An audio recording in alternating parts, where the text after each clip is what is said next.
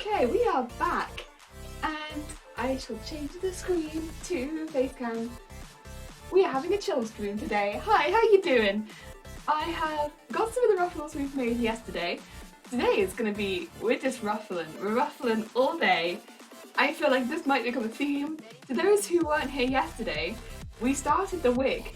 We did a lot of little bits and bobs for the wig, and we're going to just keep doing keep on keeping on doing little bits and bobs for the wig, but it's mainly going to be ruffles. And we've done ruffles on this channel before, not for a while. We did them for Shinotic, and it is time. It is time to return to ruffles.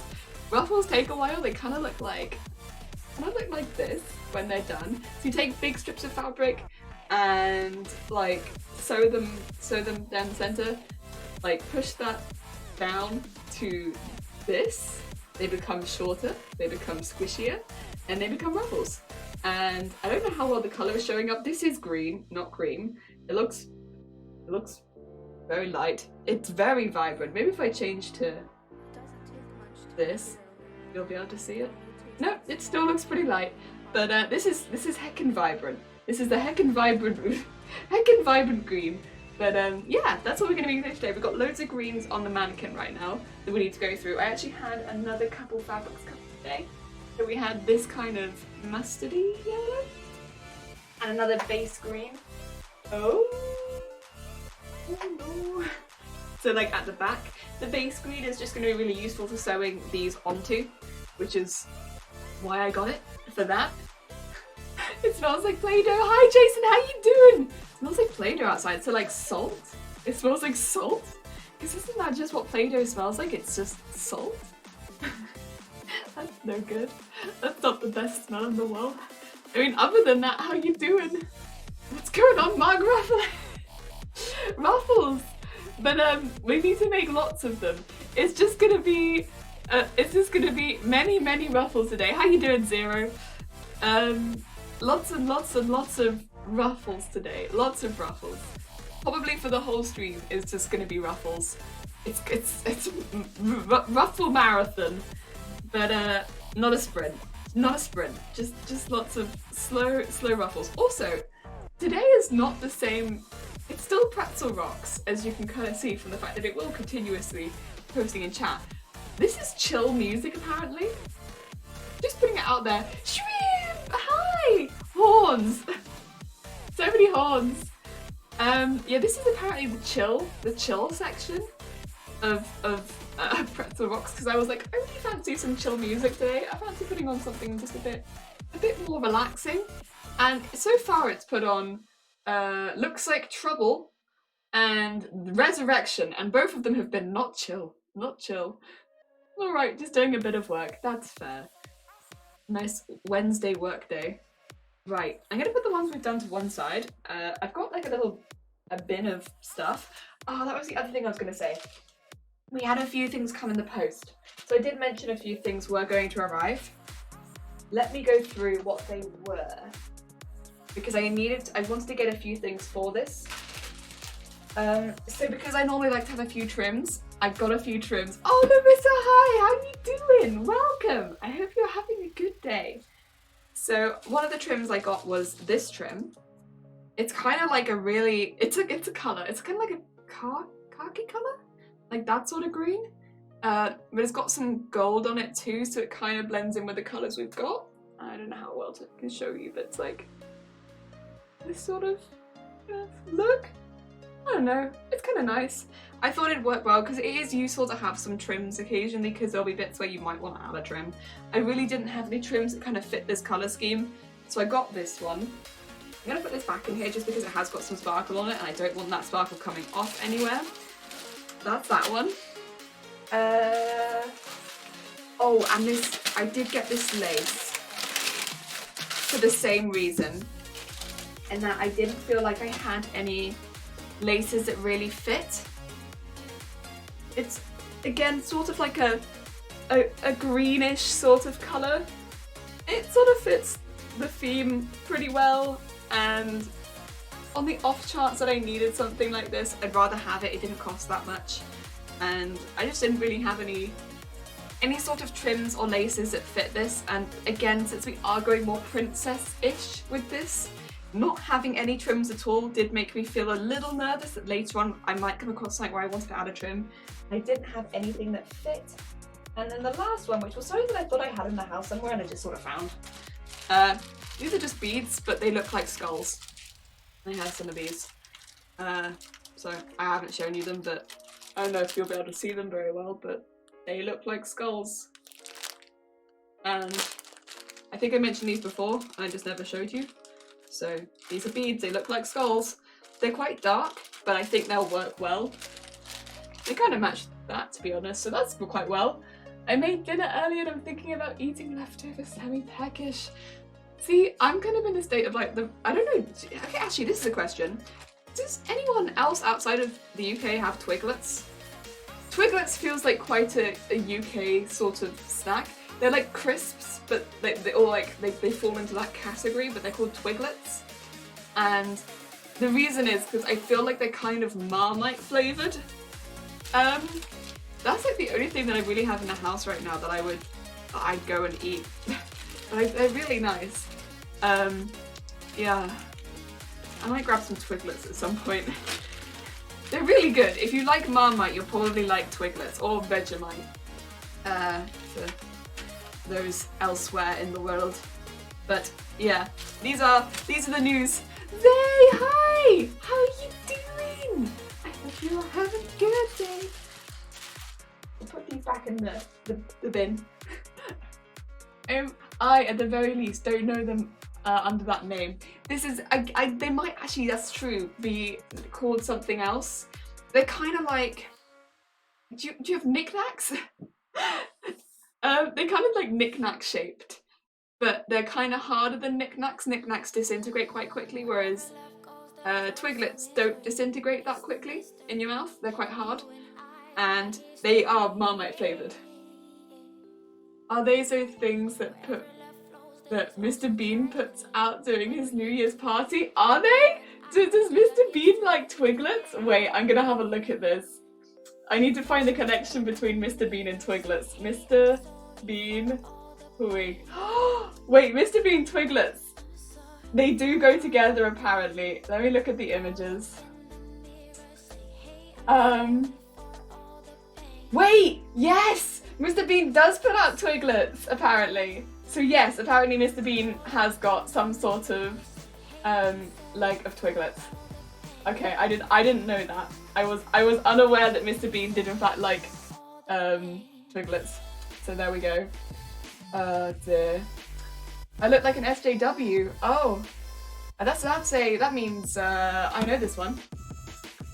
This is an abbreviation I know. Social justice warrior.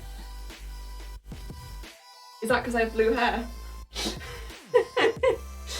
Oh dear. Fair enough. Oh dear. Yeah, but Mr. Bean, he likes Twiglets. Oh god. Man, you know what this means though? It means Mr. Bean has fucking excellent taste in food. He put something out but only had 2 and then made the rest out of tree branches. Made the rest out of tree branches? Yeah, you know what though? I would say that they do have the texture of like a tree branch, which doesn't make them sound very appealing. Which might be, this is the thing. So I'm not trying to not sell Twiglets to you because to me, I got a packet of them downstairs, right? I've got a packet of, yes, okay, I got that right. I'd say that I have a packet of Twiglets downstairs, a really big one. I love Twiglets. I think that they are delicious.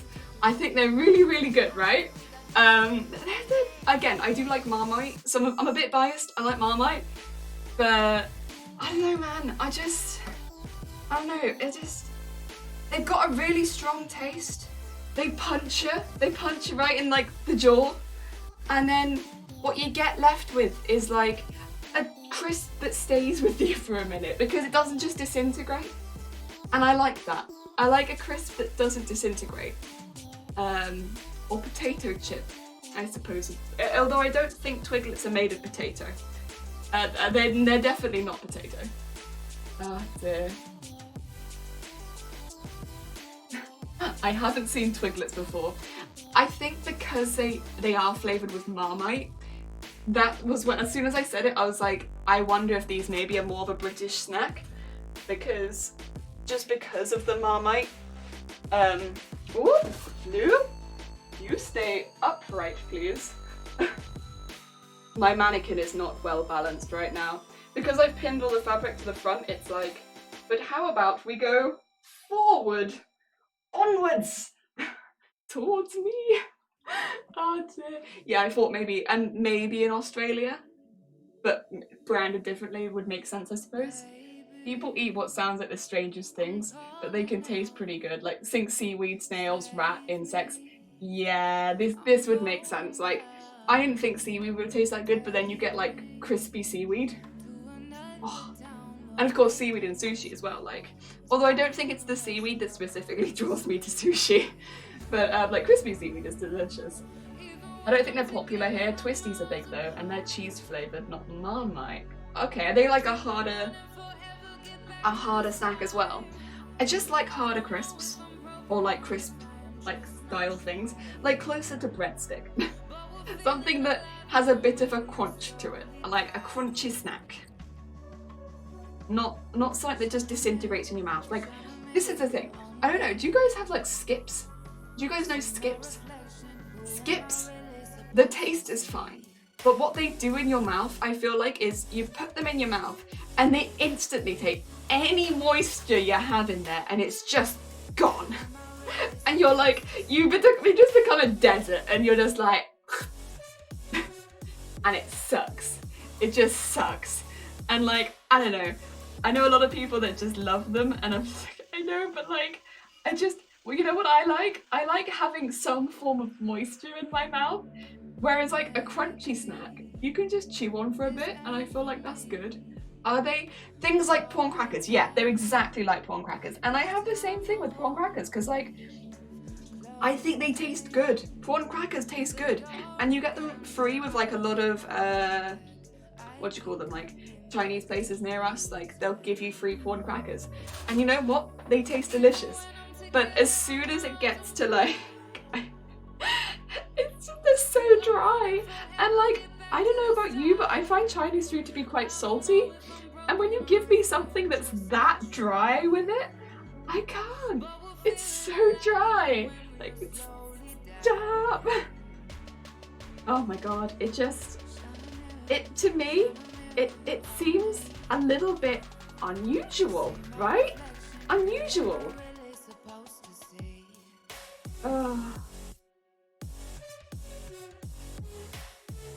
Again, they're delicious. Just, I don't know.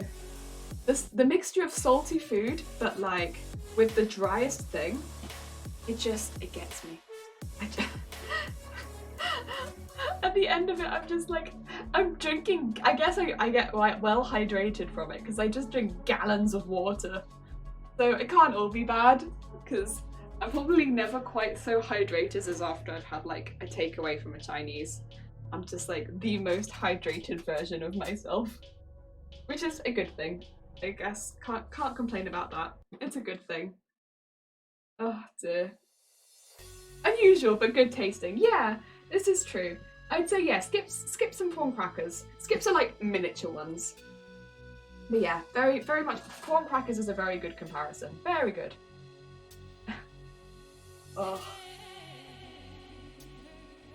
Right, I'm trying to get this to a place as well, just in case anyone's wondering, where I can cut strips out of it. But I want the strips to be quite long, because as we saw before, they do shrink down quite a bit once you start ruffling them. And also this one has a grain to it, so the fabric has like, because it's cross grain fabric, grain being in the name I suppose, but because it has a very clear grain to it, I want to cut it along that grain, just so that it looks nice. So I'm trying to get it really, right, I think that's good, and then I'm going to fold that up, and I'm trying to get it really flat, because it was not super flat before, and it would just kind of like look a bit funky when I cut it. There we go. And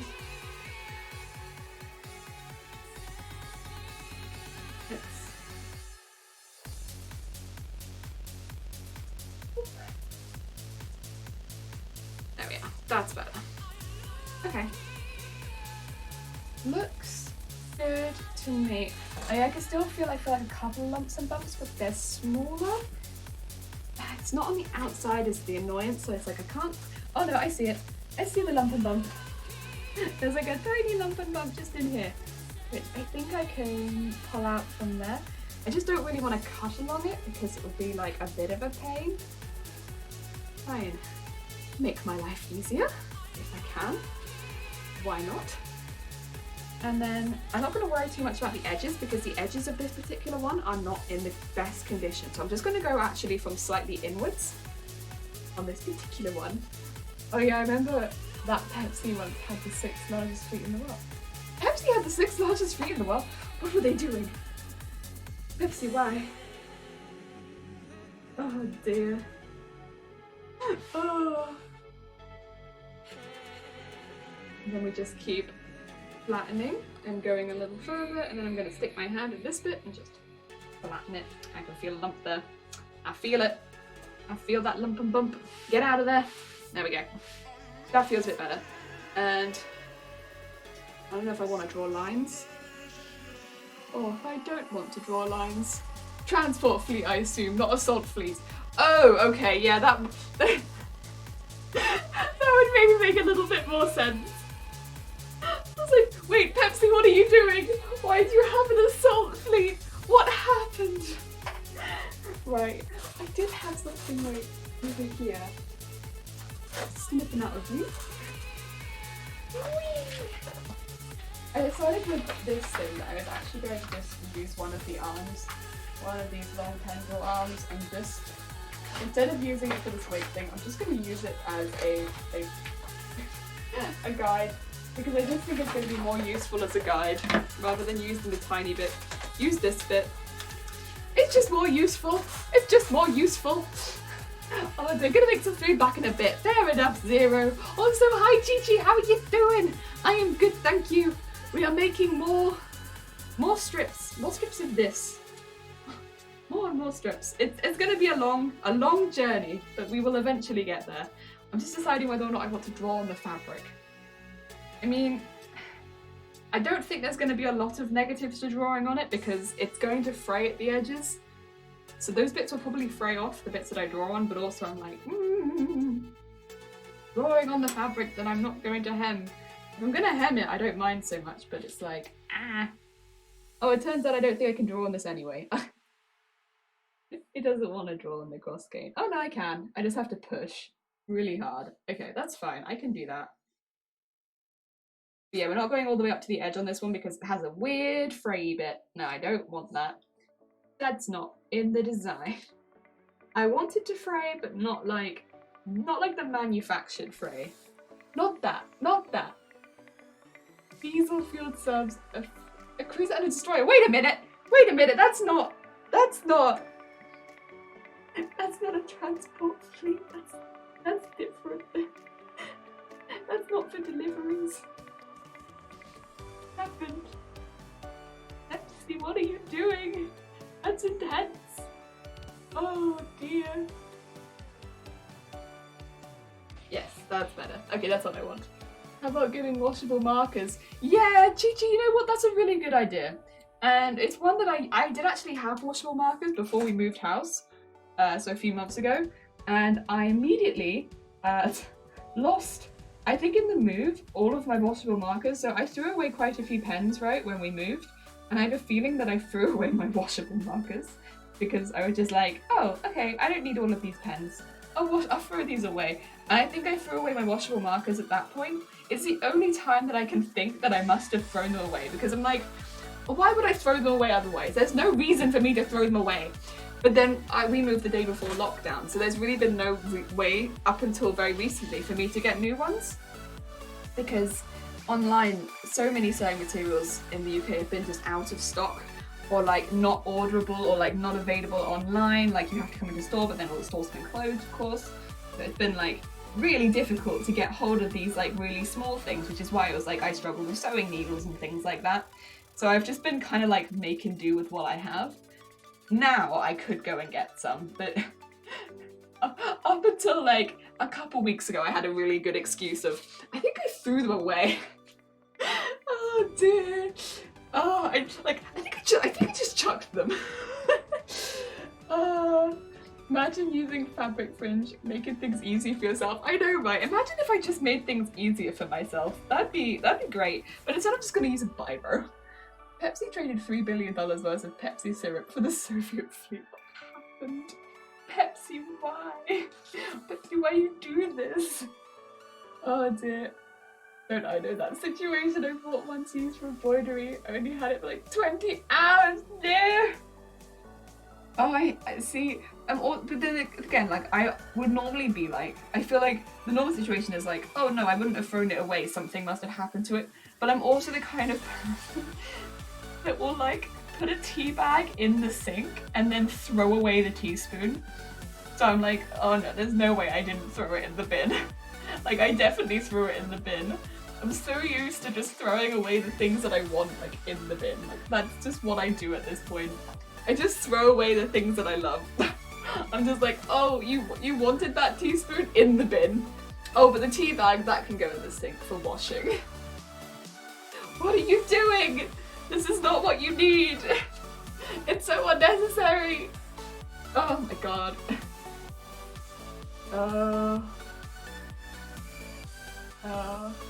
And Pepsi did this stupid thing and sold the fleet to the Swiss to be scrapped, and Pepsi could have had this thing and continued to have the 6th largest navy. Yeah, but what would they do with it? Pepsi, I'm sure Pepsi's not looking to go to war. Like, why would they? Why would Pepsi go to war? No. It's not good. I don't think it's a good image for them. Like, there are definitely going to be people that won't care or think that it's cool, but I think the amount of people that will be like, why do you have a navy though? Why? This is suspicious. Why you have navy? I'm confused. It's going to be larger. Oh dear. Faded. It faded after 20. Oh god, that is quick actually. That is very quick. Oh no. See what you want is, like, I like it when I get like a pen or something like that. It doesn't have to be a pen, it could just be like a piece of sewing equipment basically that I just become really attached to and I use constantly, just constantly forever. Oh dear. I think a military as a private company probably would have caused some huge problems, yeah. I bet Pepsi could have had a first person Coca-Cola HQ.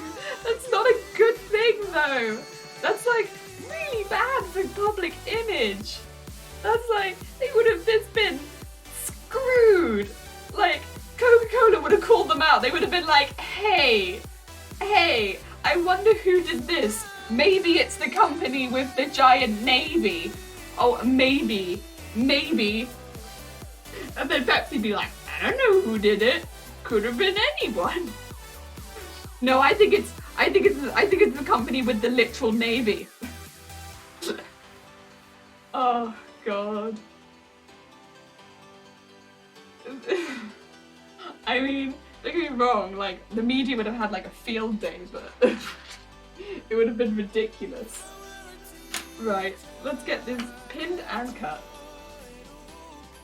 I still desperately require more pins, but that's not happening for a bit, maybe this weekend. It's more to do with my memory. I mean, don't get me wrong, I can afford pins. That's not the issue. It's just my memory is that of a, I don't know, I can't even think of anything that's got, honestly, quite such a bad memory as me. Like, I will go in and I will tell my colleagues as well, because like I know I have a bad memory, but also like my colleagues know that I have a bad memory, and I'll be like, hey, I really need this. Like, I desperately need this thing. Can you remind me that I desperately need this thing? Because I'm not gonna do this. And they'll be like, yeah, sure, but if I don't run into them before I leave, I'll just leave. Oh, bless them. And then I'll get a message from them or something, or like, you know, I'll come back in and they'll be like, you didn't do it. You didn't do the thing that you needed to do. And I'll be like, ah, damn. Again, once again, I have not remembered any of the stuff that I need to do. And like, I'll write stuff on my hand, I'll like set alarms on my phone. I've just got a terrible memory. But the only way like I can really like get myself to do things is by staying in a schedule. Staying in a schedule is the best way for me to do stuff. Oh dear. Now I'm imagining Pepsi had a blockade for Coca-Cola products. Oh no! Every time Coca-Cola tries to ship something out by ship, Pepsi's just standing there sending that ship to the bottom of the ocean. Oh my god. Oh. It'd be intense. An intense battle. Could be an anime. But then all of the ships would be girls. Which I would watch. Then. And then maybe collect the figures. So, I guess you know what, it'd be profitable because of people like me.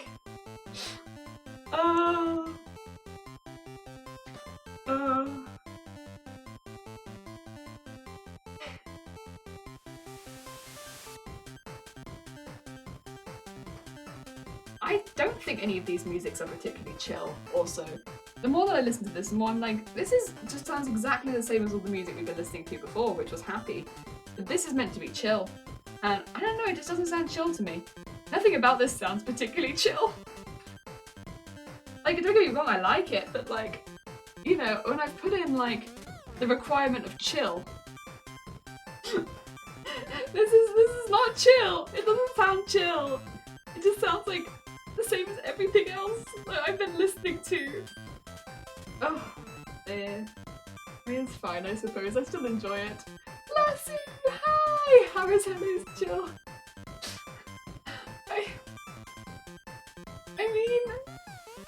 I guess it's more just like there's a whole category. Wait, how many songs are in this category? 1,272. 71 hours of chill music, right? And oh, I've changed it.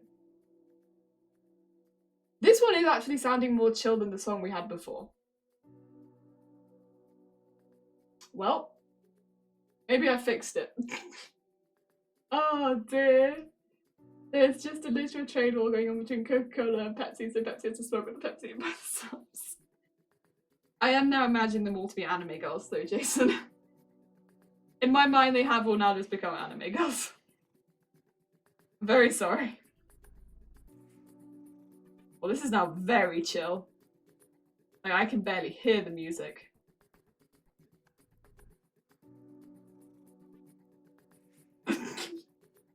Oh. Oh lord. What have we flipped a switch? What have we done? Oh no. Oh no. Oh dear, Mega Zero should eventually taste like Coca-Cola. It's let Pepsi go wild. Also, I can see a horn. Well, I have to go clean around here. Go try pop in later. We have a horn. Alan made a big playlist on YouTube with the intention of making it free. Without DMC issues. It's kind of lo-fi vibe. Oh, okay, that's really cool. I shall have to go check that out later. Oh. Right, let's get these strips cut out though. Oh, I may have made this too thick. Oh, this is... No, actually I can go through this. I can go through this. This is fine. It's thick, but it's... Well, it's because this is gloss grain fabric, I suppose. If this was like just a plain cotton, this would be fine, but because this is a thicker fabric, my scissors are a bit unsure about whether they want to cut this. But it's okay. We can cut this fabric. We can cut it. It's fine. I'm unsure about it, but it's fine. Oh dear. Coca-Cola is better than Pepsi. I think they taste the same, but everyone tells me that's not the case, so I'm probably wrong here. But to me, honestly, you could give me either of them and they taste the same. So I think, honestly, I'm happy with either.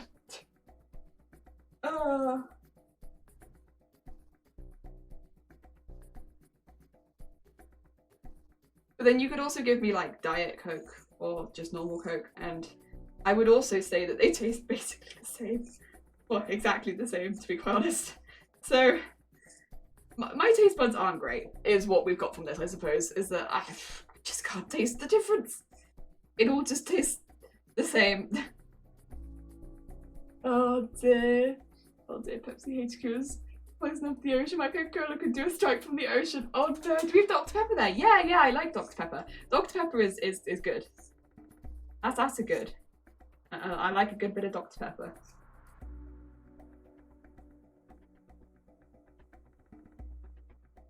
Ooh. My god. My hands are gonna be real strong after this. You can tell. Because oh, that's like a proper like hand workout doing that. Oh. Right. Get those pins in there. Let's have a look at these strips. They should be quite long ones. Yeah, they are. These are like quite long strips. So they should give us... Ooh! What happened there? Ooh, we did a bit of a fold over. They should give us slightly longer. What do you call them? Slightly longer ruffles than maybe the other ones. Just a little bit longer because the original strip is longer. Also, I don't think these will ruffle quite as much as the others because it's a slightly thicker fabric. So that's cool. That's all cool. Right. Up there. Oh dear. I used to drink literal tons of cola per day. Yeah, learn to taste the differences between cola then, trust me, that's fair. I don't drink a lot of Coke. That might be also why, because I'm not the... Like, I don't hate Coke, but it's not my favourite. So out of all of like the fizzy drinks, of which, to be fair, I don't drink a lot of fizzy drinks anyway, but out of all the fizzy drinks, Coke and Pepsi are actually quite low down on the list for me. I prefer Lilt and Fanta and like the more fruity ones, personally.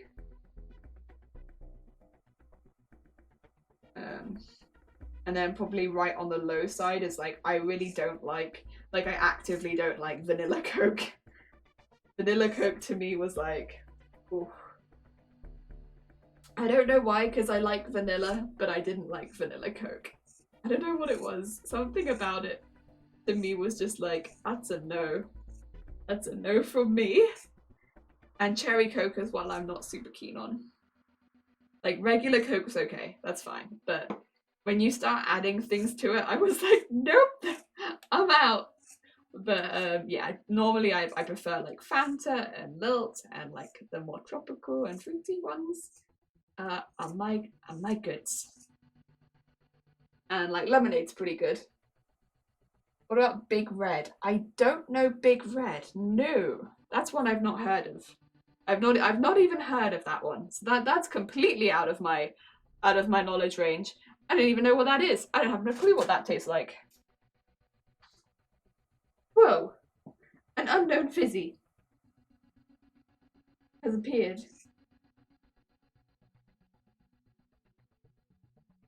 Then again, I also haven't tried, what's it called, like a few of the drinks that are like, well, I don't know, I haven't tried quite a few drinks. Like there are a lot of drinks that appear in the shops around here that are like for instance, like Iron Brew? That's like really popular in Scotland.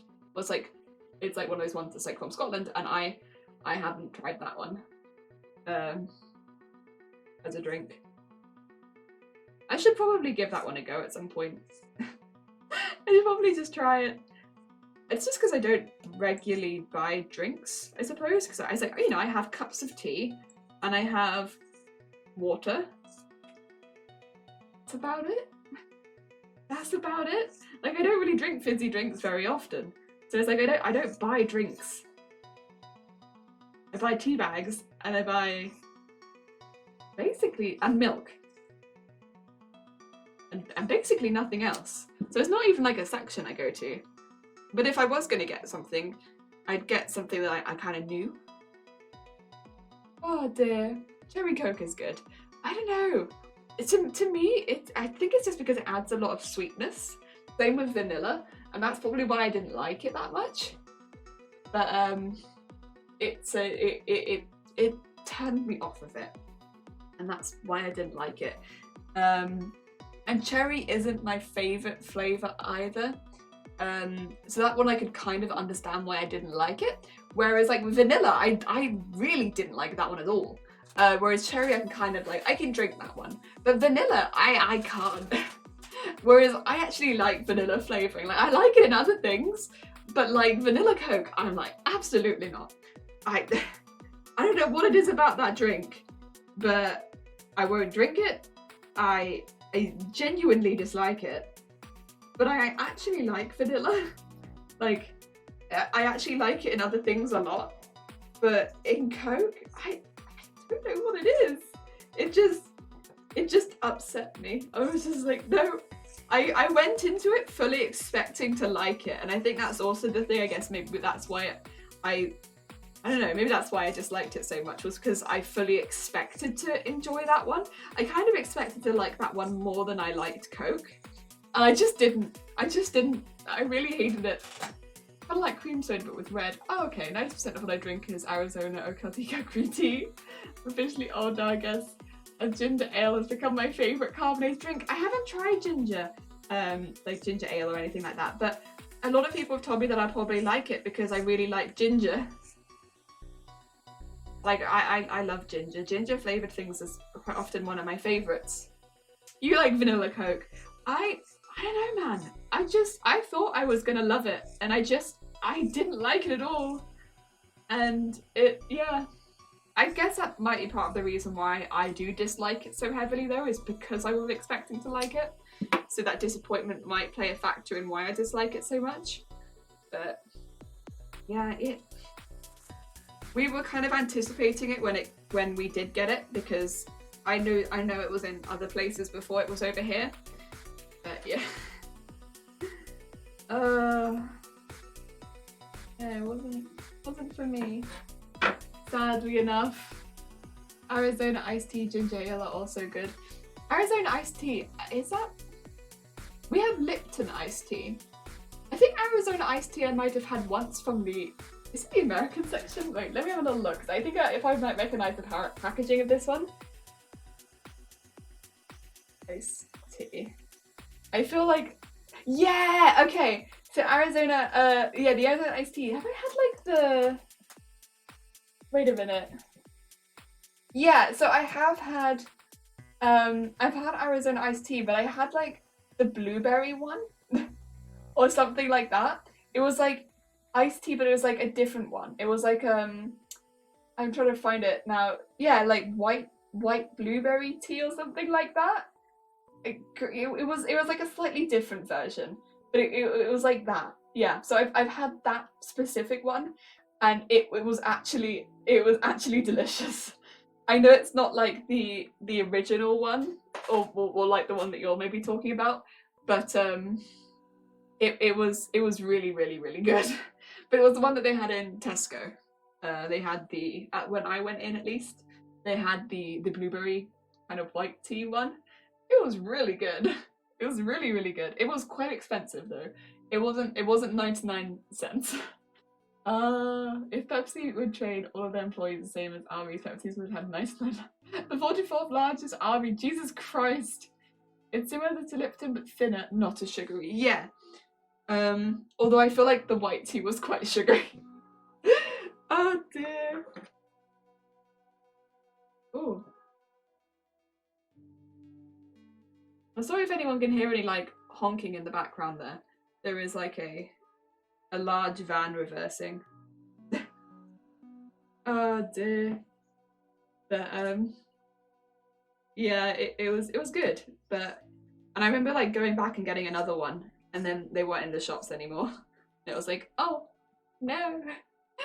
We only had it twice, but it was good. The 2 times I did have it was like it was really good, but I don't think I had I didn't have the one there. It was definitely like it had blueberry. Blueberry was definitely on the packaging. It was blueberry there, and it was good. Good. Oh. Yeah. Lipton is nice. I do like Lipton. Lipton is actually one of my go-tos. I think because it's not fizzy, and I appreciate that.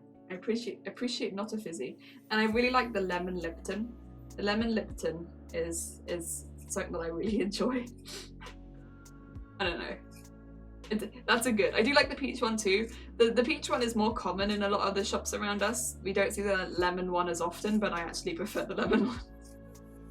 It's always the peach one. Oh dear. Pepsi corpse. Oh no. Oh no. Danger.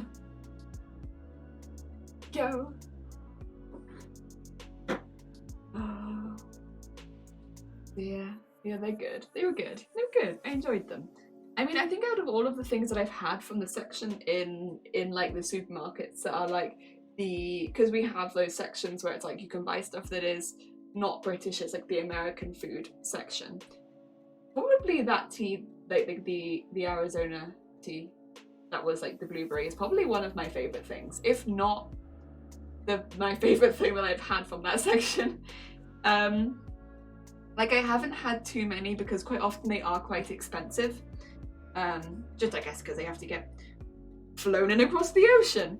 And but yeah, and often like at one point we did have, because like there was a lot of foods I wanted to try and they are quite expensive, so it was quite sweet, but we had like a picnic at one point and we tried like a lot of different foods and that was really cool.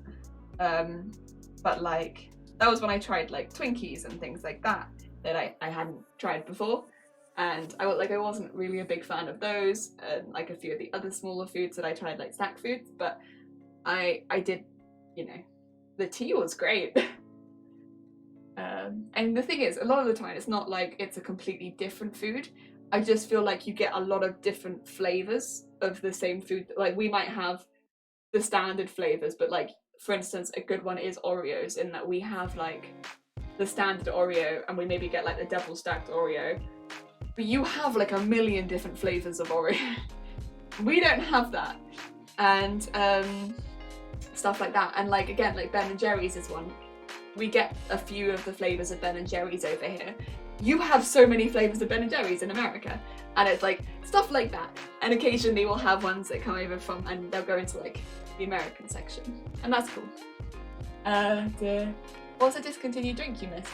Snapple had a run called Elements that I would commit crimes to bring back. I don't think there's a discontinued Panda Pops. Panda Pops. Wait, I don't think there's a discontinued drink that I'd bring. Panda Pops.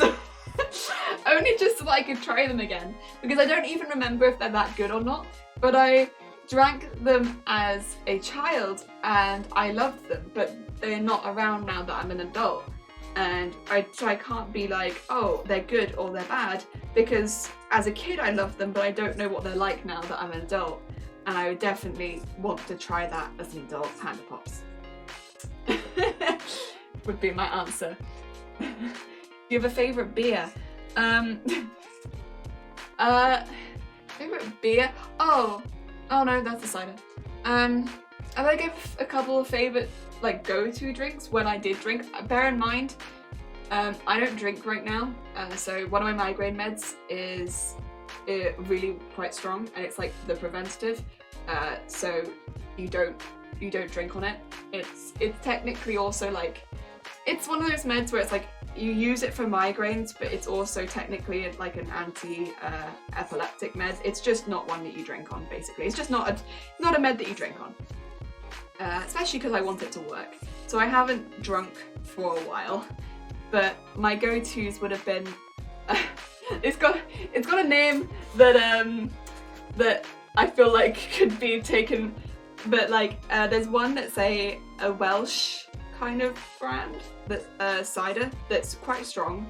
It's called Black Dragon, and that is a good cider. I don't like cider that much, but that was a good cider. And then lager was kind of more my drink of choice. I don't know, when I was younger I drank lager, and then I kind of just grew up and I was like, yeah, I like lager, it's cheap, I can have a couple pints of it at the pub, and I just enjoyed it. I just liked Carling. I don't know, I just liked Carling, and that was always my drink of choice. A lot of people around here were like, Carling's trash, and I was like, that's fine, you don't have to like Carling, because I'll drink it. And there was always a few cans and people wouldn't drink it, and I'd be like, perfect, I'll drink that. Yeah, that was my drink of choice. I guess if it was a beer, I guess traditional beers like Hobgoblin was good, but yeah, I don't know. Yeah, Kit Kats like that. Japan gets all the cool flavors. Yeah, we've been lucky in that we've had the green tea Kit Kat has come over here recently, and you can buy that in supermarkets, some supermarkets, and that's been cool. And we have Ruby Kit Kats, and they're quite tasty, but they're like as far as we go. Although Pepsi do buy a couple of Soviet hot tankers, also a Pepsi executive told the White House security advisor, we're just claiming that the Soviet Union faster than you are. We're disarming the Soviet Union faster than you are. Jesus Christ. Oreos are blank, fill in the blank. I'm not doing it. Says Big, I'm not doing it. Although if I was to do it, it'd be trash. I'll just fill it in with trash. The Americans have their priorities wrong. They focus on Oreo flavors while they should be adding more licorice to the shelves. I kind of actually agree. Licorice, I feel like, has been kind of like, they say that a lot of people don't like licorice. There's a lot of licorice lovers out here. We're here. We're here. We love licorice. Oh dear. Licorice is a low tier candy. This is not. No. Okay. Licorice is. There's a reason licorice is in a lot of variety boxes, and that's for people like us that like licorice. And I'm glad that it's still there, because you know what? People don't like. There's always like a few of us that love licorice, and we get to eat it all. We get to eat it all. There's a brand that makes licorice flavors that incorporates sodas. The root beer and Dr. Pepper ones are good. Lemon Kit Kats are good. I haven't had lemon Kit Kats. Wait a minute. Whoa, I've not even. Whoa! Lemon Kit Kats sound great. Lemon Kit Kats sound so good. Wait a minute. I think I've had, because sometimes you can buy them at Comic-Cons. So I've had strawberry ones, but I'm not sure if they were strawberry like cheesecake or just strawberry. I'm not sure. So they were one or the other. And then I've had like the matcha ones and such like that. But I think the most interesting one I've had is this is it the sake one? Yeah, the sake one I think was probably the most interesting one I've had. That was a strong Kit Kat. My God, they put a lot of flavour into that Kit Kat. I remember having one and being like, oh, that's a strong Kit Kat. Like, you expect, I guess, a slightly milder flavour because of the chocolate, but it's actually quite a strong kick. I don't know, I liked it. It was cool. Licorice deserves to be in your cosplay. Could you imagine? Like, I just have a cosplay. I mean, to be fair though, if there was like a licorice like perfume that I could spritz onto cosplays, that'd be kind of sick. Right, that's all been cut into strips then. We have some strips, which means I think I deserve a sip of tea. Oh dear. I like jelly candies, but it's so hard to find the kind that aren't covered in sugar or sour powder. The orange sliced candy is a good example of the texture minus the sugar on the outside. Oh yeah, orange slice, like orange and lemon slices. Like, we quite often get those near Christmas. That is a really specific actual texture that you don't get that often.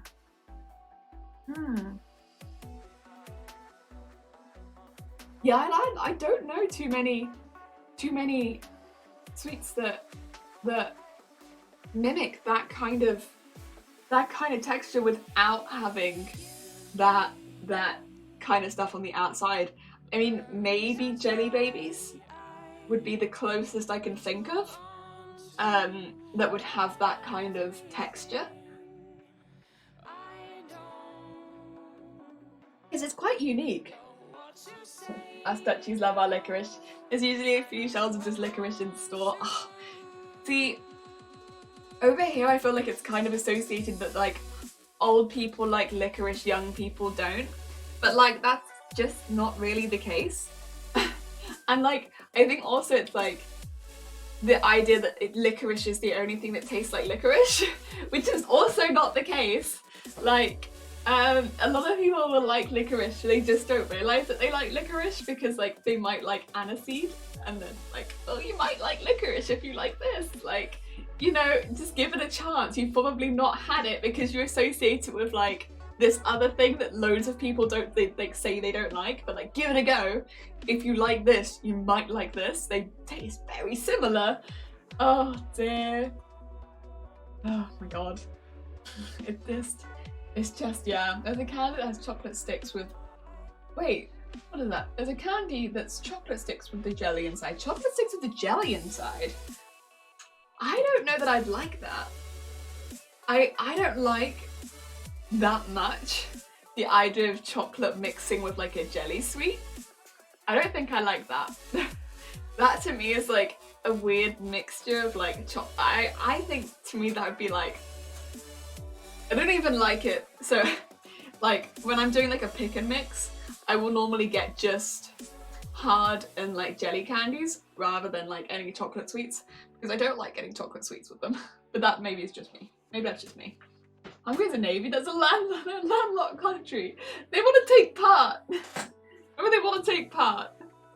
Right, I'm gonna move these to one side so that we can start cutting up the next one, which I think I'm gonna go for a slightly softer fabric since that one was so tough, to give my hand like a little bit less of a workout. Let's go for this one. This one should hopefully be a little bit easier, because it's a thinner and slightly see-through fabric. Oh dear, I want a navy now. Oh no, oh no. Oh dear. I think you probably need like a reasonable amount of power before you can just acquire a navy.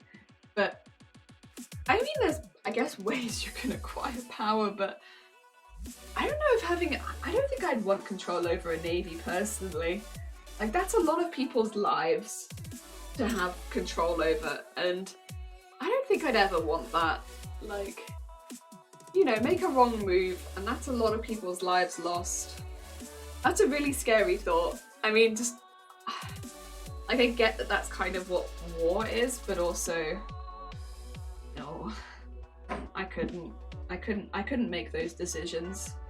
I struggle enough, honestly, with like small decisions, let alone decisions that would make such big effects on people's lives. I couldn't do it. It would be too much for me. Right. Where's my line? There it is. Oh dear. You have navy at home. Oh my god, you can make like a, could you make a model navy? I mean, I'm not sure that would be your thing. I really like, okay, this is gonna maybe make me sound like a bit like dorkish. Model train sets that work in sync, and like seeing videos of them working in sync. Does anyone else find that really, really satisfying? I love that.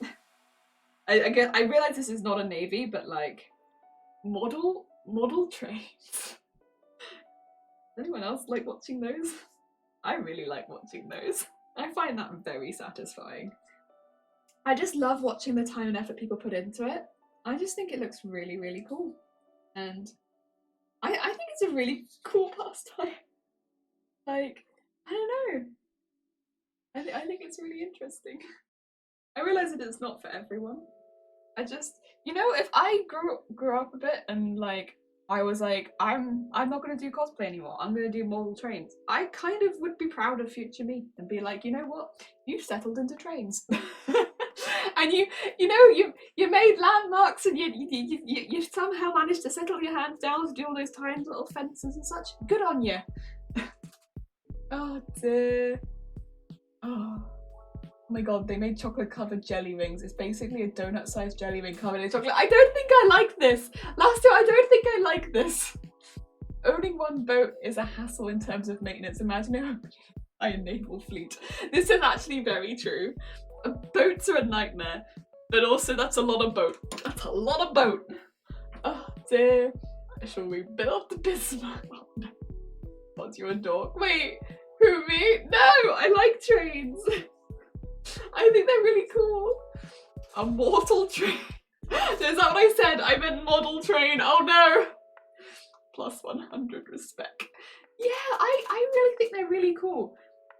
Like, I don't know, I just think there's something really satisfying about watching them all together, because you know how long it's taken, and you can see it all. And of course as well, a lot of them will build the environments that they go around and everything as well, and I think that's incredible. When it's built off as well a real life train system, that's incredible. But when it's built off one they've made, in some ways that's even more incredible because you've had to build a train system. My pens aren't working on this fabric, so I guess we're just gonna have to wing it. Oh, I just think it's incredible. You love to, oh, you shrimp! You also have the love of the trains. I'll be honest, any kind of model set where you're able to display like almost like a snippet in like the world, I just think that's really cool. Trains, I think, is a really good example of it because you can literally set it running and they can move, and I think that's really cool. But honestly, if you were to do like, you could literally just do like a port with boats. You could do that. You could do like any clip of the world and create it as a model, and I think that'd be really, really interesting. And I'd love watching it come together. I'd love just honestly seeing it. I just think it's a really interesting. I just think it's really interesting. I do. I think also because it's not something that I have a lot of skill in right now, but it is something that I would have an interest in learning. More 3D modeling work I would probably love to learn. Yeah, I think that is something that I'd like to do. I don't know, I just think it's great. Oh dear. Oh, model dear. Mate, mortal train. We could get a mortal train. A train with a lifespan. Lasso, I like that too. That was also good. I wanted the Lego one as a kid but couldn't afford it. The Lego, we have a lot of Lego sets and I like them for the same reason, because it's more accessible to me right now. These sets that people make with proper model trains are very, very expensive. Very expensive. These are, you know, years long builds, and that's not something that I could do at this stage in my life. I think that's why a lot of the time it is associated with people that are a bit older, because you could have that time and money often to put into it. At this stage in my life, that's not something I can do, but it would be something that I would be interested in doing at some stage. But Lego right now is a little bit more accessible, but don't get me wrong, it's still expensive. I do love it though. I'd want a 1-to-1 scale tank. You'd want a tank. You know what though? Again, we have a Lego tank downstairs. They are pretty incredible feats of engineering. Like, you're not wrong. Like, in that, they are. People create amazing things. I stand by this. People create cool stuff. Now, do I want a tank in my house? No. Not personally. But there's a reason we love going to museums and seeing this sort of stuff, because it is pretty incredible. Oh dear. Yes I do. Oh dear, last stop on the mortal train is a lot more threatening. Every time, like, it gets to the end of the mortal train, it just goes off the end of the model and I have to rebuild it again. Oh dear, I'd love to have a model train set up, but it's impossible with 2 kitties running around the house. This is the other thing, is like, you have to be, I feel like, in a very specific stage in your life where you either have a room which is separate from younger people or animals, people that can either get hurt, like from eating parts, or that could damage the work that you've put in. You know, you have to be at a stage where like it's feasible. You know, for yourself too, where you're not losing all of the work that you put in. But it's a hobby. I think it's a really interesting one. I feel like it gets a bad rap sometimes, in that like people look at it and they're like, you like trains? It's so boring. But like, have you ever actually sat down and watched like all the intricacies of a model railway? Because like, yo, it's sick. It looks so damn cool, and it's, you know, if you're someone who likes to sit down and watch soap cutting videos, like, I'm not trying to call anyone out here, go try watching a model train set that works perfectly in sync, because like, you're like that. I'm pretty sure you will find that same level of satisfaction, or you might do, because I feel like it's gotta have something similar in there. as watching all of the parts just, at least for me, I find that incredibly satisfying. And it's got to be 100 times more satisfying to the person that's made it all, like, fit together perfectly. The person who actually did it. Jason, you could make a model. Wait, what if the tanks were on like tiny rails that you couldn't see and they were like moving around a battlefield? What if you had model tanks and they were, what if? I don't know. This might not be your cup of tea, but what if? Tiny tanks around a battlefield, they could be scale models of like real tanks, and they could go, I mean, I'm just saying, oh dear. Think of how different it would be driving a tank off of the road, no road rage tool, or getting hurt from damaging the work you put in. Oh yeah, like that would, driving a tank. You need, I think, a different license to drive a tank, but I don't think it's too difficult to get that license actually, Jason. Well, it's probably different from country to country, but is it not the same license as you need for driving a bus? It's like basically like a large vehicle license, right? So it might be different now, but like, or again, country to country, but I don't feel like it's too difficult. But you would just need to find a tank to drive then. But I feel like as far as goals go, Jason, like that's actually not, it's not too difficult of a goal. You would just need to find a tank. I feel like you could find a tank. It might not be like necessarily, you might have to wait for like the right tank to come on the market, but like you could build up to that tank. I feel like, Jason, you could make this goal. This goal could become a reality. Oh dear, I'm getting hurt from damaging the work you put in. Yeah, this is true. You don't want it. Yeah, you gotta be careful. Battlefield tanks on rails. Who builds the rails, Amelia? Who builds the rails? You would build the rails. Like, there are so many YouTube videos. I'm sure there could be a YouTube video on how to build the rails that you put your miniature tanks on. And if not, well, you could do that work, I'm sure, and make that video. And then you'll help future people who want to make their model tanks on rails. Ren, good morning! How are you doing? I hope you're having a good day. We are talking about model tanks, model rails, model trains. I wonder, are you a fan at all of model trains? Because personally, I am. I think that it's really interesting. But then I also find it very satisfying. It is one of those things where it's like, it's an expensive hobby, and it's not. I'm not in a place of my life where it's like I can in any way indulge in it, but I do love it. But like, I like it for the same reason that I like Lego. I think that it's beautiful, and I would love to have it where I could, you know, have a little model set. I also like it for the same reason that I think that I like, you know, building up the landscapes, and that I think that, oh, what's it called? Warhammer is really cool. But for the landscapes, I think the landscapes in Warhammer are incredible what people make. Oh dear. Reminds me of number 9 train. Yeah, number 9. Oh, that was an interesting film. Oh dear. Asking the important questions, this is true.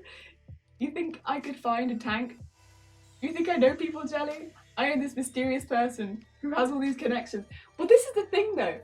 You got these steps. You get a normal license.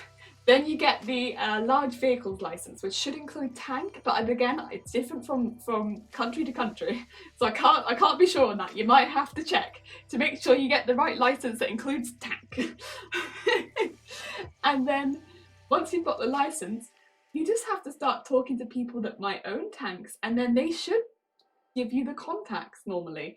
Like if people know that you're in the market for a tank and know that you have you're just interested in the historical aspects of different tanks, they will start to spread you around a bit because you're in the market for buying. If people know you want to buy, they start spreading you around because they're like, this dude wants to buy. And then your name gets out there. And then normally, if your name is out there, should anything come up in the future, they'll be like, this dude's been interested before, but just give him an email. Be like, I've had this come up on the market, you know, you've got any interest? And also, normally, when people are selling, they have an interest in the thing that they're selling, and, you know, keep that contact going. You've got a friend who's like got that same genuine passion as you. And like, you build them bridges. Of course, you have to put the first step out, but like, you get there. Oh dear, I'm gonna go out on the battlefield alone and build the rails for tanks. Yes. Oh, building rails is simple for model diorama real life. For model diorama and real life. For a model, more for a model. Not so much in real life. Oh dear, super model would be so cool. Oh, so much would be so cool. You're allowed to bring a friend. Yeah, you can bring a friend. You can have a buddy. Warhammer Pepsi version Coca-Cola edition. Yes. Oh my god, not even Warhammer. Yes, I'd like to apply for a tank license. I think it's a large vehicle license, but again, probably different country to country. Don't quote me on that. But, oh dear. I just remember seeing it on some people that I know that have large vehicle licenses, and just seeing tank on there and being like, you what, mate? Why? Why can you ride a tank? What happened? And it was just like, oh yeah, it's just because I needed to be able to drive a large vehicle at one point, and it just happens to include tank. It was like, oh okay. How funny. But it's not like they specifically applied to drive a tank. It just happened to be one of the large vehicles that they were allowed to then drive because they'd got that license. Oh dear. Ship is an actual thing. It's, in the military, it's called an operator's license. How long is the training? You have to go to a certain type of school for it. Again, like, it's probably different country to country. I can't say for sure this, because of course I have only lived in the UK. But yeah, I just remember seeing it and being like, huh, why? Like, I can't imagine at any point in your life you would have needed this. And they were like, no, I don't. But like, it is on there because I needed to drive this other type of vehicle. And thus, I just automatically have tank. Oh dear. It's quite funny though. I work for police radio in the area with frequent traffic for military personnel. I can confirm tank is an upgraded kind of license, like commercial license. Oh, okay. Yeah.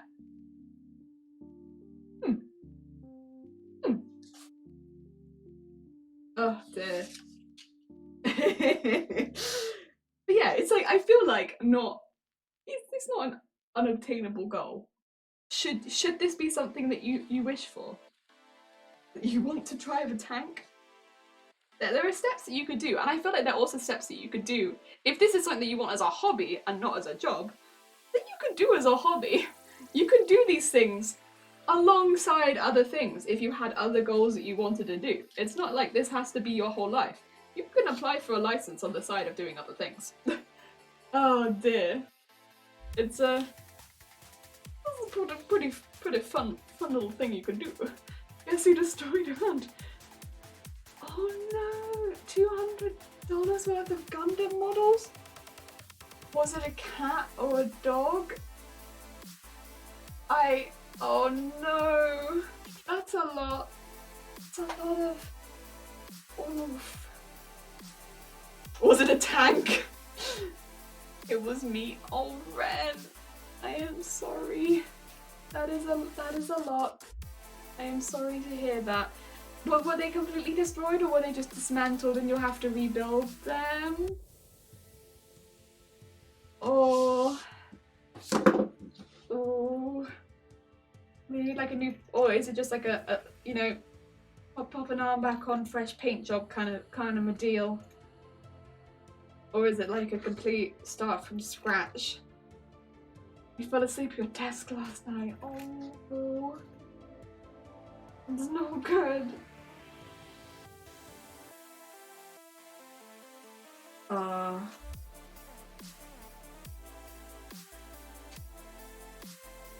Yeah, literally, that sucks pretty bad. Do you have a Model Wing Zero? Ooh, I feel it. Is there anything like Warhammer is the thing like Warhammer where there's basically 2 models. Nah, Gundam has like a lot of models.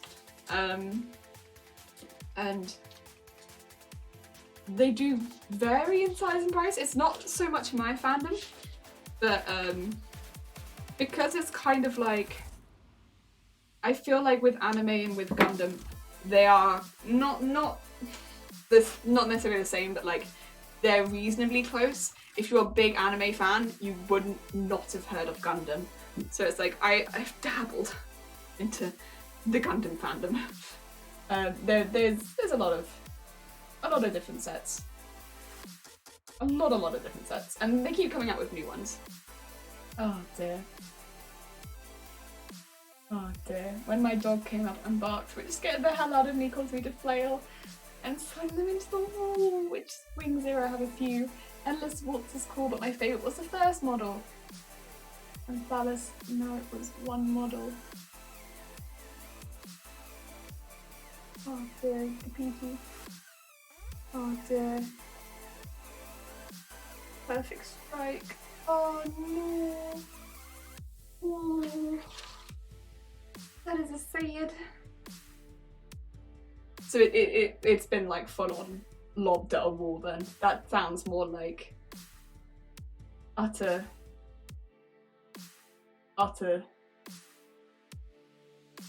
And it broke to a point of no repair. Yeah, okay. I was gonna say, like, I don't know how strong you are, but being thrown at a wall sounds kind of like a point of no return, unfortunately. No, I am sorry to hear that. Oh dear. It sucks whenever something like that happens. I will say I've only had something like that happen to me just the one time, and I cried for 2 days straight. And I don't think I would have told anyone about it quite so soon because I was literally so upset. And I fell asleep. And with my laptop on me. I hadn't been very well at the time, and I woke up, and at some point during my sleep, I must have flailed my leg, and I kicked my laptop across the room, and I had my classical guitar on the stand at the other side of my room. I kicked it into my classical guitar, and there was a big dent, like an actual through the board of my classical guitar. Not just like a dent, but like a chip through the actual front of my classical guitar into it, like a hole. And that classical guitar was over 300 pounds. And it wasn't in production anymore. And I was just there like, oh. And I cried for like 2 days straight. I didn't help that I was technically, I think, on morphine at the time. And I was just like, I was just crying my eyes out. And yeah, it's the only time something like that's happened. But yeah, I think if there is a way you can find another one, or even if you can find something that's like makes you feel like you can replace it with something better, or that'll make you feel like it's replaced, that would be good. Grind apart the 3D models apart so I can replace them. Yeah, that'd be a good way of doing it. I don't know to an extent of what you can do with a broken Gundam. If Nez was here, I know Nez works with Gundam a lot, but yeah, unfortunately I don't know a whole lot about fixing them once they're broken. I'll be honest, I just put a plaster on my guitar and it still has a plaster on it to this day, because it made me so upset to see the hole in it that I was like, I don't know if it was my idea, if it was someone else's idea. It might have been my mum's. I think it might have been my mum's idea, because I was crying so much. I put a plaster over it, and that's made me feel a bit better. It just has a plaster over the top of it. I realise this is not a mature fix to the situation, but here we are.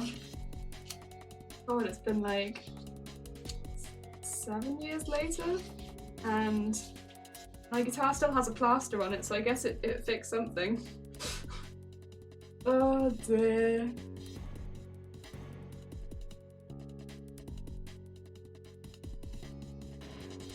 yeah, it could make it battle damaged, but it depends how broken it is though. Might have to look heavy vehicle license tank, but thanks, but if they can catch me in my tank, this is true. I don't think snapping 2 joints in half can be considered battle damage. Ah, okay. This is, well, yes. This is maybe a bit far. Pretty sure that's just considered broken. Needless to say, it's now 7 AM and I'm contemplating on day drinking. You could display it on such a way that it's being destroyed by another Gundam. What you're referring to is a diorama Thalas, and I don't think any more PG scaled kits would look good doing it. Yeah, I mean, at the end of the day, because it is your sets, I feel like you will have a plan for what, for what you want them to look like the kind of way that you want them displayed and like how you want them to look together and stuff like that. If you didn't want it to look battle damaged, it's never gonna look good battle damaged to you. So that, if you know what I mean. How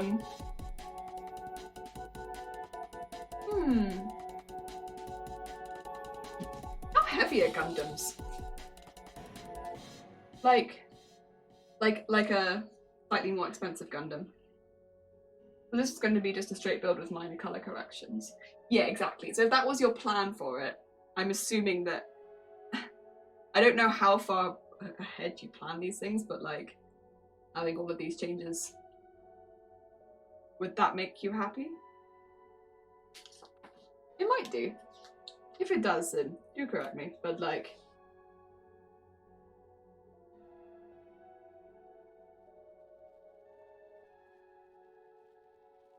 But if I have to 3D parts, yeah. And sand and all that kind of majaz. Maybe not sand, I guess. Depends if you're going to see them. I always find that the 3D printing, I haven't had to 3D print anything for a long time, but in university I did a lot of 3D printing and such. And the sanding, ugh. It almost made it not worth it. It almost made it not worth it. You have to sand things for so long, so much sanding, all of the hand sanding. My hands have never been so smooth as the times where I was 3D printing. It's a lot of sanding. Because everything's all rough and bumpy. Rough and bumpy. I'm here to rough! Oh hi! Knees! We've just been speaking about Gundams. How are you doing? Oh really? Yes! We've had a slight casualty with a Gundam.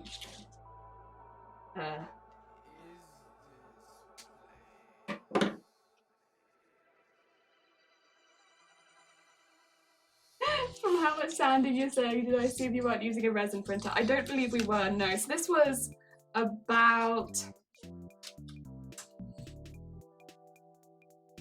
let's say 4 years ago, 5 years ago. They were like reasonably good, but they weren't super great. I don't think they were resin printers. No, don't believe so.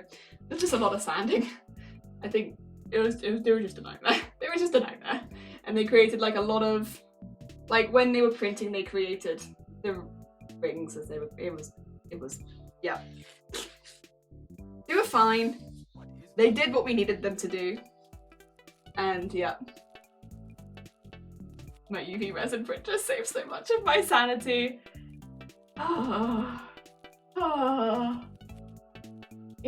Yeah. I kind of stuck to, you know what? I always had a bit of favoritism. A lot of favoritism for the laser cutter. The laser cutter.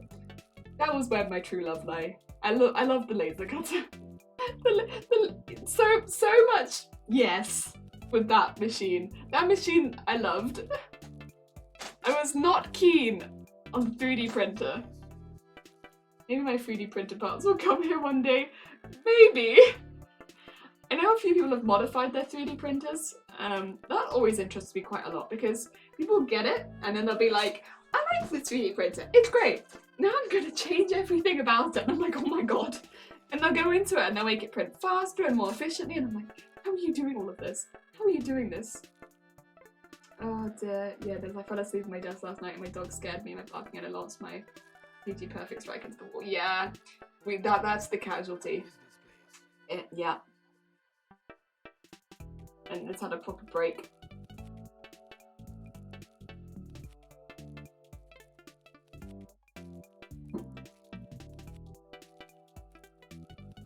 Yeah, Nez is one of the resident Gundam dudes.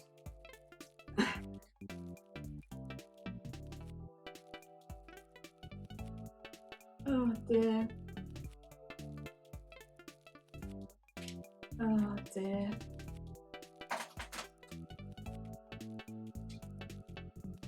Oop.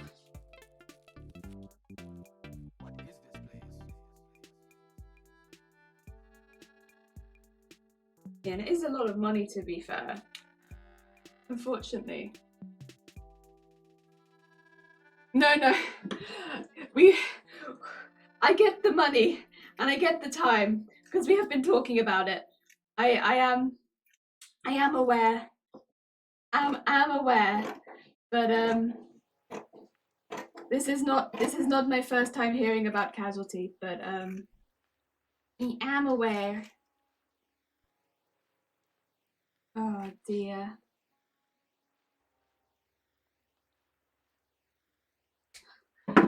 And like,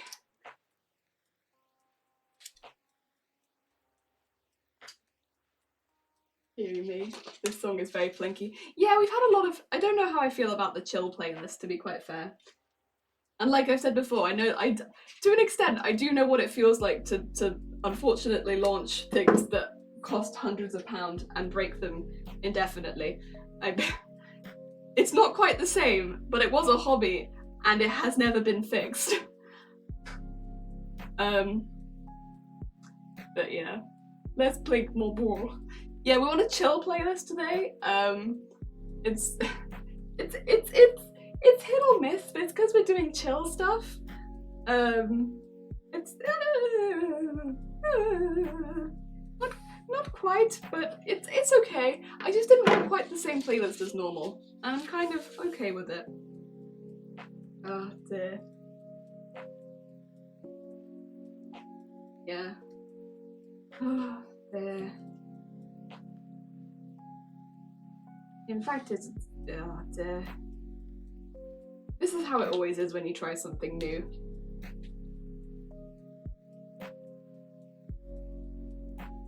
Oh dear, Gundam price scales. 10 to 20, 30 to 70, 80 to 120, and then arm, leg, kidney, or really don't need, and can scale on the black market. Yeah. I mean, I've looked at the Gundam prices before because it was something that I was interested in getting into at one point, and I was just like, yeah, the sets that I'm interested in are kind of expensive. I ain't doing it. Nah, the issue is, like, the costumes that I make, they already cost so much half the time, because going between, like, ones like this, which to be fair, this one's probably only about 60 to 80 quid because I did buy some of the fabrics for this, and of course like with zips and some of the other bits in between, but like the cheaper ones that I've made recently were only like up to 20 quid, but then for competition pieces you're looking upwards of 300 quid. And so it's like when you're looking at those and making those a couple times a year, I'm like, I can't really afford to be getting into another hobby that costs that much. Like, as interesting as Gundam is, I'm absolutely not getting into another hobby that costs this much. Like, I'm gonna have to stick to classical guitar and sewing. Oh dear.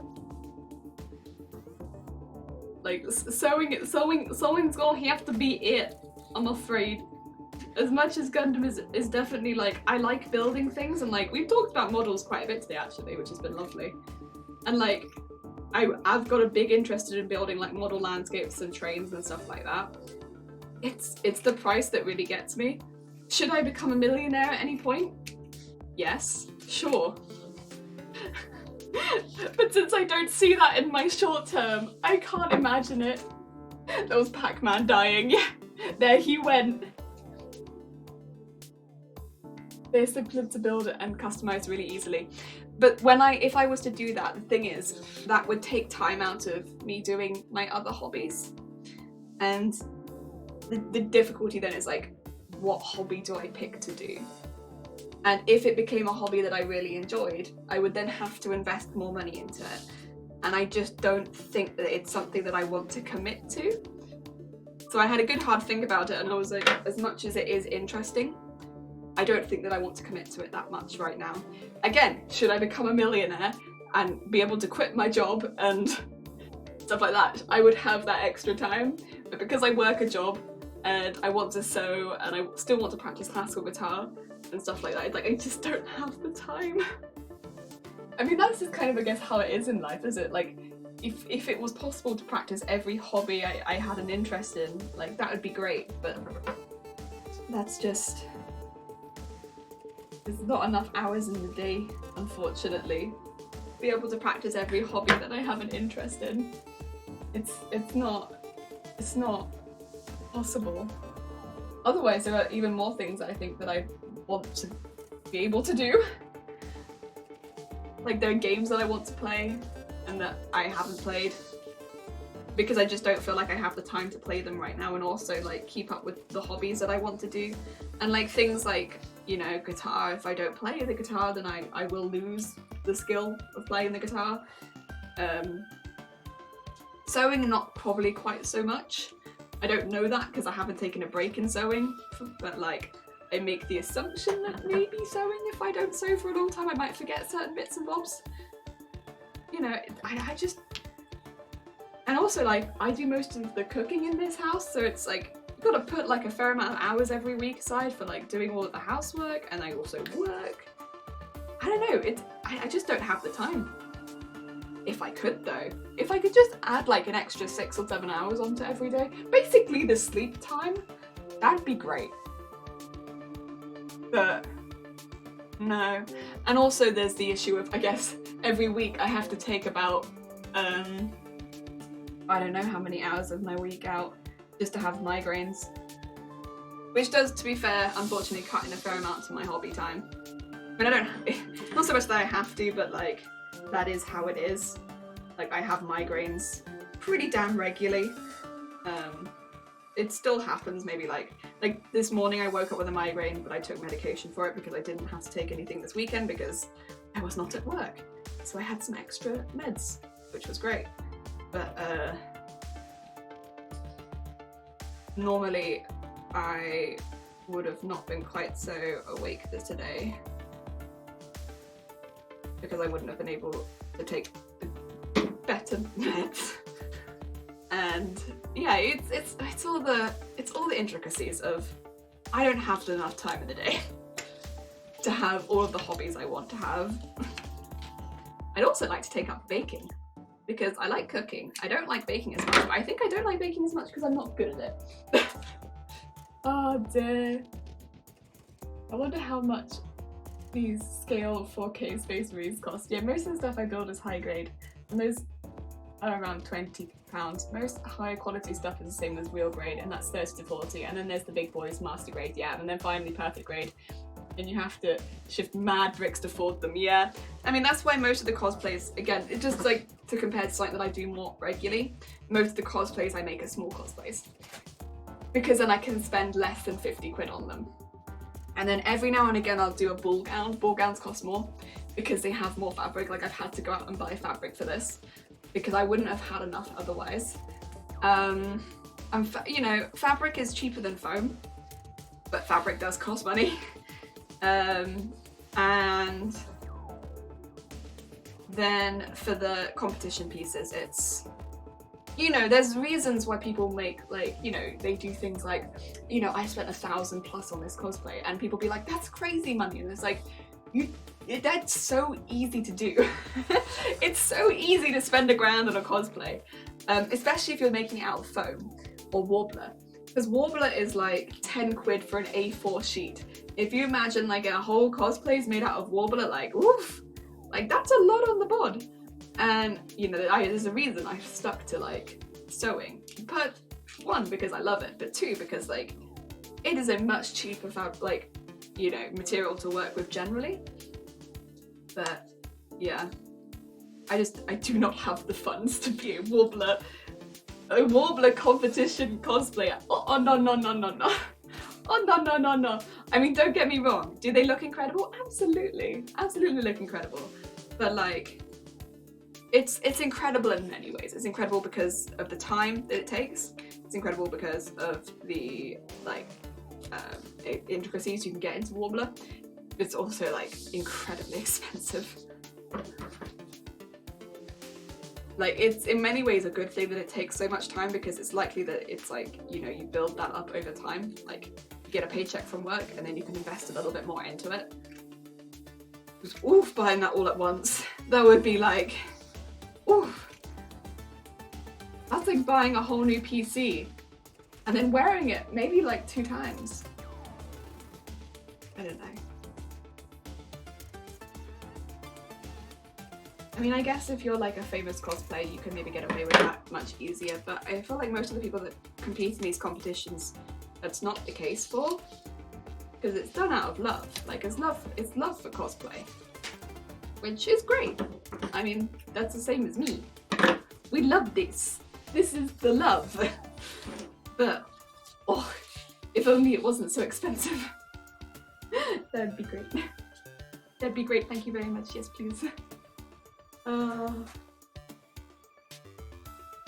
dear. Yeah. I think what I'll do is, the next time that I do a competition one, like a competition piece on this channel, not the one that I'm doing right now, which I'll be doing the first proper session for it on Friday.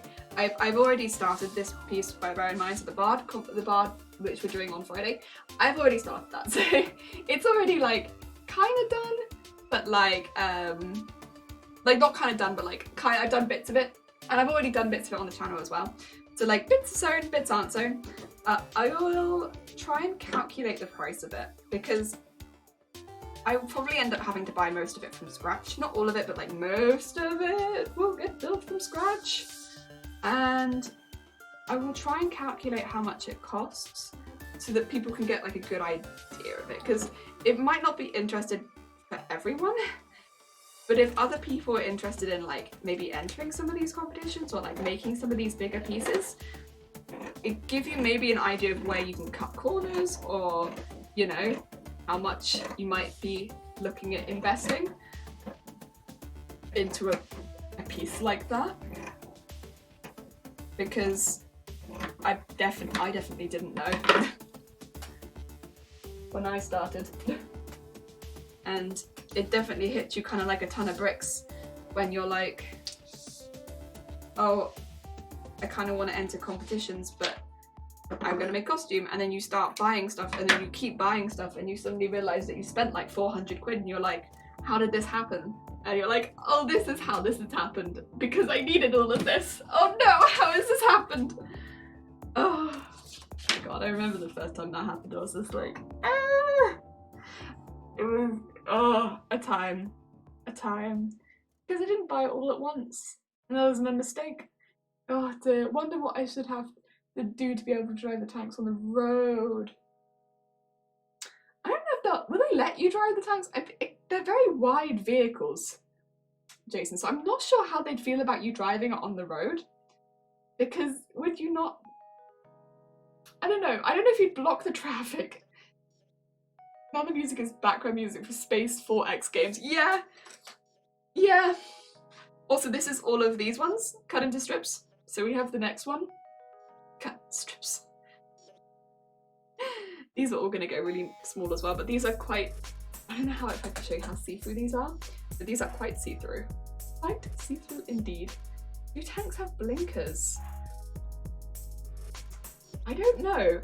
I'm going to say probably some of them don't. Maybe some of the smaller ones might, because you do have some really small tanks. So maybe some do. I don't know that much about modern tanks. Possibly. Maybe. I might do the plastic next, because I kind of want to do the plastic. That looks like a fun one to do. Right. Here's some trash. Some tanks that aren't that wide. Some tanks aren't that wide. Not World War II tanks. Yeah, that's true. Right. This is a Dunelm bag. Like, for like, when they send you curtains in your post, they send it to you in this. And it's green, and I decided that I was going to cut strips out of this because it's green. And it's got a really nice green back as well. So here we are. Recycling. I should probably not use my fabric scissors because this is not fabric. This is plastic. Where are my paper scissors? There they are. So I'm going to cut the top bit of this off since it's kind of a bit raggedy. And I don't think I'll be able to use this bit. That's clearly where I've ripped the bag open. I don't know why I ripped it directly down the center, but that's okay. Past me clearly had feelings about Dunelm. There we are. And then we'll just draw some lines down it. Get back to the other half. Oh dear. I tried looking for tank body pillows because tanks are cool. Wait, did they have like any of the tank girls? Because like, sick. Oh dear. Upcycling, yeah. Well, it's just such a nice green colour and it's grey on the inside and I was like, it's perfect. I love it. And I knew I was keeping this trash for a reason because so early in the stream, like when I was streaming, like for like the first time, I had been complaining for a while because I was, well, kind of, yeah, complaining I think is probably a good way of putting it actually, because we didn't have any curtains and we kind of had like a mini heat wave in April and it was warm. It was warm. It was really warm. And we had a lot of heat coming in and it was not super pleasant and yeah, basically that was that. But we didn't have any curtains and at the beginning of April we hadn't been in, at the middle of April and sort of like that, we hadn't really been in lockdown for that long and we'd ordered I think the curtains right after lockdown started because that's when we'd moved into this house. And they had said at that point, you know, just to let you know, most of the orders are taking around a month. I think our curtains took about a month and a half to get here. And we were so warm. Every time I was streaming, the sunlight was just like streaming into this room. And I was just like, it's so hot. We're in a heat wave and I can't block out the sun. I was just like, ah. Oh dear. So I probably just ripped this bag open like, get me the curtains. We're in a heat wave. It's so hot. I think that's probably what happens. Instead I came across a lewd REM body. Oh no! Not even best girl. Came across a trash pillow. God damn it. Oh dear.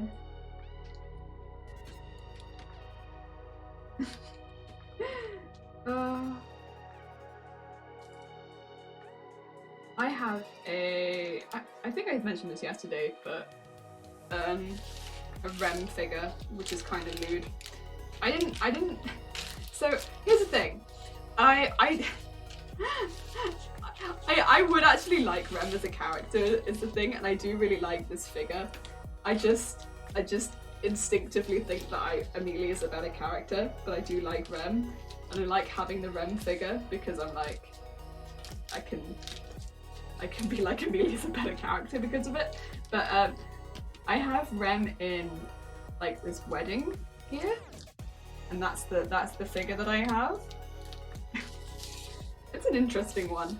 It's an interesting one. I didn't buy it myself. It was like I wanted this one, and it's pretty nice. Very nice. That's not the right scissors again. Girls and Panther. See, that's one Shiny introduced me to, and I didn't think I was originally going to be very for it. So I was like, the premise of this show is kind of weird, right? So girls in tanks, the anime. I was like, this is kind of a weird premise. And I mean, it is still kind of a weird premise, but actually, I did really like Girls and Panther. I thought it was really good. I thought it was really cute and really funny. Wait. Aww. Charlie, one money for one Dorito. Thank you. I don't have a Dorito though. I am sorry. I'm gonna disappoint you. I don't have a Dorito. What I do have is some green plastic that I'm gonna turn into a Ruffle. Oh dear. Girls and Panzer is a fantastic anime. It is. It is. You know what? I downloaded it, I think, and I watched it, and I was just like, oh heck yeah, heck yeah. No, did I download it? No. Do we have the DVD of this one? We might have the. I don't know. We big fans of it. Basically, we big fans of it. We big fans of Girls and Panzer. Girls in Tanks. We big fans of it in this household. Like, so it's kind of like Shiny, big fan of Girls and Panzer. Me, big fan of Madoka. He brings me Girls and Tanks. I bring him Magical Girls and Distress. And together, we increase the taste of anime. And I enjoy the Tanks, he enjoys the Distress. And everything is good. Although I feel like we don't have any Girls and Panzer figurines, because we haven't found any. Miss T-Rex, hi, how you doing? Welcome. We're upcycling today. I hope you're having a good day. I found this green plastic and I was like, you know what this green plastic needs to do? It needs to be on my dress. And that's what we're doing. We're putting the green plastic on my dress. Oh dear. Oh, but yeah. I feel like that is the key. You find friends, right? Or in this case boyfriend, but like generally friends, and you find their taste in anime, and then you find your taste in anime, you swap them, and if they have a good taste, that's a good friend. You've made a good friend that day. Because you've swapped good anime. Oh dear, right. That is a good amount of plastic. And on the other side, Dunelm. home of furniture. Oh dear. Oh my god. I love it. I love it. I see High School Fleet. High School Fleet.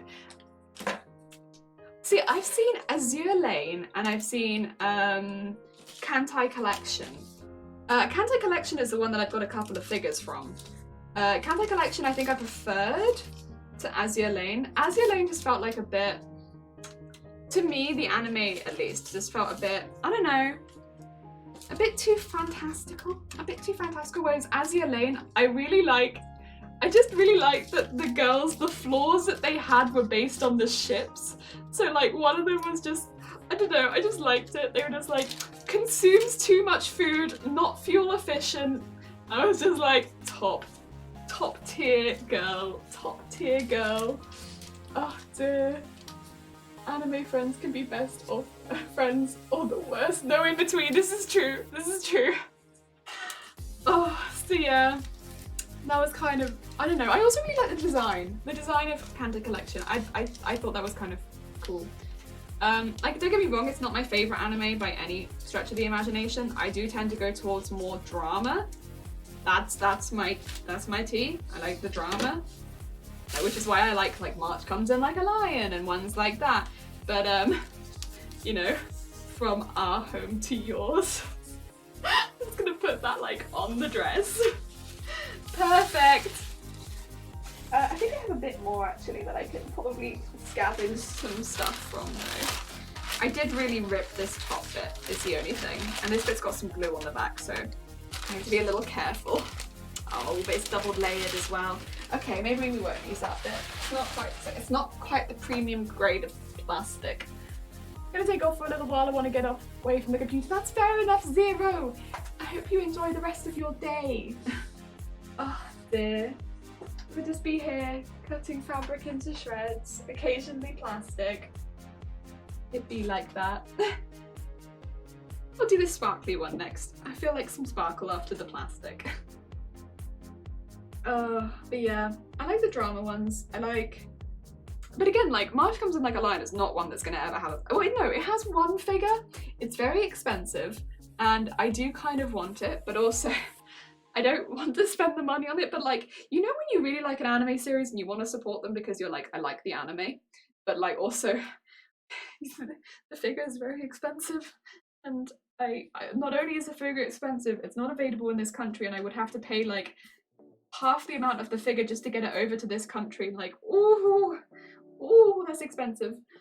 But March Comes in Like a Lion, I really enjoyed that anime. Like, that anime just, it got me. I liked it. I realized it's not going to be an anime for everyone, but I loved it. I loved March Comes in Like a Lion. It made me so happy, but mainly sad, but also happy. It gave me a lot of hope. Basically, it gave me hope. And I loved it. I loved it.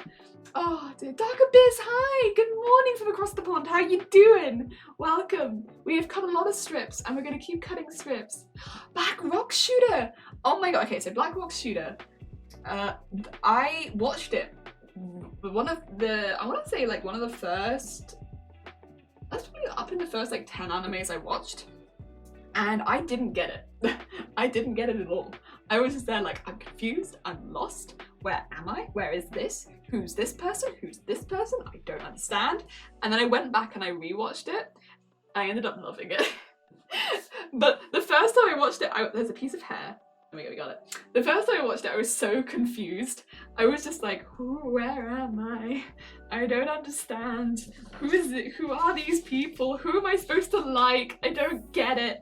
All of the first anime I watched ended up being really confused about. I really didn't think that I liked anime. For like a good long time, I didn't think that I liked anime that much. I was like, this is a really confusing medium, I don't get it. But actually, I do. I went back and watched it again, like quite a bit later. I think that's also around the same time I went back and watched Sailor Moon. And I ended up loving it. I really liked it. I really like the designs. It's one of those ones where it's like, I feel like I would cosplay it because I really like how dramatic the characters look. But I don't feel like the British weather in any way would make me feel comfortable wearing any of those outfits. And I'm also like, the only outfit that I really would want to wear is, I think, Chariot's outfit. And then I'm like, I think it would take a lot of effort to make the wheelie bits on the, like, because she's got like wheels on her heels, but like not heelys, but like really big wheels. And I'm like, I just don't know how I would make them look as I want them to look. It'd take a lot of planning. It'd be like one of those cosplays where it's like, I would have to do a lot of planning. It would end up being expensive. It'd be one of those ones, it'd be like several £100. And I'm like, do I want to put several £100 into a cosplay just so I have massive heelys? No, okay, probably not. But I would like massive heelys. If anyone ever made them, I would maybe purchase them for a Chariot cosplay, because the rest of it's reasonably simple. It's just those massive heelys. I don't know, I like that design a lot. I like yellow, what can I say? Oh dear. Oh, it was when I first too. I cried, it just resonated with me. Yeah, this is the thing. I feel like the first time you find an anime, it's just like, that one speaks. That speaks me, and I love it, and it just... Yeah, the first time I watched it, I didn't at all, and I was just like, it's so over my head. And I came back and watched it, and I was like, oh, I probably was not paying attention. I was just, my attention span is short, and I think because it's that sort of where you have to pay attention, I clearly just, it went over my head. Very well, how are you? I am good, thank you. We are making lots of strips. We're having a chill stream because we've got a lot to do as far as all of these ruffles go. And I had a slight migraine this morning, but like it's cool now. But I just kind of want to chill and make lots and lots of ruffles and get them all done. Who are you? What's this? Why does she have a massive gun? Chariot is bae. I don't know. I loved like how much she changed after things got better, and like of course like her other side was bad, but like I don't know. I love the design, man. I love it. I loved it so much. I feel like. That was, yep, I liked it a lot. It was a good design. I watch things and I'm just like, that's a design I like. And that's how I watch things. Like, that's a cool design. I'll watch it for that. Oh dear, prosthetic almost. Yeah, oh my god, the chariot cosplay would be amazing, but so expensive. This is the thing, it's weighing up like, do I want to spend 8-9 months making this? And if the answer isn't yes, then it's like, oh. And then I have to think about it for a while, like thinking about it for a good while, because otherwise if I impulsively do it, what happens is I buy all the stuff for it and then I maybe change my mind, and then what I've got is hundreds of pounds worth of fabric and materials that will just sit in my cupboard and become part of the hoard, because I won't do it because it's not my passion now, but I still have the items. It's not like I can return them. You can't return fabric once it's been cut. And so it's like, well, I just have it. Oh, it's and I've done that a few times. So I'm trying to be good. And like, I know what my next big cosplay is going to be probably at this point because I've been sitting on it for a while. But I did change originally from what I was going to do, more for practical reasons, but like, I have a good idea of what it's going to be, but I don't know how other people will feel about it because I don't think it's going to be everyone else's favourite, but like, I will like it, I think. But like, right now I'm working on a bard costume and like, I had to think on that for like quite a while. It wasn't one where I was just like, I'm going to do a bard costume and I'm going to go out and buy the stuff, because otherwise I just wouldn't stick to it. Or there'd be like a really small chance that I'd stick to it. Like, and then it's like, I've bought all of this stuff and I don't know. What if I get stuck with it? It's the worst. It is the worst feeling. I feel so guilty. I hate it. It's horrible. Oh dear, watch it for the design. I'm gonna get what you mean. I start a lot of projects that I never finish. Yeah, it's horrible. Like it's a bit better if the project is like a cheaper project, like under 50 quid. But if it's like, you know, a 300 quid project and you've bought like half the stuff for it and you just stop, it's like, where'd that money go? Wait, what are you doing with all that stuff? Like, no one's guilt tripping me but me, but I'm pretty good at guilt tripping me. Like, I'm pretty good at it. I can make myself feel real guilty. Dear.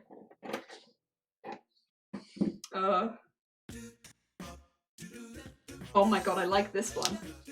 Oh. Whoa, so chill. This chill playlist. Oh, it's chill. God. What's this called? Oh, it's just called Acapella. Oh dear, my own worst critic. I mean, I would say like I've gotten pretty good at like, you know, liking the things that I make. Like, a lot of the time it's just about finding the things, I suppose, that I like within the things that I've made. Even if I don't like the whole thing, it's like, I like this bit, and I like this bit, and I like this bit. Which is easier, I suppose, because most of the cosplays are a composition of many parts that take, like, you know, a month to make, or like just less than a month sometimes, and then the big ones take months and months, so it's like, I can find things that I like within that. But most of the time what really puts me off is my face, just being like, in the background. I'll be like, oh, the costume, I'm really proud of that. Why am I making that face? Because we'll take hundreds of photos and like the costume will be dead still and I'll be like a blur within the costume and be like, how do I do this? What's happening? Oh my god. Yeah. What I really need to do is have other people model my costumes. Oh, going, fair enough. That is fair. Have a lovely stream. I hope it goes really well. Oh dear. Big hearts. Oh my god, so many hearts! Oh. Oh. Thank you. Enjoy the rest of your day. Oh. Ah dear. Have some tea. And then back to cutting these out. Yeah, I always feel like it's my face that gets in the way of most of my photos. Not that like I hate my face or anything like that, it's more just like, I don't know what it's doing. I think I've said this before, but like, I need to see what it's doing so I can keep it in check. Thank you! So it's like, I need to see it and be like it's fine when I'm just chatting and stuff like that, but like, when I'm, because like I have like a vague idea, but like, when I'm not just chatting, it's more like, I don't know what my face is doing. if you tell me to smile for a photo, I'll be like, "Hey." And I was like, I don't know what I'm doing. I think my mouth ends are going up, but like, I don't know. I could just be grimacing. Finally, but still not rubbish. Ted, hi, how are you doing? Oh dear, we are making many strips of fabric to start working on the hair and the sewage. We're working on sewage today. And then I think we'll probably also be working on sewage some more next week. Because Friday's Bard Day. Friday is now Day of the Bard. You are not ready for the Bard. Because we're working on the guitar for the Bard. People that play guitar are gonna look at this, what we're doing on Friday, and be like, "You heathen!" And I'm gonna be like, "I'm sorry. I'm so sorry." But yeah, how are you doing, Tet? How am I doing? No trubbish! I hope you are doing well! I hope you are doing not trubbish! Friday is butt day? Friday is Bard Day. It's not butt day. Bard Day. B-A-R-D. Bard. It is not butt day. But it is gonna be a day. So the plan on Friday is we're going to start making the modification parts to the guitar. So the guitar is getting some extra add-on parts to make it look more like a lute harp. So lute harps have a whole extra bit on it than a regular guitar, so it's like a slightly different shape. And we're making those bits so that the guitar is a slightly different shape. And ideally we're making them out of cardboard and building them up, and then we're going to glue them to the guitar. Anyone who plays guitar, I swear to God, if like anyone like Deadbeard or anything like that comes in and sees me doing that, I'm gonna get roasted, but it's fine. It's fine. I don't think anyone will, so I think it'll be okay. But like, it's kind of not a great thing to do to a guitar, but like, I need to do this. Oh dear. I like these emojis I got randomly gifted a sub and I had no clue, and I'm like, how am I sub to this dude? Wait. Oh my god. Whoa. Oh. Wait, the wave. The wave is so cute. The Dragonite wave. Oh my god. Wait, I love it. I love it. I mean, I love Pokemon, so like, of course I love it, but like, the wave? Oh, Turb! Hey! Thank you for the host, that's very kind of you. Oh, that's fine, I like stopping by. I was doing some like little edits in the, like editing in the background and like uploading a video, so it was lovely to like stop by and hang out while I was doing that. And it was chill vibes, as always. How are you doing? We are cutting out. Also, welcome to, this is chill music. We are listening to chill music right now.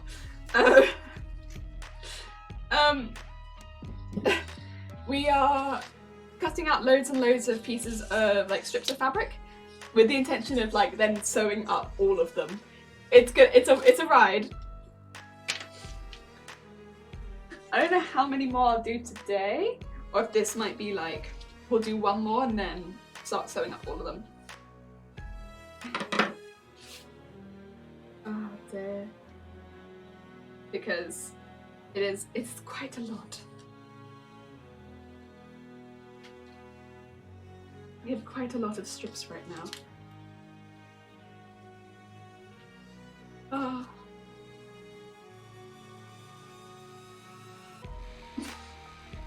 This doesn't feel chill. I don't know about you. I feel like I'm in like, I don't know, not chill. This kind of feels almost like a battle music to me. Like, different, I don't know, that like heavy guitar that just came in or something. I don't know about chill. Oh dear. Well, each to their own. Maybe this is chill music to some people. Not to me. Oh, dear me.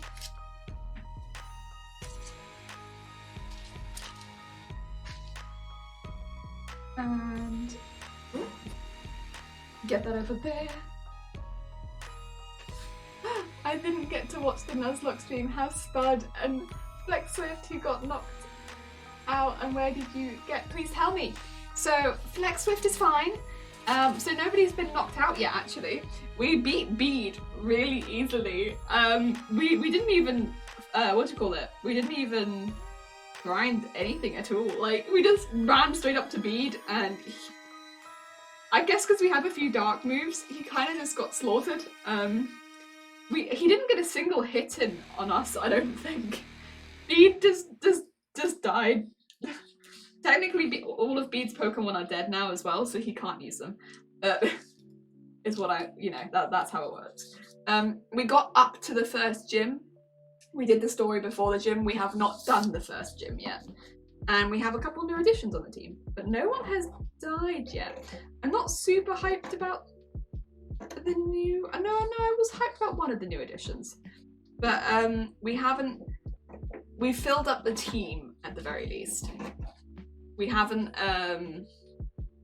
we haven't lost anyone though, so... Crazy times, no one's died, but then we also haven't gone against any gym leaders yet, so... There is that. Oh dear. Any new Pokemon? Yes, we have had some new Pokemon. I'm trying to remember who they are off the top of my head though. I can't quite... Oh no, we had We Will Rock. We had We Will Rock and who was the new Oh, and we had the Meowth. So we got the Galar Meowth, which I can't remember what we called it. Oh, we called it something about, what was it? Galar Meowth, but then it was like, because the Galar Meowth kind of looks like trash, but I can't remember what we called it. Was it Chum Bucket, I think? Chum Bucket the Galar Meowth? Yeah. So, we have those two beans. I'm a little tired and the fabric looks the perfect colour for Garbodor. Is the tan skirt thing behind you part of it? The tan skirt, that's not a skirt just yet. It is just the fabric for it. And we have kind of like a few different colours. So we have like all of these underneath, and we have this one at the side as well. This is actually like a green, but it doesn't really look green on camera. So that's also going to be part of the hair, but we're getting there. And yeah, it's kind of getting there. We are getting there, but we're going to make the dress second because I think that the hair is going to take a lot longer.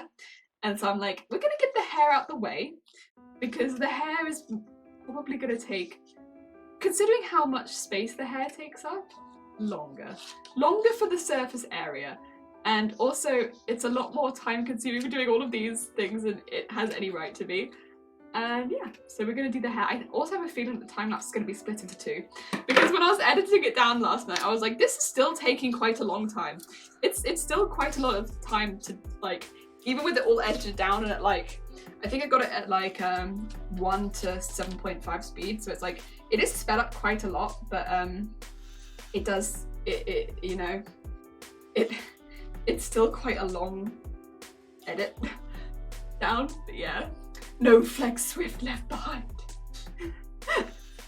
I found a website called Pokemon.com and they have all the series on there free to watch. Oh, that's cool. Oh, I loved the Pokemon series. They is good. It is good. Music's a little trancey in my opinion. Yeah, I know. It's meant to be chill. I might change it soon, to be honest, because like, I'll be honest, it doesn't feel chill, right? I joined the stream when you got We Will Rock You, but it kicked me out and I couldn't join back. Oh, Ted, I am sorry that you, I don't know why it would have done that, but I'm sorry that it kicked you out. Apologies. Yeah, I'm not sure. By the way, the skirt looks beautiful even. No, it's based on Garbodor. We haven't made the skirt yet. It's just, right now, it's just the things, but I'm glad you like the design. The lacy stuff is for the hair, yes! All of this is gonna be like, so it's basically gonna be like ruffles. And we're gonna make loads and loads of ruffles that are gonna like go down and we're going to sew them to flat pieces of green, and then the flat pieces of green we will style for the hair. It's kind of a process. We did it for ages ago for Shinotic, and I've done it before for other bits and bobs in the past.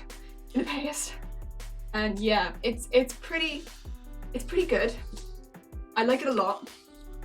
It's a really weird style, but like I think that it works really well when you want something that looks like a little bit messy, but also kind of like it will flow. It looks messy, but it's actually organized, if that makes sense. If you want something that looks messy but is organized, and I feel like that works really well for sewage. It's going to look messy, but it is organized, and it gives you a whole lot of texture. So it gives you so much texture. In this case, it's going to give a lot of different colors because it's going to be like almost like patchwork with the amount of different fabrics we're putting into it. It gets me using a lot of the greens that I have in my closet because I get to use all of these different greens for the sewage. And yeah, and a lot of the greens are greens that I wouldn't have used anyway because they're not ones that I maybe like the pattern of or stuff like that. But in this context, they work really well because they clash kind of, so I can put them next to each other and they will stand out from each other. So that, yeah, it's really good for stuff like that. Whoops. Real. Oh dear, I only ever watched the original series, but I'm gonna go rewatch it. Ah, I remember watching the original series back on television. I had so much fun. I loved it so much.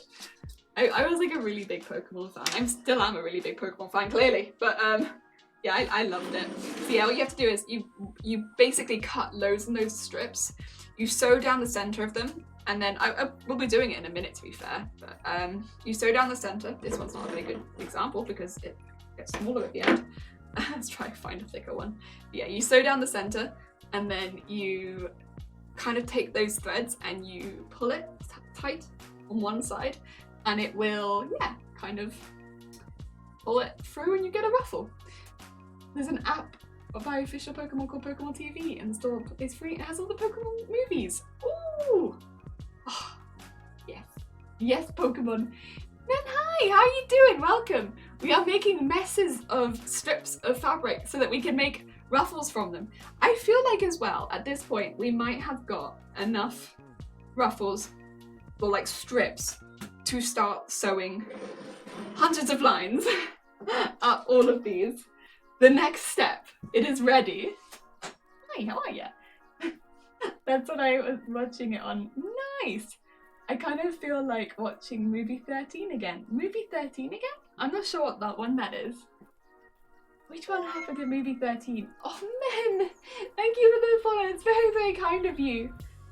Okay, Zorak, thank you. I'm doing well. Wanted to come and check out more channels. Oh, thank you. That's very kind of you. We are making trash, but like, it's gonna be the prettiest trash. We're gonna be princess trash. Also, I have left a lot of like glitter. I don't know if you can see it. No, you can't see it. there's like a lot of sparkles on the desk, and I'm gonna get them off because I don't want them to be on the other fabrics. Oh dear. Oh dear. Hey ho. It's funny, so I remember watching the original series on TV as well. Here in America it's on a channel called WB every morning. Yeah, so we had it in the morning, and I feel like, what channel was it on? I feel like it came on around the same time as Digimon. So it'd be like Digimon and Pokemon were on the same channel. Do correct me if I'm wrong though, then anyone else in the UK. Because I feel like I saw both of them coming, like, but then Digimon disappeared and Pokemon kept going. And I was like, oh, because I loved Digimon, and then Digimon was like, wow. I also feel like Sonic was on the same channel, but that again might not be right. Loving the fabric, I'm laughing the UK, so this is my thing. Yay! Okay, a LARPer. We have a LARPer. I don't do LARP, unfortunately. It was only something that I've heard a lot about since I started streaming, which I started streaming since the lockdown. But I do a lot of roleplay and D&D. So I've done, well, I do D&D, Pathfinder, and Vampire the Masquerade, although right now I am just part of a 5e campaign and a Vampire the Masquerade, because we've had a few things shift since lockdown have ended. But yeah, I do roleplay, not so much LARP, but I'm interested in LARP. Let me get the strips that we've got so far, and we can start looking at sewing through them. Woo. We have so many strips to surf through. And some of them are plastic. And some down now. We were at movie 43. Oh, ITV and SMTV. Okay, thank you. That's exactly how I joined Jelly. I installed Twitch first video, saw this Jelly, and here I am. Oh, Ted! Thank you. I'm gonna be hot trash. Oh my god. I'm gonna find so many ways of posing that are probably gonna end up offending people in their specific fandoms, but like, yo. You're not wrong, Digimon wasn't as good. Oh no, wait, Digimon was! I love Digimon! Digimon was my favourite. Okay, no, I think I got it the way around here because Digimon was my favourite. I preferred Digimon as a kid. I grew up watching Digimon first, and then I went to Pokemon. And so I went to Pokemon afterwards, and because I think I watched Digimon first, I was like, but Digimon though. But Digimon, digital monsters, Digimon are the champions. And then I watched Pokemon, and I still loved Pokemon, but when Digimon disappeared, I had this kind of like small vendetta in the fact that Digimon wasn't there anymore. Oh dear, Sonic was on C4. Oh, okay, yeah, I got confused. Apologies. That's why I started streaming too. Oh, you're a watercolor artist. Okay, okay. We do the shout outs for the crafty people. Because, yo, oh dear. Do I know Black Apple Cosplay? I do know Black Apple Cosplay. We've rated Black Apple Cosplay before. Because we love Black Apple Cosplay. Big hearts with Black Apple because we love. Yes, absolutely. Oh dear. Digimon was more. Also, I do that because it means I can go check out men at a later date, because right now Bob's having a bit of a time. But I will go check you out later, men. I've now popped you in there. Basically, I can check you out later after the stream's over. Digimon was more interesting because I had a larger lore at the time that I didn't know about. I feel like it definitely split, like people liked one or the other. I did love both, don't get me wrong, I loved both. Oh no, I just meant that you weren't wrong that Digimon came out around the same time. Oh, okay, then I'm saying I didn't care much for Digimon. Okay, see, I was the opposite. I watched Pokemon first and Digimon felt like a cheap knockoff. Okay, that's fair. A lot of the time, I feel like whichever one you end up watching first is going to be the one that you maybe get that attachment to, because, you know, that's the one. That's the one you watched first, that's your baby. And then you watch the other one and it's maybe not so good because you didn't watch that one first. Oh dear, right, angle! Oh dear. Oh, but yeah, I can't watch it because she swears. Oh no. I love her to pieces. Like she's a sweet bean, but I get it. Like, oh, sorry, my hand's too close. I'm not used to this camera angle being here and being like, oh my god. Hi, here I am. Oh dear. I think because I don't swear at work, I just try not to swear here either, because it's like, it feels like I'm chatting with people a lot, and so I don't tend to swear as often. I do occasionally say like bloody. If that's too much, I apologise. Oh dear, I have a guinea pig cam on my stream! Enjoy that! How long have I been cosplaying for? I think it's about 7 years. Maybe longer? I don't know. I think that's how long I've been cosplaying for. I've been sewing a lot longer, but I think cosplaying, that's how long. But yeah, I've been kind of making them from scratch completely more recently. I don't know, I just got a love for it. And I was like, yeah, this is the fun. Oh dear. Then I got older, I watched Yu-Gi-Oh! I loved Yu-Gi-Oh! But I can't watch the new series. I loved Yu-Gi-Oh! I didn't understand what was going on half the time, but my god did I love Yu-Gi-Oh! Oh, it was so good. It was so good. You never tell the buggers to shut off. No, not really. Like, if someone comes in and says something rude, unless I think it's gonna upset other people in the chat, I kind of just ignore it. If I think it's going to upset other people in the chat, then I'll do something about it, because I don't want anyone in the chat to be upset. But generally, like, yo, I work in retail. Like, honestly, you'd have to say something like, you know, it either has to go against the rules generally, or like, you know, generally pretty bad. Or you come in and spam, and then, yeah. Nah. Oh dear. I was torn between Digimon had an actual storyline and more interesting human characters, but Pokemon had better monsters. This is the thing, Pokemon has a lot more, really, feels like monsters, and it just keeps growing, and that has, yeah, that has some draw for me. Oh dear. Awesome owning it as your own project. Well, this is the thing, we started doing Pokemon cosplays because during the lockdown, I couldn't get a lot of fabric, or any fabric really. And so with this, like, with this one not so much, but with the 4 before we did this one, they were all cupboard cosplays, which were basically just, I went into my cupboard, saw what fabric I had, saw a Pokemon that had that colour scheme, and then we made a cosplay that I could make from that fabric, and that was good, that was fun. And now we're kind of just rolling with that sort of scheme because it's a really fun way of doing shorter cosplays that aren't going to take more than a month, and then I can move on.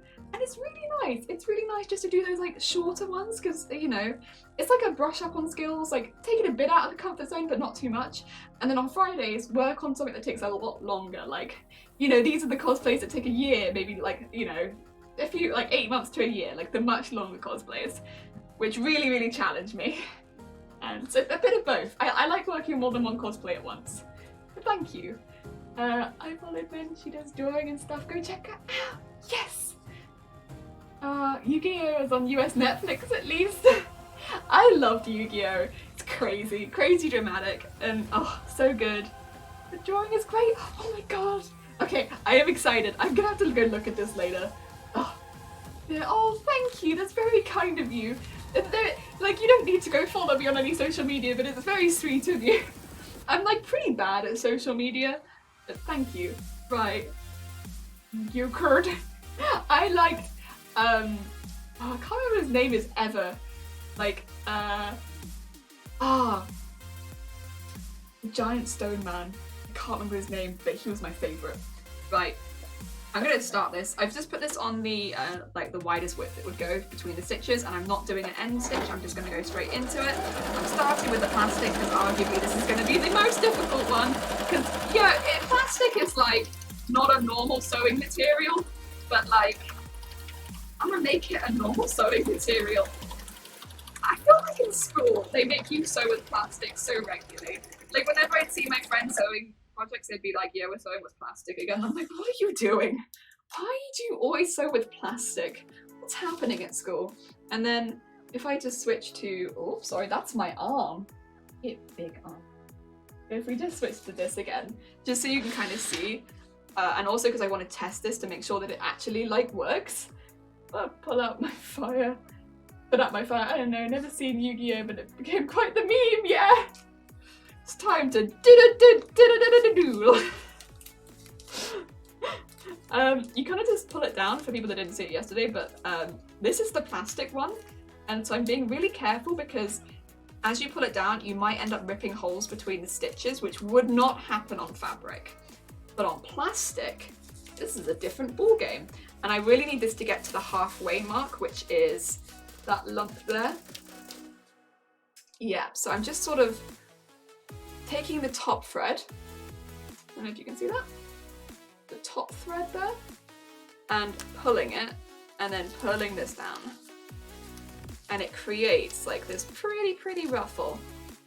And then we keep going, but we have to be really careful with these ones. Basically, I'm just doing this first one before I keep going to make sure that this physically is something that I can do with this plastic.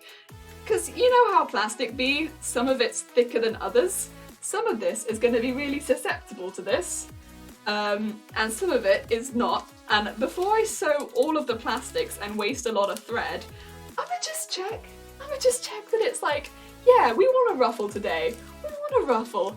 And on the off chance that it's like, we don't want a ruffle, I ain't wasting my thread. I ain't doing it. That's not the kind of day we're having. And I'm trying to do it as straight as possible because it's going to be difficult to unstraighten later. Again, not an issue I'll have with fabric, but plastic be like this.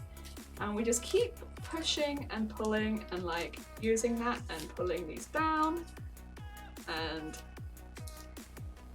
what I'll do is, after this, I'll switch to it being on main cam so you can see it on a slightly bigger screen, everything that I'm doing. And hopefully that might help. Oh dear. When we're raiding someone, we'll raid someone at the end of the stream probably. I don't know when I'm ending the stream today because this is kind of just a chill stream. I'm just going to keep going until I feel like stopping. Which might be when, you know, again, like I did mention earlier, but like technically I do have a migraine mildly today, or I did this morning. I feel quite okay now actually, which is nice. Maybe it's chatting with all of you guys. Maybe you guys have taken the migraine away from me, and if you have, thank you. Very kind. I hope that I haven't given it to anyone else. If I have given you my migraine, I'm so sorry. But yeah, I woke up with a migraine like pretty early in the morning, so I haven't had the best night's sleep. So I kind of thought today was going to be a shorter stream, but I actually feel pretty damn good. So I don't know. Plasticky strips are perfect for Garbodor. Yeah, this is kind of the thought. It's like if I can get some trash into this, not only is it reusing things, because like let's be honest, like this sort of thing, I don't feel like this is going to decompose very quickly. And it's not recyclable either. So I was like, if I can put this on a costume, it gives it kind of a use. And I actually would really like to be able to, it looks like a comfortable costume to me. Oh dear. I love the energy. Oh, thank you. You know, I'm having a good day. At the beginning of the stream, I was like, I'm really worried that like, I maybe wouldn't be able to stream as long as I'd like to. But actually, I feel pretty good right now, and like this has been going pretty well. I mean, also I think that it helps that ruffles are really nice, simple things to make. If you're looking for like adding texture to something, and you want to like build up something that has a lot of texture, and you want to use a variety of materials, and you're not sure how to do it, even if you're just creating like samples for school or something. I feel like Ruffles is a really good way of doing it. They're really simple. You don't need a complicated machine, like you don't need a really expensive machine. You could do this on a really cheap machine. And yeah, I don't know. I feel like it's a good way of doing it. At the very least for like, because in school I feel like they always ask like, do these samples, even if you don't need all of these samples. Here's a sample for you. Do this one, Ruffles. And they'll be like, how did you do this? And you could be like, oh, it's really complicated. It's really complicated. It takes me hours. Nah. Oh dear. Who are we waiting? I don't know, because I always have a little look when I finish. Because like, if I finish now, for instance, there's going to be like one group of people. But like, if I finish in 3 hours, there'll probably be a different group of people streaming. So it depends. It depends who is live when I finish. Because, you know, people start at a different time, so it fully depends on who's live when we finish. That is what it depends on, unfortunately. It's difficult unless somebody tells me like, you know, or like I have a plan ahead of time where it's like, you start streaming at this time, I'll finish at this time. Okay, we raid you. But I've never done that. I've never ever done that. Oh dear. Yeah, it depends who'll be live at the time. Yeah, normally it's like fully depends who's live, but like I've never had any plans with people. I've been known to induce migraines. Oh no, Terp, you've never induced a migraine for me. You've always been the sweetest bean. There we go. We have got to the centre of the plastic. Okay, plastic is good to go. Right. Oh dear. You know you could try Venusaur. There's many ways that could go. This is true. I like Venusaur. I've kind of stayed away from starters though. This is for no other reason other than, you know, like when you've seen a lot of pieces of art and you're worried that you could be influenced because you've seen a lot of pieces of art. I am always background worried that I might end up copying someone by accident, and I don't want to feel like I accidentally copy anyone. And the starters always have a lot of really incredible cosplays by them, and I don't want to accidentally copy anyone. It's probably a really silly, like, worry, but yeah, that's always a worry of mine. Did you give nicknames to all of your cosplays? Yeah, I feel like I don't know if I give nicknames to them or if I just like, I do just call them like he, she, her, him. Oh dear. I I never got one. Terp. I just don't normally call people by their full name or I mispronounce their names. I think I've just called you Terp the entire time. Is that okay? Or is this Terp now? Terp. I feel like I've called you Terp. That's just my name. She called you Terp. Artist. 95% derivative. Yeah, I know. I worry. I don't want to upset anyone. Basically, I just generally don't want to upset anyone. There we go. We know this is possible. So, now knowing that is possible, get ready for serious cam. Oh my god, so serious. Look at this serious camera. Also, if anyone's interested, these are the settings that I have it at. So it's 0, which is the just straight running stitch. I keep this pretty like right, so 3.5 for me, that means it's right in the center, so it goes like just straight down the center. So not to one side or the other, but then I have moved this across to 5, which means it's longer between the stitches, which just means it's easier to pull through when you're looking to like pull up the ruffles. And now we're going to sew running stitches down all of these, all of them. A lot of the materials we're using as scrapbooking at the moment, feeling proper creative right now. So a lot of these materials as well, I've got, like the plastics are just from, you know when you receive things in the mail? And they come like, because the green plastic is from Donnell when we got our curtains in the mail. So that's where the green plastic's from, which was lovely. But like, so quite often you get grey plastic, I feel like. Not so keen on the grey one, but like, you know what? As far as a grey goes, it's a nice grey. I can't complain, it is a nice grey. And yeah, so like that, it's quite a nice kind of like, the feel of the plastic is good. The feel of the plastic is good. And a lot of the like thinner fabrics, I like mixing in thinner fabrics with it because they look really good when they're ruffled, because you get areas of thickness within the thinner fabrics. They just look good. The netting as well will have areas of thickness within it, and those areas of thickness like just look great. They just look great. Same with like patterned fabrics as well as the plain. Like it is important to have, I think, a mixture of plain and patterned fabrics, but the patterns just like where they bunch up will look really cool. I don't know. I think because I've done it a couple times, they've always looked best where there's been a mixture of everything. In my opinion. Of course, other people will say differently, I'm sure, and be like, nope, you want all plains, or nope, you want all patterns. But for me, I'm like, I want all everything.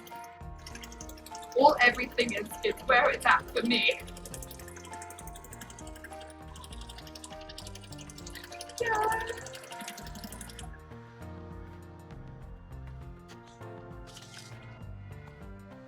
Oh dear. No half loom stitch on China silk? No. Everything is on exactly the same stitch. It's real nice and simple. I mean, I feel like for this kind of thing that you want to keep it simple. The more complicated bits you put in, the less likely I am to do it. I want to keep myself motivated the whole way through this, and like by keeping it really, really nice and simple and not like, you know, worrying too much about the intricacies. Here I am, still making it.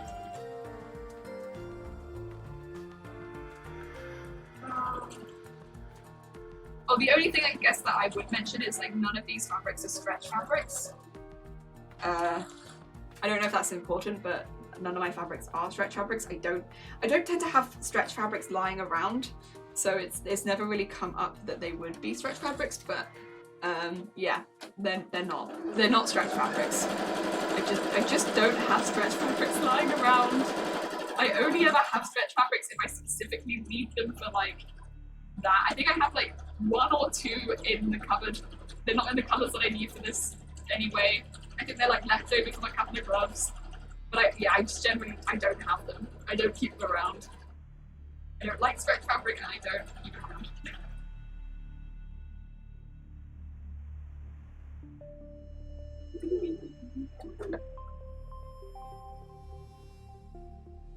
There's going to be a lot of this though. Oh dear. Quick question, you can't use half loom stitch on China silk. It'll pucker. No! You got me. Oh dear. It is now clear that I do not use high grade quality fabrics. Oh dear. I use the cheap fabrics and then I paint them to look fancy. You have got me. Oh, we out of bobbin? We are in fact out of bobbin. When did we run out of bobbin? Have the last one stitched okay? Ah, it looks like they have. Okay. Oh no. More bobbin. I think I'm gonna run out of this green pretty soon.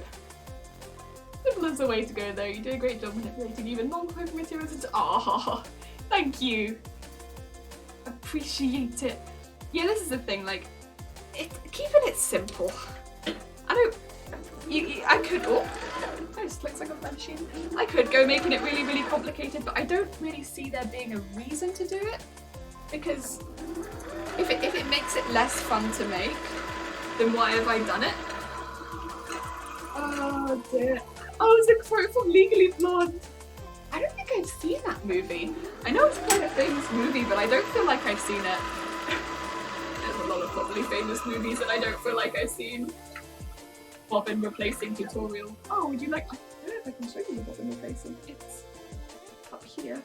Oh no. That is not the angle that you wanted. I'm sorry. It's right on top. I will try and show you next time. The thing is, it's going to be slightly different on every machine. So, although this is how I do it online, it will be very similar, like very, very similar on every machine, but it won't be quite the same. But I guess when you put it back in the machine, it depends if you have a front-loading bobbin or a top-loading bobbin. If you have a top-loading bobbin, it'll be very similar, but if you have a front-loading bobbin, completely different how you put the bobbin back in the machine. Oh dear. Musical too, one of my favourites even. Ah. I wonder how many musicals I've actually seen. I've seen Cats in like theatres. I've not seen the film. Just putting it out there. I've seen it like, you know, the play. I've seen like Lion King, but like in like the play. West Side Story I've seen the film of. That's a musical. I don't actually know how many musicals I would have seen. I'm curling. There we go. West Side Story was pretty good. Oh, and Grease. I've seen Grease. I don't even think of that one. I'm good with the bottom bobbin. I don't know how exactly to wind the thread though on the top one. Oh, okay. I will try and show you.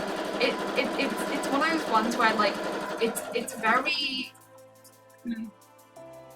close. Like it goes on like a really tiny hook and then goes around. So it's very much like you need to see it in pretty close. So you have to get the camera in really, really close to show you. So it might be worth doing that when I've not got it set up for filming. So maybe nearer the end of the project, if that is chill. Just so that this one isn't like, you know, set up permanently. Because I would have to get it like in it, I think like really close and then get it focused in because it's such a small bit that it has to like go around. But because otherwise it's just gonna look like I'm just putting the thread to one side, I think. When do you stop doing that? Yeah. I'm gonna have to pull this one through a bit because it does not want to go through. The teeth do not want to push it through very well, and that's okay. Sometimes it'd be like that, and I mean at the end of the day I am going to be pulling it through myself. If I was stitching it onto something else, it would be fine, but because I'm not stitching it onto anything else, it's just a bit like, why are you bothering sewing me? So it's already puckering a little bit, but that's okay. I mean, again, I'm going to be doing that myself anyway. Oh dear.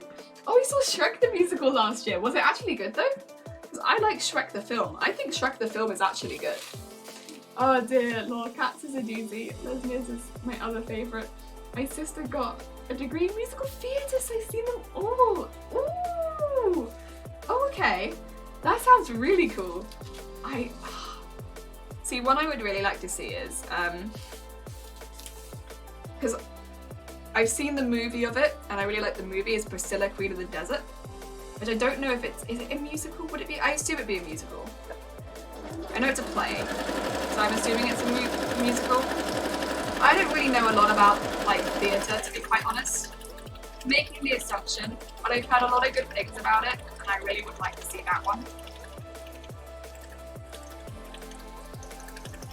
Yeah. I just remember seeing the movie and being like, yeah. I would like to see this. I imagine it would be great. I imagine the costumes would be great. I just want to see it. Oh dear. Yeah, I've seen it done a few times, no worries. It's just a confusing trying to remember if you loop the thread over or under the hook. Yeah, and my one, it's not even like over, it's like around the side. It's a bit, it's one of those ones where you get like a feeling for it and you're like, yes, I've done it a few hundred times and now I am used to doing it. But it's only because I've done it a few hundred times. So it's, you know, it's like that. Because I've done it a few hundred times, I know what I'm doing. But like, it took a bit of getting used to, because I had a front-loading book before this. It's pretty good actually, the songs are brilliant. Yes! That was nice of them. Oh no, Jason! That's a sound. I don't like the sound of scurrying. Gets me on edge. Oh dear. I think I might change that. You know what? This is not what I want to listen to. I'm gonna go back to happy.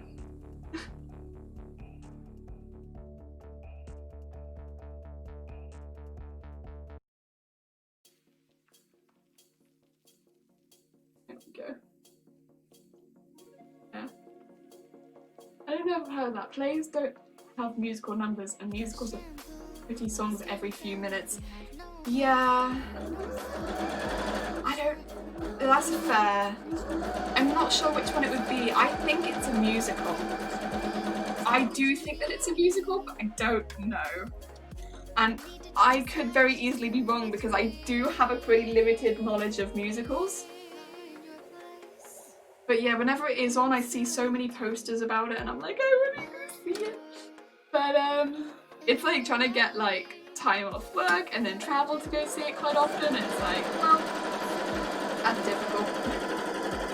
I mean, the time off work is probably the most difficult one, like trying to get time off at the same time and stuff like that. It's like a challenge. Oh dear. I mean, it's going to be especially a challenge this year because I know that they really don't, like, everyone's trying to book holiday in the second half of the year, funnily enough, because the first half of the year was kind of a, you know, no one really wanted holiday then, weirdly enough. So, hey ho, it's fine. One day. Yeah, I really like The Lion King. The Lion King is probably one of my favourites because, I mean, it's pretty impressive, isn't it? Like, the way that they do it is just, like, pretty incredible. I can understand why so many people love it. I am also one of those people that is just there like, yes, I love it. Pretty incredible. The costumes are just fantastic. Like, the way they manipulate them is just incredible. Like, I love it. I love it. I'd love to have a costume that's like a, you know, like a structure like that. That'd be so cool. I mean, like, yes, like, it's gonna have to be like a lot of learning to be able to do something like that, but oh, man, it'd be so cool. It'd be so cool. I don't know.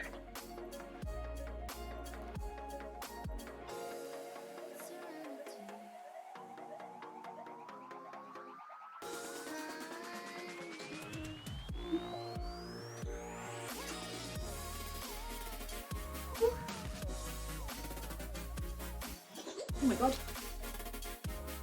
These are really soft actually. It looks like they've got like quite a bit of texture to it. Or maybe it doesn't on that camera. But like they're really soft actually. Like it feels almost like velvety. It's really nice. You get almost like a top or something out of this.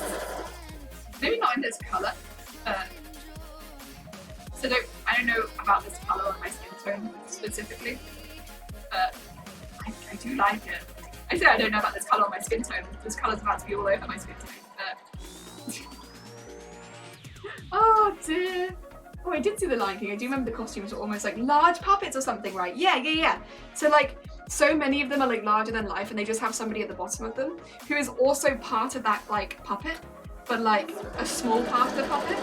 And then the rest of it is like this huge structure that like engulfs them. And they like move, the way that they move like influences the puppet. Oh, it's so cool. Like, oh, it must take so much like practice from the actor, but like also like the costume designer as well. Like it's just like so much work and it's incredible and I love it. Still here by the way, just lurking while I do cutting and sticking. That's fair enough. You lurk away. Have a lovely work while you be creative. This is fine. While I will sit here and just gush about Lion King puppets. Oh dear. And like the music as well was fantastic. It was just like this cool like thing where like you just had this amazing movement from puppets, but like the costumes themselves, like puppet costume things, were just incredible, like just amazingly made. And then to top it off, you had this incredible music, and it was just everything coming together. It's just so impressive to watch, so impressive. And there's like, I was just sat there the entire time, like in awe of like everything going on in front of me. I was just like, whoa. Oh dear. Like, didn't the people wear them and then there was crew moving them around? I was like, yeah. So like some of them had like costumes where people would just wear them and they were just a costume, right? So I think like the lions mainly were like, they had like headpieces, so they were like just a little bit larger than life, but like not really. So like you had like the headpieces and stuff like that, but it was mainly just a costume. And then you had like the hyenas, for instance, where their limbs were extended with like you know, sticks and such. So like they ended up looking longer than they were. And then you had like the giraffes and ones like that, where there was like a person at the bottom, and I think they were like one person, and they just had this huge like neck which would like swing around as the person at the bottom was like dancing, but like they'd have to dance like in certain ways to make the neck swing in time. And it was like really incredible, but like the person at the bottom would be like the front two legs only, if that made sense. And then they had this massive, it was, I think it was like the giraffes, and oh my god, yeah. It was just like, so like the scaling was there. So like the hyenas were bigger than the lions, I think. Yeah, they were actually. And then there was two different types of hyenas as well. So like the main hyenas were bigger than the other hyenas. It was cool. Oh dear, I could sing Lion King, let alone Disney all day. Yeah, I don't know. I love Disney. I do love Disney. There's some Disney that I do like more than others, to be fair, but I do love Disney songs.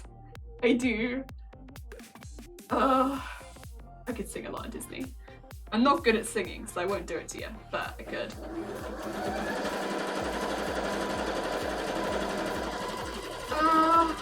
But yeah, seeing all of them, and like how impressive it was a lot of the time. And yeah, there were definitely some which were like two-man costumes where they were like so big that they had like two people in them working together to work like a costume.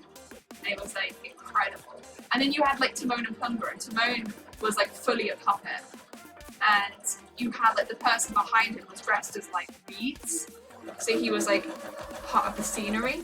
Like so the puppeteer for Timon was like yeah, like he was like reeds, like a grassy person, and then like yeah, Timon was fully puppet, but then Pumbaa had like, I don't know, he was like, the mouth of Pumbaa was like a puppet, but then like the front legs were the actor and like his head was sticking out the top. It was like, it was different. It was interesting.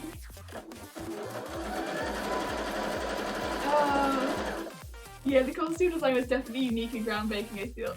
I think it's even still on Broadway. I would not be surprised. Like, not at all. Because it was so... It's just so cool. It's just so cool. And, oh... I loved it. I loved it. And yeah, the music with it and everything. And, oh... So cool. So cool. Luckily, I only give you half the amount of fun tokens needed to make me sing. Oh no! No! So to save up more. Damn it. I didn't realise singing was one of the options, but I look forward to that. Ah.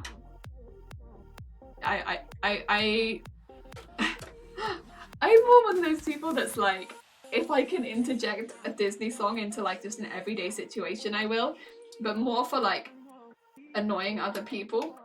That's me. And that's why I like songs like You're Welcome, because it's like, yeah. Good song. Oh, dear. Hey man, so excuse the voice recording, but Oh, yeah. show you how those lyrics fit in terms of like melody. Nobody believed in me.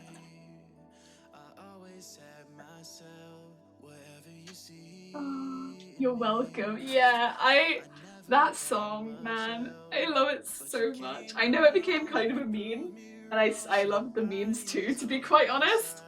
But like, just generally, just You're Welcome. It fits so well into so many situations. It's like when people be like, oh, thank you, like, what can I say except You're welcome. Ah, it makes me so happy. That song has given me so much joy. It's such a smug song, and I love it so much. And it's also such a good song. Like it's so smug, but it's also just like genuinely so good. Like I love it. Good song. Oh, and shiny. Yes, I would also rather be shiny all the time. I'd also always rather be shiny. Being shiny is the best. Oh my god. Reason I've literally got like now bought sparkly tape for like a costume for trash, because I would absolutely rather be shiny. Oh dear. What's that from? Never heard of it. It's from Moana. So oh, okay, it's one of my favorite Disney films.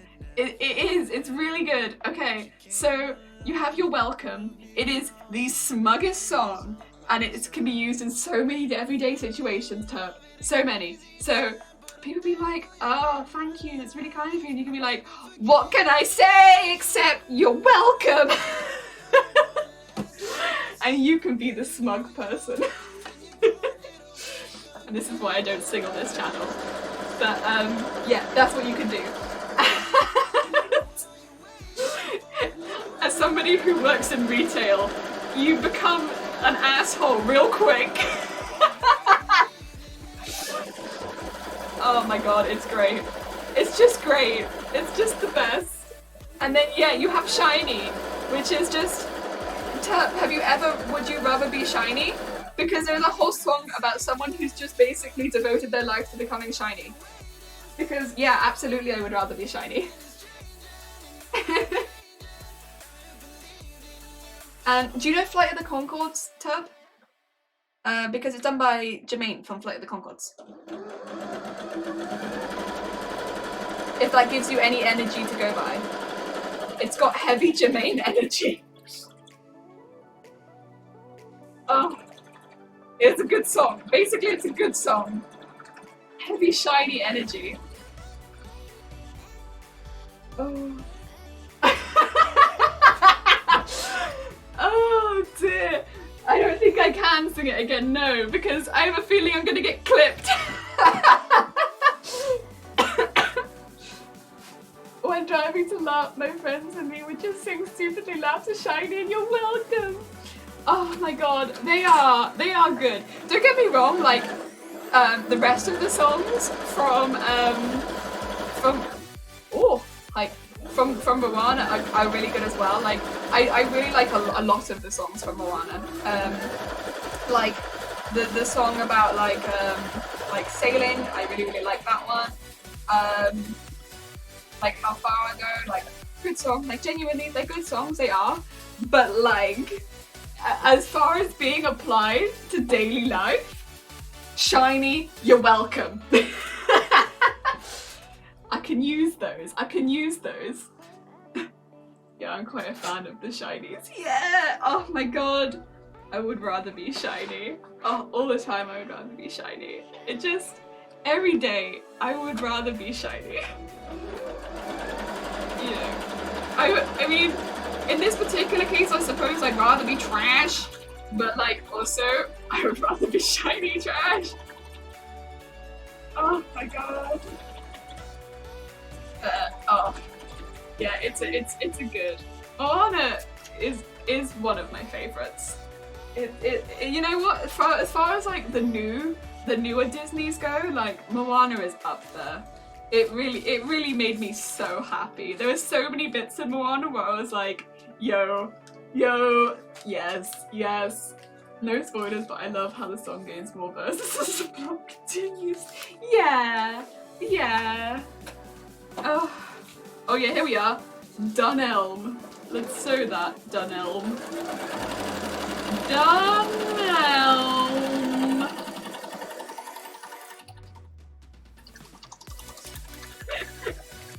Oh dear. Get that flat. Yeah, we go. Got some creases, but we got them out.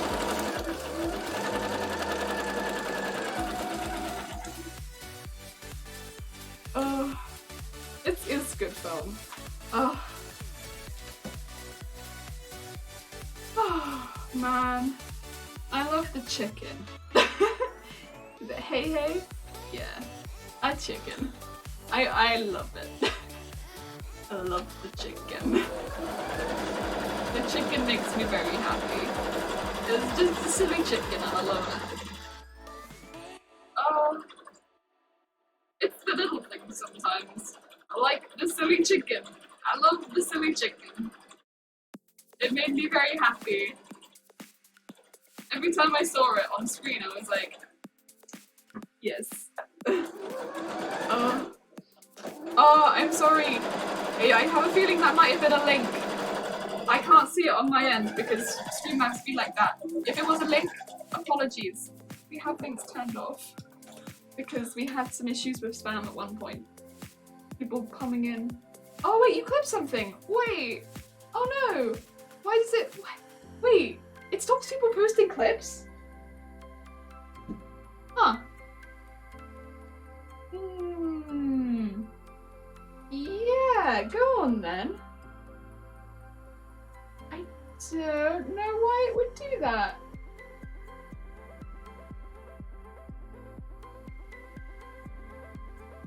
Huh. There we go. Sorry about that. I'm not sure. I'll have to have a look into that. I didn't realise it would also do clips. Also, what is this clip? Jesus. What have you clipped? Ah, Internet Explorer, my old friend. To those who don't know, whenever I click a thing, it always opens it for me in Internet Explorer. Ah. Oh god. I see. I know what this is. Thank you for the clip.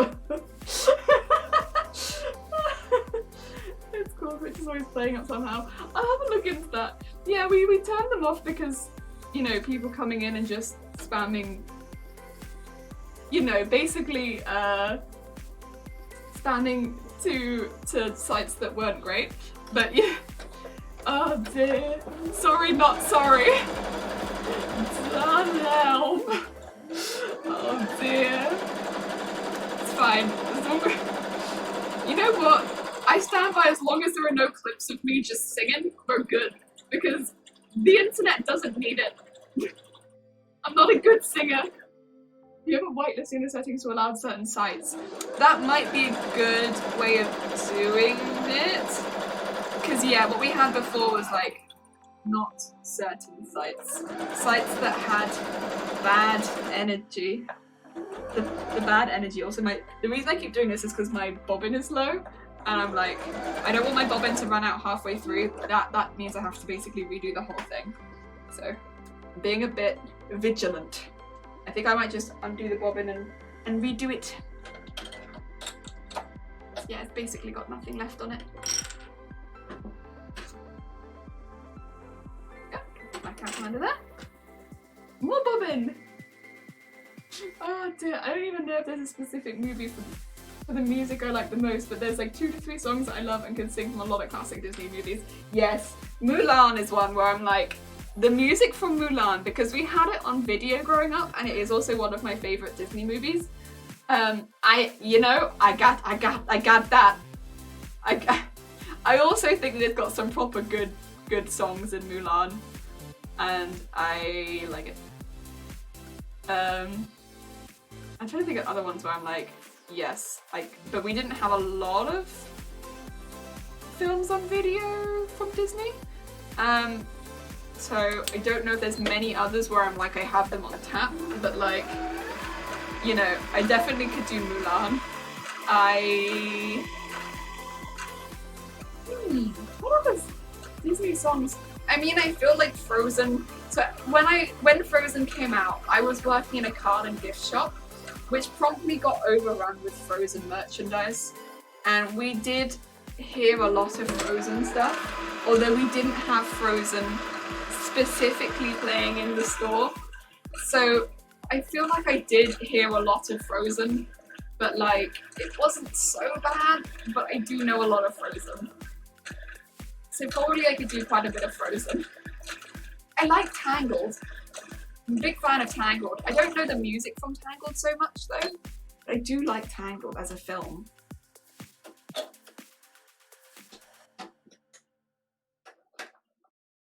Yeah. Like Tangled was a good, yeah, Tangled was a good. I like that one. It was cute. I think of other ones. I like Pixar a lot. I painted random bugs on one of my streams. Oh wait. What other Pixar films are there? This is another of like, I'm trying to have a hard think of like,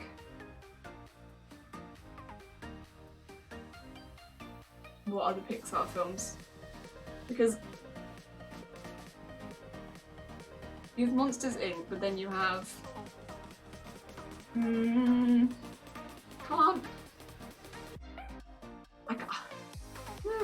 what Pixar films did I watch growing up? I can't think of any.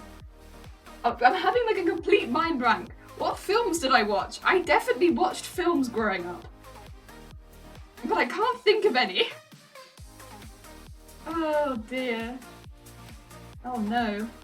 Are these not with like songs in them? You haven't seen Tangled either. Tangled is a cutie film. It's a cute film. Oh dear. We had like The Little Mermaid 2 on video. We had that one for sure. Not The Little Mermaid, The Little Mermaid 2. It was okay. I wasn't super keen on it. It was alright. We watched it because we had it, but it was like not my favourite.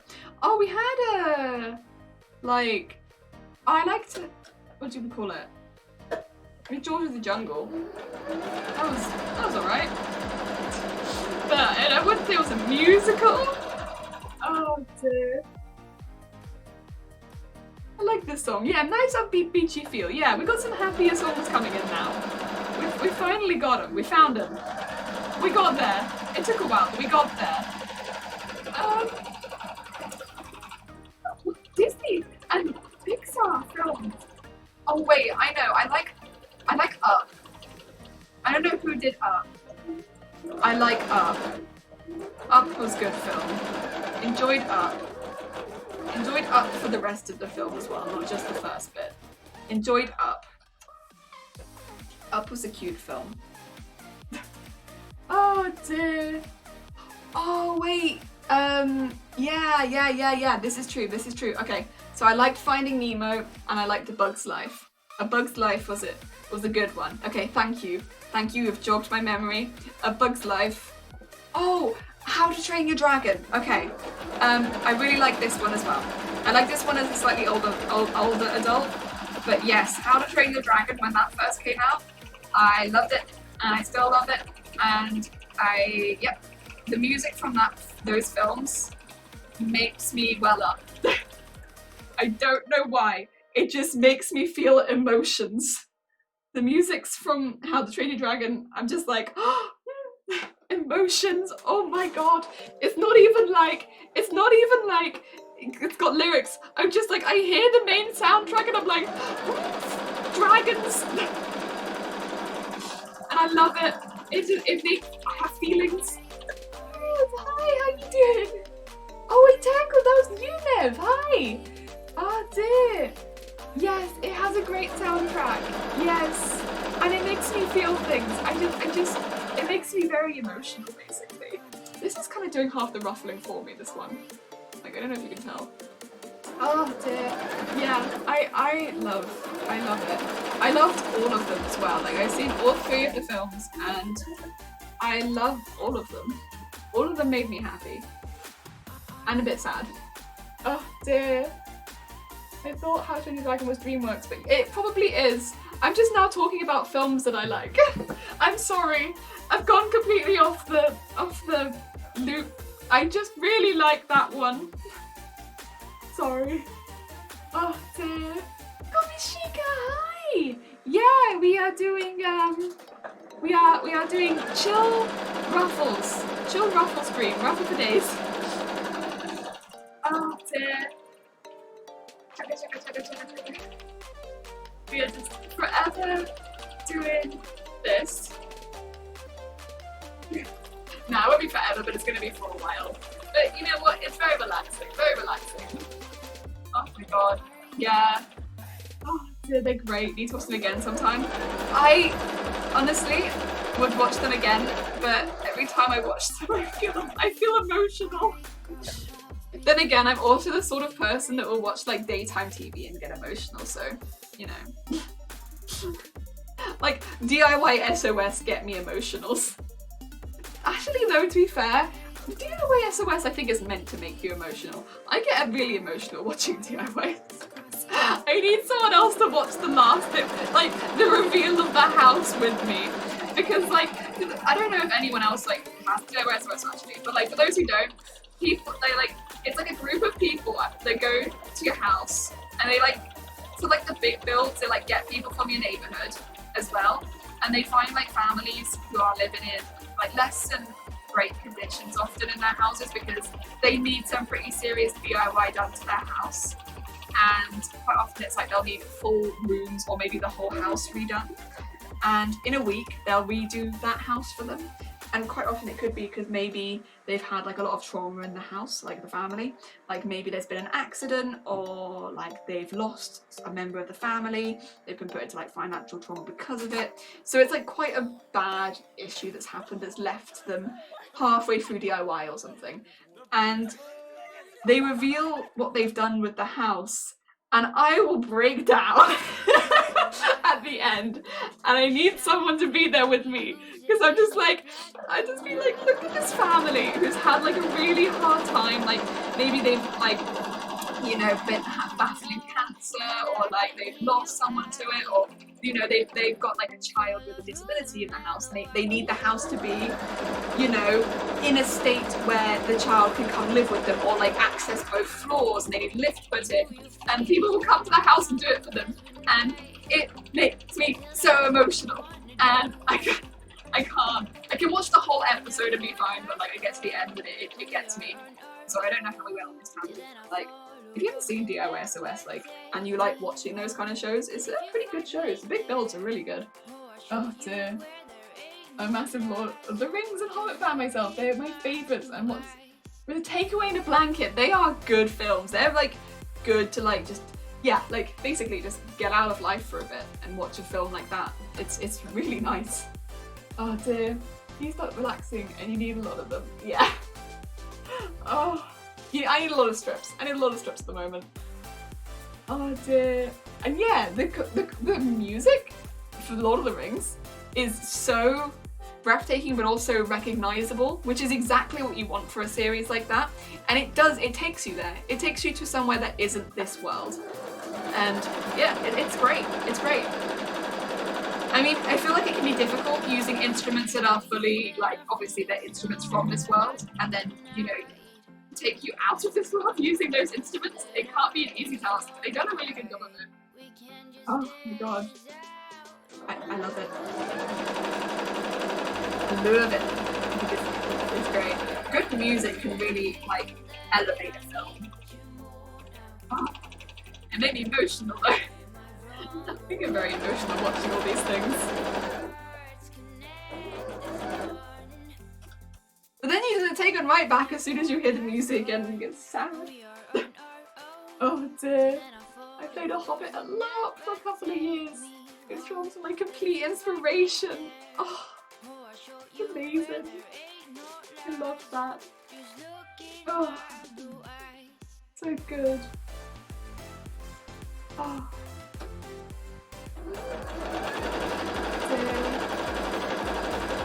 I feel like Lord of the Rings has been an inspiration to so many people though, like so many people, and it's inspired so much creativity. It's great. It's great. I really hope everyone that put all that work into it looks at that and is like genuinely proud because like. Created so much. They've created so much from like everyone who's created things since. I think that's so cool. I think it's so cool. Like all that creativity, all that inspiration that they've given people. So cool. You have to wear hairy little feet. Oh no, hairy little fake feet on top of your shoes to show that you're a hobbit. That sounds heckin' fun. Oh. I would do that. I would wear fake little feet. I don't know how I'd make fake little feet, but I would wear fake little feet for sure. I maybe wouldn't I wouldn't wear them around a con floor though, because I think I'd want something a little sturdier than fake feet around a con floor, because people stand on your foot by accident a lot, and I think if I was wearing fake feet, my feet might not be as protected as I want. Currently I play a dwarf, so I have to wear a massive fake beard. Oh, yes. Maybe I would want to play a dwarf then, because I've always fancied myself a massive fake beard and like really big hair as well to go with it. Oh, that'd be really cool. I think I'd enjoy that, and then I could layer up a lot as well. And you know what? Like, I'm not super tall. I feel like I could do that. Could be like a Lord of the Rings dwarf.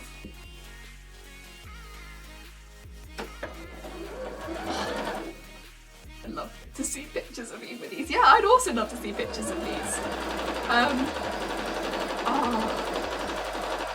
Wait a minute. Man, give me 2 seconds. Because you can't post images in the chat at the moment, but give me 2 seconds because we can fix that. I go now.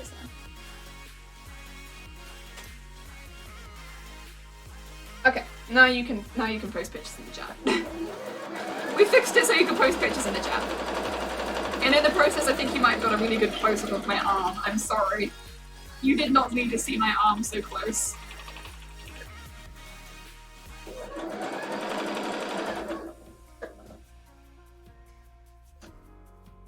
We fixed it. You can post pictures in the chat now. Although you might need to refresh the page sometimes with these things if it doesn't appear next to your name.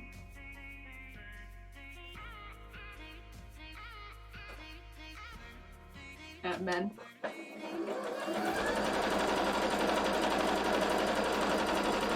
Because it'd be like that sometimes, but it do. Want to sleep post smooth food. Flex cam. Did I? Oh no, I didn't, did I? No! I'm not even trying to flex right now. There are times when I try to flex. That was not one of those times. Oh, that'd be funny though. Have a cam for specifically flexing. Oh dear. Ah, long link! It's okay, they be like that sometimes.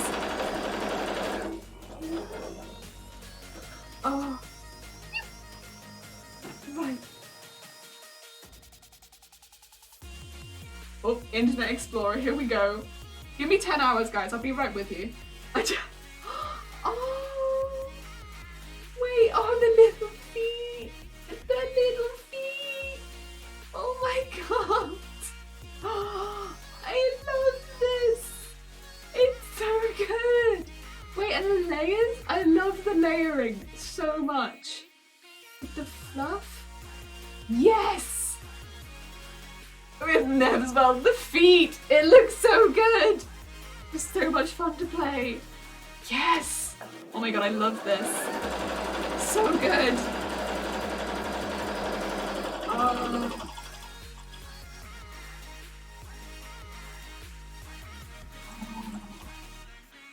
I did wonder how the feet would work, and that kind of makes a lot of sense actually. Yeah, the feet over the boots. Yeah, that makes sense because then you would still be protected. Because actually, yeah, you would still want the feet protection, especially in love. Oh dear. I've missed all the jelly flexes. You've not. I don't think anyone wants jelly flexes. This is the dwarf. Not out of the woods, unfortunately, because all the events were cancelled. Yeah, I feel that. Like, it's difficult to get like a lot of the poses that you want right now. The beard! Yes! That is exactly what you want from a beard. It's so good! With the plaits in it as well. Oh, it's so cool! I love it. I mean, the rest of the outfit as well is absolutely incredible. I love all the detailing on it, but like, the beard though. The beard though. Oh, so cool! Oh, her name is, oh, okay!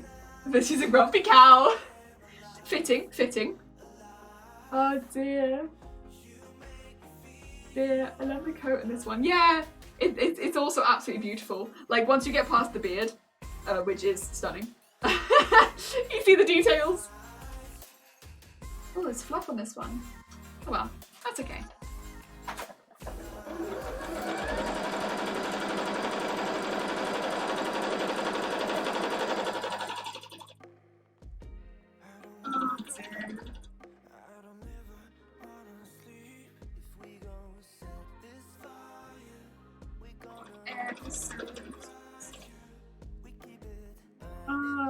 It's like a thin robe I brought from Natural East for like 20 quid. Such a good find. I made them from Etsy, but she doesn't make them anymore. Oh, there. I feel like it, you know, it probably take quite a bit of time to make, but it looks like it's made from wool.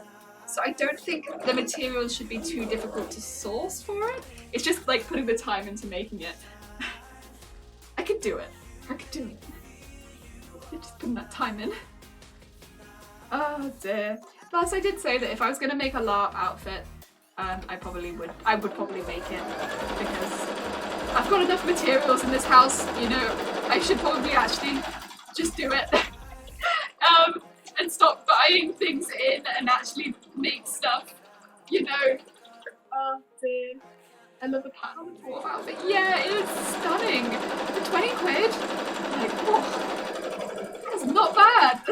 It's very accessible. Oh dear.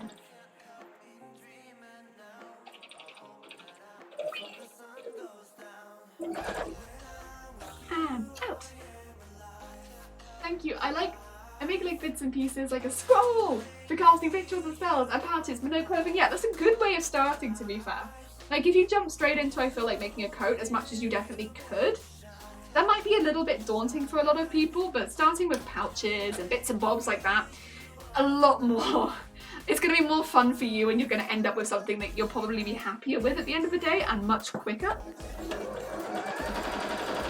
Oh dear. Yeah, that's still super useful.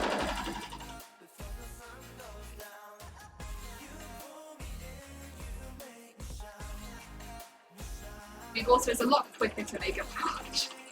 It's a lot less time commitment.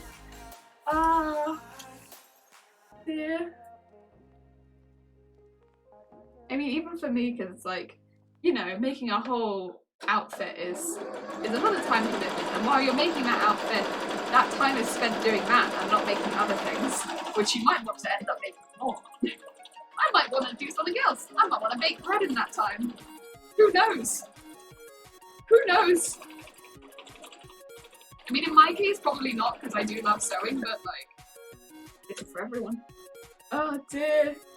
Yeah, it's easy to just start again too, because you've likely got more material left over, which is absolutely true. Whereas when you get to bigger pieces, it gets expensive to start over. It gets real expensive. Especially if you've painted it, and then you're like, well, gotta get some more paint. Oh dear. Big Elder Turnip, hi, how you doing? Welcome to We Are Sewing So Many Strips today. So many, we've also cut out so many strips. I hope you're having a good day. Oh dear. And then we're gonna pull the wool tight. We're just gonna be pulling the wool tight. Lots of tightening things. You know what? It's a good day because my migraine is going away, and that's a good. That's always a good day. Unexpectedly good day. I don't know what I did to deserve this extra special good day. Oh dear.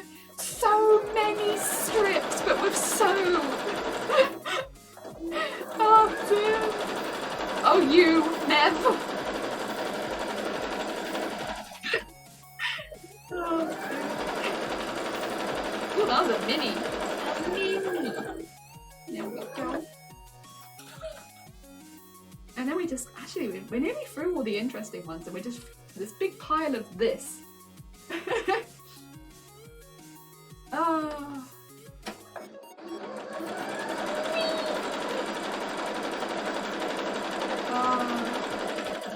We've still got like 1, 2, 3, 4, 5, 6. We've still got like 6 fabrics that will need some strips out of it, but 2 of them we won't be doing as many of.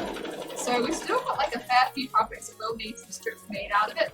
So tomorrow is still probably gonna, not tomorrow, I'm not streaming tomorrow. It'll be Monday then, will be the next day of strips. Will probably still be a strip day, because Friday is bard day. Friday we're doing bard work. Every time I see green it reminds me of this. Green! You're gonna be seeing a lot of green, I'm afraid. It's gonna be green for a while. There'll be very, very many memories. Very many memories happening. I'll be going in a bit. Gonna get myself some food. Food, very important. Must be eating. Can't be going without that. I always try and eat like a lot before stream, so that I can stream for like quite a while and then have a big meal after stream. That tends to be my go-to at this point, because I used to take a break midway through, but then I was like, why don't I just eat before and after, because then it actually matches the same schedule for me as my work day, because my work day I also eat a really, really late lunch, because I don't get a lunch break in the middle. So I was like, well, because I work short shifts. So I was like, I'm just gonna match it. And it's kind of been working well. I feel like I'm on more of a normal schedule, and being on a normal schedule seems to work for me. I think by that I mean not being on a normal schedule really doesn't work for me at all. I get confused, and my stomach gets confused, and we don't know when we're hungry and when we're not hungry anymore. Bad times. Very bad times. Oh dear.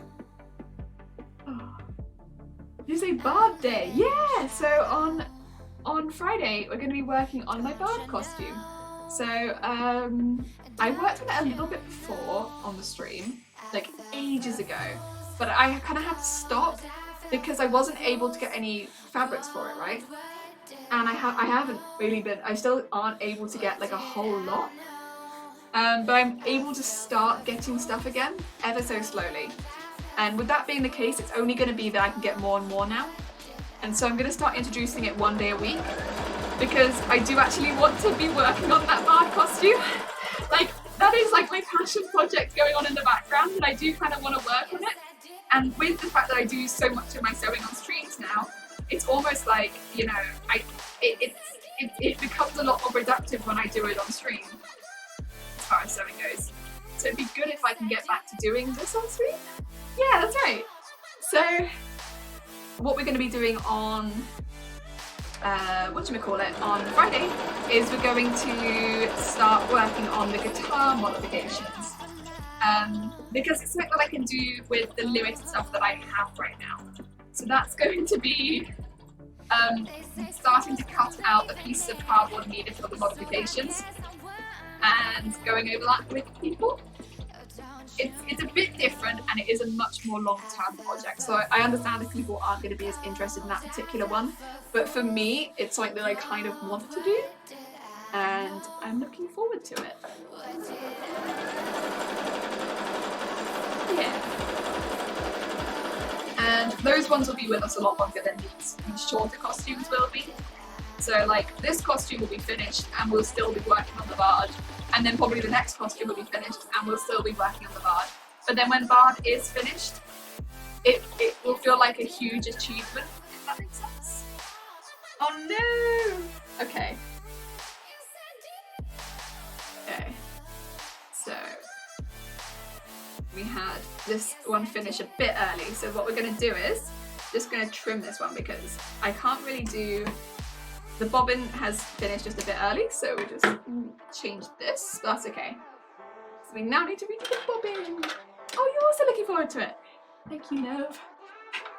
I know. I do not understand it. I completely understand if people aren't as hype about that one because, of course, it's a longer term project and, like, you know, it's different. But yeah.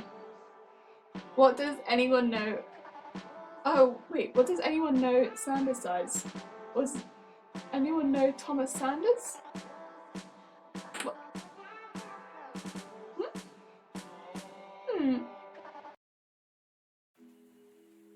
What do you mean, Big Elder Turnip? What is this about? What is this about? I'm not sure. They don't know, I'm afraid. I'm not sure. I am sorry. Oh dear, I'm picking out all my flannel. I'm gonna try and bleach dye. Ooh! By painting on with doilies and stencils, two are a size that is a size that is way smaller than mine. So I'm gonna try and mix and match and sew together in panels and pieces. Ooh! I remember you telling me about that, and like, because you showed me an artist that had done some really interesting stuff with it. Is it kind of like inspired by that? Because that'd be really cool. Because after seeing some work that was similar, that looked incredible.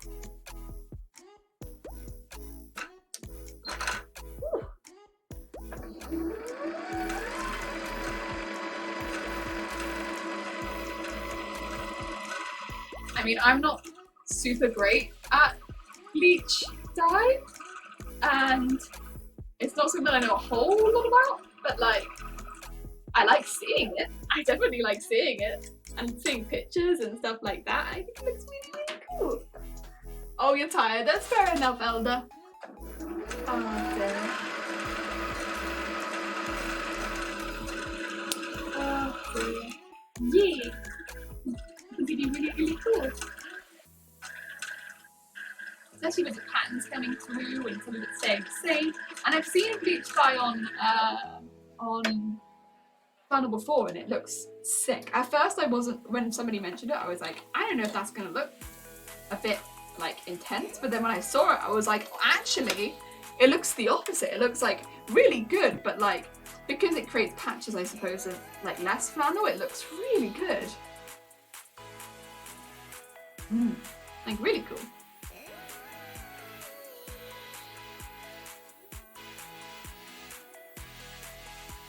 Ooh. Come on, thread the needle. We're not doing it. Nope. Okay. Trim it better then, I suppose. There we go.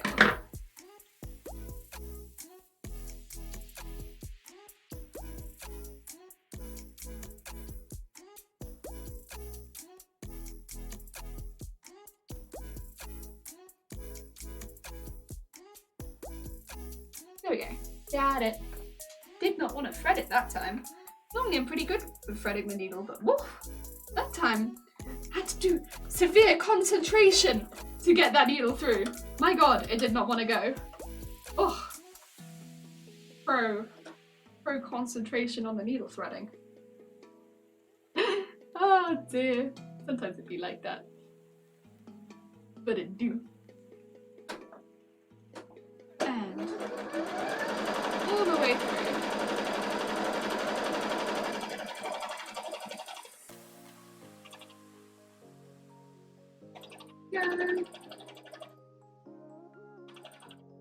It is a really nice soft fabric though. I know I said this earlier, but like, it's just really kind of a joy to sew with fabrics that are so soft on the hands. Like, it is just kind of like sewing with a nice soft velvet, and it's like, oh, lovely. Oh, you had a terrible nightmare last night. I'm sorry to hear about that, Elder. I've been having a lot of like weird dreams recently. I wouldn't necessarily say they were nightmares, so it's probably not quite so bad as that. But like, restless sleep. Which probably why I ended up having a migraine last night, because my sleep is so restless. I wonder if there's something in the air at the moment. Nightmare air. Oh dear. Yeah, definitely similar to his. I know he uses brushes. Oh, okay. Paint. And I did a test run with a brush on the shirt before, and I've made a shirt with a fake leaf stencil before. Ooh. I like that. That's really cool.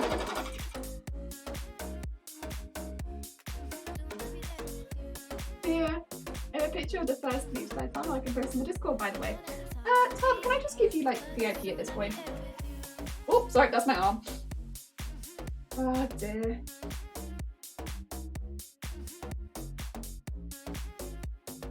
Yeah. Because I feel like your hair often enough at this point. This is easier. Sorry, get ready for arm cam, everyone. There is arm. There is just a massive arm. Here it is. My arm is in fact the buffest arm that you have ever did see. This is not true, by the way. I have noodle arm. The arm of a noodle. I would like my arm to be stronger, but in fact my arm is a noodle. And it doesn't have a good use except for guiding, you know, fabric with the machine. Oh dear. Ooh, not in the bucket. Out of the bucket. Ooh, also, welcome back, men. We are actually pretty close to being through this pile at this point. Like, pretty damn close to being through this pile. I'm hoping we get through it on this bobbin. If not, I'm just gonna go to the bobbin. It's either gonna be until we're through this pile or until the bobbin runs out. Because I don't really fancy rethreading the bobbin again. That's me being lazy.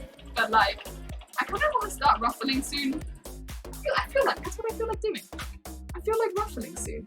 And you know what? If that's what I feel like doing, that's what I'm gonna do. That's what a chill stream's about. Oh dear. Oh, we did link it. Hey, yeah, go for it. Sorry. You know what? I'm just kind of in the. I feel like this is what the best thing to do is just go for it. I mean, the thing is, the reason we turned links off was to stop people just jumping in and posting loads of links. But like, Terp, you're fine. We trust Terp. Oh dear. Especially to like websites that might have, you know, bad things in them, such as the virus pizzas or I don't know, porn. Stuff like that. Oh dear. Anything like that, basically.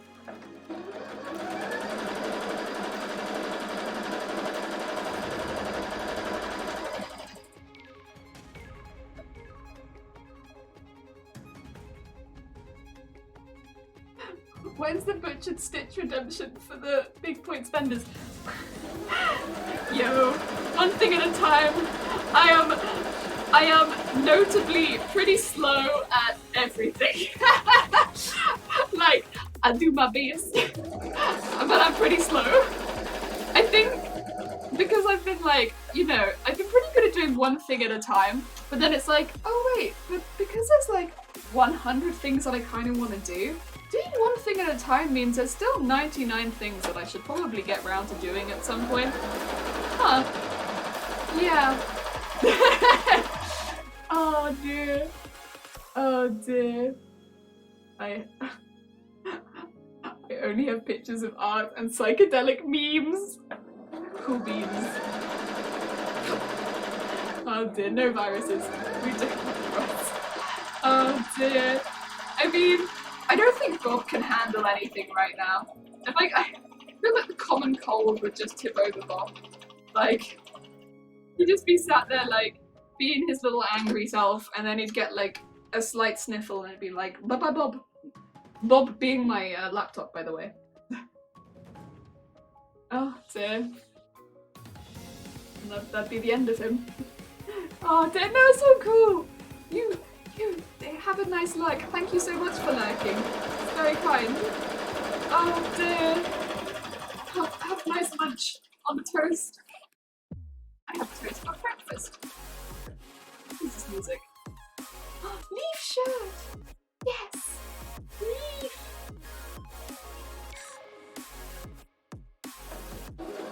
Have a look at this. While it's loading on Internet Explorer indefinitely. And Bob just sits there being an angry Bob. I can hear you over my machine. Oh, it wants me to log into Discord. Okay, I will have to do this later because there is no way Bob's gonna let me do this on Internet Explorer. I will do that. I will do that in a little bit if that is okay. Terp, I am sorry. Unfortunately, Bob is just there like, the longer you sit in Internet Explorer, the more I will whir. Alright, Bob. See how it is. I see that it be like this, but it do. Oh dear.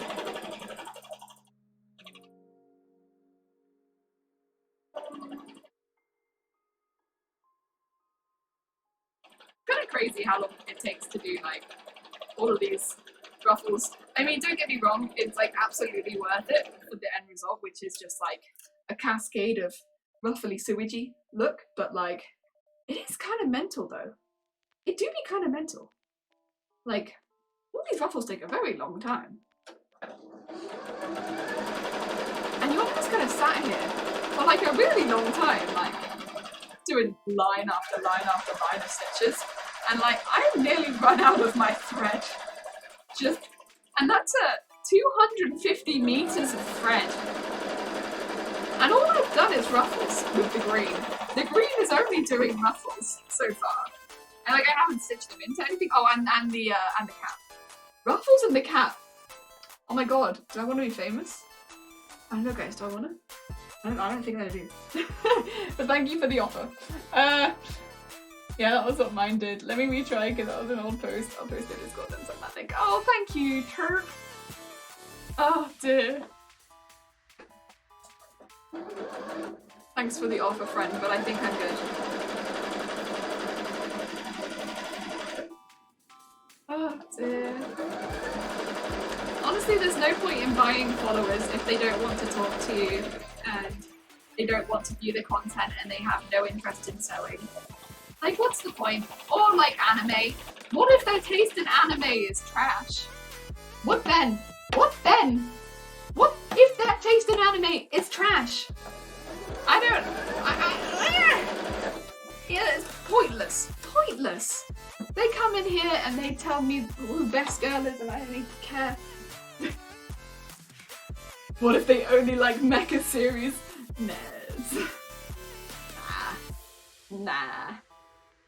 I think that wouldn't be that's fine. They can come in and they can only like mecha as long as like it's more like what if they come in and they can't even hold up a debate on best girl? What then? What if they come in, we disagree and they're like, oh okay. No! No! I need to know why you honestly think that Rem is best girl. This is what I need. Tell me her good points, and I will tell you why you are wrong. And that in fact Amelia is best girl because her name is Amelia, and my name is Amelia. And thus, we have found best girl. And this is what I need. And I don't think if I buy followers, that's gonna do that for me. Oh dear. I don't really bother blocking them because, you know, they'll just use a different account and come back. But dear. Huzzah! Ooh, a link. Okay, there you go. Based in anime is trash. Whoa! Oh, okay, that is sick. That is absolutely dope. I love it. I love it. It looks amazing. Yeah, the flannel just looks like, I love what it does to it. I love how different it looks. Like, see, this is what the thing, like, I really didn't expect that it would have that effect on it, but it does look so cool. Oh dear. Mimi from Digimon is best girl. And here's the thing, I used to shorten my name from Amelia to Mimi, so I'm kind of counting Mimi as part of the bunch. And yeah, Mimi is best girl. Mimi is in fact best girl. Because, you know, yeah, so yeah, I stand by this. I stand by Mimi because, you know, I shortened my name from Amelia to Mimi for quite a while. And because I couldn't do Millie and I couldn't do Amy because I had two friends called Millie and Amy. And I was like, I want a shorter name. Mimi. Mimi will do. And so yeah, Mimi counts. And yes, I did see the other Amelia and I actually really liked the design. I thought that it was a really cool design, actually. I really liked it. So yeah, she can be added to the group of Amelias / kind of Amelias. Amelia-ish names. Because I am an Amelia and this is an Amelia and I'm still counting Amelia as best girl. And Mimi is also best girl, but you know, yeah. So, yeah. Oh dear. My reasoning is flawless. But this is what I mean. If I buy those followers, I can't have this kind of discussion with them. I don't really see them adding that much to the channel because I don't even have followers turned on. I don't know how many people are here. I don't know. Oh dear. So it's like, what's the point? What's the point? They don't talk to me about best girl. They don't probably even know who Mimi from Digimon is! Or Amelia from ReZero. So what's the point? What's the point? Oh, my nightmare was about something and killing. Oh no! That does sound kind of scary. Like, it sucks as well, like, if you can remember some of it, but then you can't remember all of it, because there's always this fear that it's going to creep up on you later and you're going to suddenly remember it and be like, no! This is not what I wanted to remember. Oh dear. Mimi is a perfect nickname. Yeah, see, I really liked the nickname Mimi, so I was like, you know what, it works. So I can't be Amy and I can't be Millie, which I think are normally the more common nicknames. It was either that or, actually to be fair, or Leah, because like, if you have a kid and they can't say Amelia, normally Leah is kind of the way to go. Because it's kind of the back half of the name, isn't it? So Leah was kind of like the way to go for like a lot of the kids that maybe knew me. But Mimi was kind of the actual like given nickname when I was younger. And I had even up to like university, there were people that called me Mimi. Yeah. I liked it. Now it's mainly like Amelia and occasionally here Jelly. I like Jelly. Oh dear.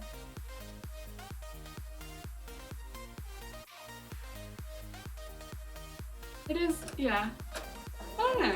I think it's a good one.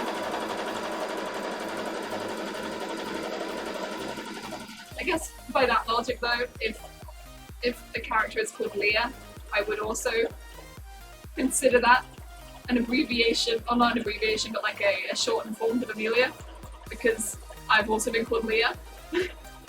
I mean, yes, mainly by children, but like, you know, I would count it. Mimi and Leah would be the other two names that I would go by. Like if somebody said like Leah, I'd be like, yeah. So, you know what? And same with Mimi.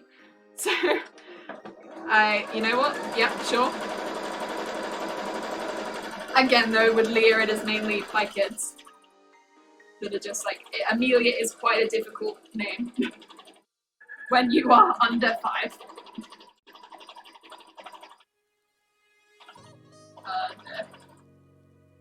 Yeah. There's only one more left. One more left. Yes, final strip for the day, and then we can go to raffling. My god. I feel like that was a perfect amount though, because I feel like after this point I would have just been like, I am done with sewing these strips. These strips have taken a while.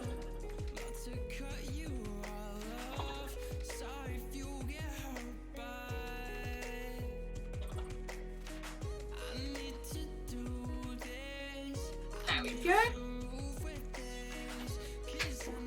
Put this over here. And yeah, but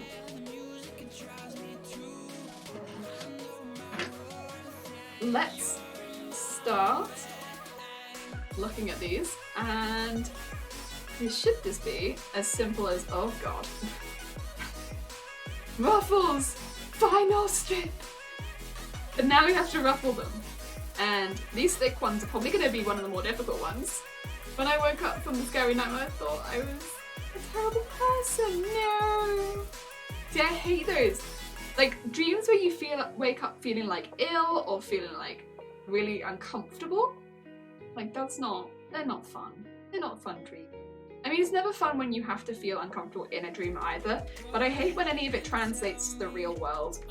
Like, that's not great. I mean, if you can have a fun dream and have that translate to the real world, that's okay. But like, it's not fun when like those negative feelings come with you. Like, that's not great. That's a very vivid dream. Like, normally, I used to have a lot of very, very vivid dreams. More recently, not so many, which has been good. But the last week, I've had a lot of very, very vivid dreams. Not necessarily really negative ones, which has been good. Just like very vivid dreams in general, which has been odd. Which again, I haven't had for quite a while. Which again might be why I've been having a couple more migraines. Or vice versa, I've been having more migraines as a result. I've been having more vivid dreams as a result of the fact that I've had more migraines. Could go either way, but yeah, not fun. And I mean, it feels like you're tired more the day as well. I feel like because you haven't had such a good night's sleep, which is not great if you have things to do, like, you know, just people things to do, like work and do stuff. Like, I don't know, it's not great.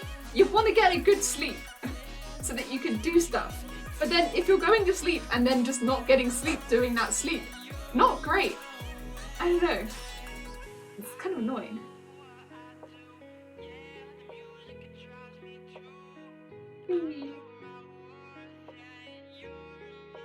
Get that cute little Ruffle. Look at the cute Ruffle. Oh my god. Ruffles. I have lucid dreams sometimes where you know you're in a dream and you can try to control what happens. I really rarely lucid dream. I have had them. Like, I have maybe like 4 or 5 times in my life. So really rare. Don't get me wrong, every time I've had a lucid dream, I'm like, immediately I want to fly. And it's been great. I've had a lovely lucid dream. But like, it's really, really uncommon for me. Like, once every couple years maybe, I'll have a lucid dream and I'll have a great time. But it's like really uncommon, so I don't often get the chance to have one. And whenever I do, I always do the same thing where I'm like, I want to fly. I can lucid dream. Okay, I want to fly. And I want to see my friends. And then I'm like, cool. And it's like, I want to get food. And then I want to go see places. And then I always do the same stuff. Literally every single time. I'm like, wow. Very predictable lucid dreaming. I want to fly. And then I want to go see places with my friends.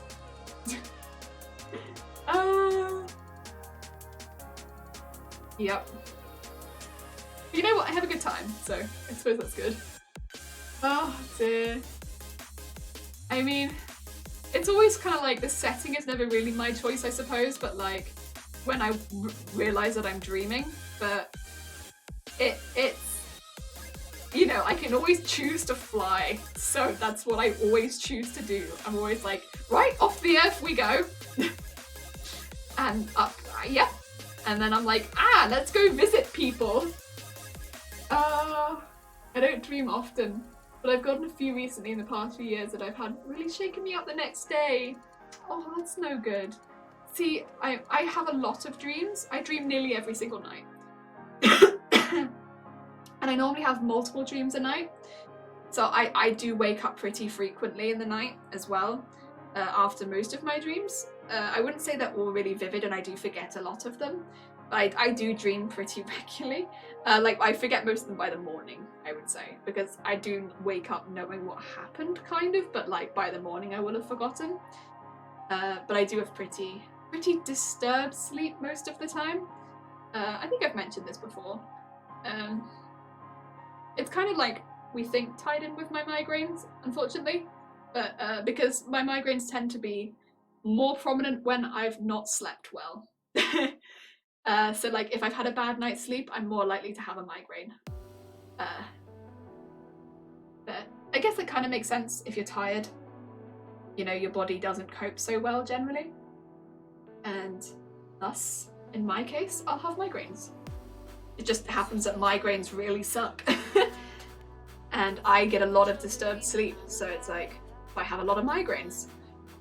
But yeah, I have a lot of dreams. It's just most of them aren't lucid dreams. That's not the kind of dreams that I have. It's just that, and they're also not nightmares. They're just very like, they're just dreams. I wouldn't say they're like good or bad. They just are. Yeah.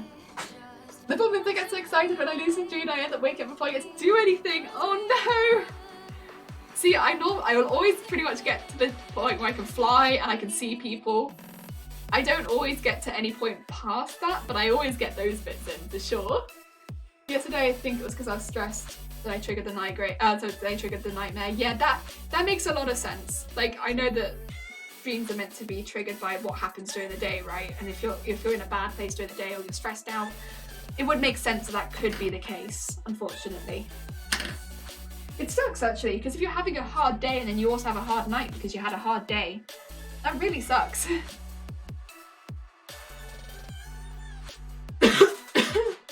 I only have dreams like once a month and they're scary AF. Oh Larissa, no! That's really sucky. If your only experience of dreams are really shit ones, like, excuse my language, that's really awful. Like that's the worst end of the stick to have. Like, because you could have really interesting ones that can really inspire you and be like, oh, that's a really cool thing. Like, you know, I could dream about ways I make my costumes and stuff like that, and it could really inspire me the next day when I'm sewing. So to only have really trashy ones is rubbish. Oh dear. Even if they're good dreams, it's sad because I know they're not real. I think I don't sleep enough to dream. Now, honestly. See, I get a lot of light sleep, and that's, I think, why I sleep. I dream so much because I wake up regularly and such. So it's like it's like a good state to be in to dream and remember them. So that's why I think I have so many dreams, because you know, the state of sleep that I am in so regularly. Not a great state of sleep to be in regularly, unfortunately, but it does leave you open, I suppose, to remembering a lot more dreams than normal. Whereas like other people that maybe go into heavier sleep more might not remember your dreams as much or quicker.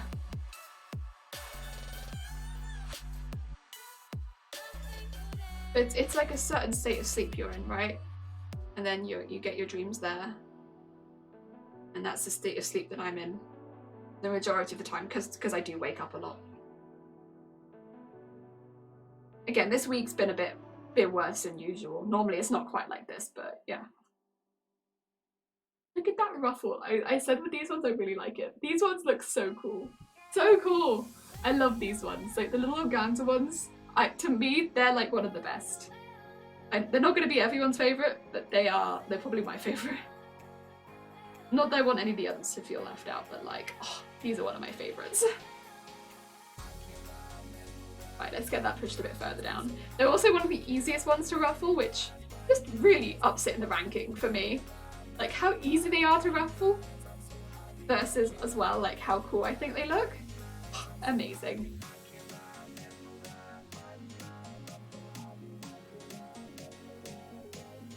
I've got some very cold tea over here, I think. I should probably drink.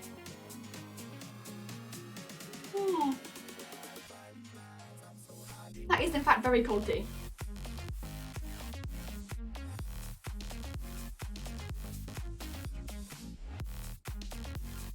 Not very pleasant. Kind of, ugh. Ugh.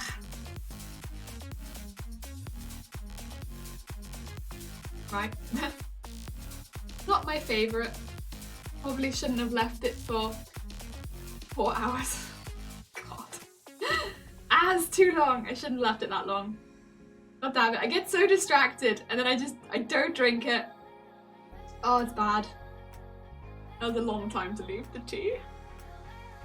Oop. Big oop. Alright, let's go from the other side next. A mug warmer! Oh, that'd be cute. I would, yeah, that maybe I need a mug warmer. I mean, a travel cup would probably still be like not a bad call, to be quite honest. Although I do think I would end up spilling it from that sort of thing. Oh dear.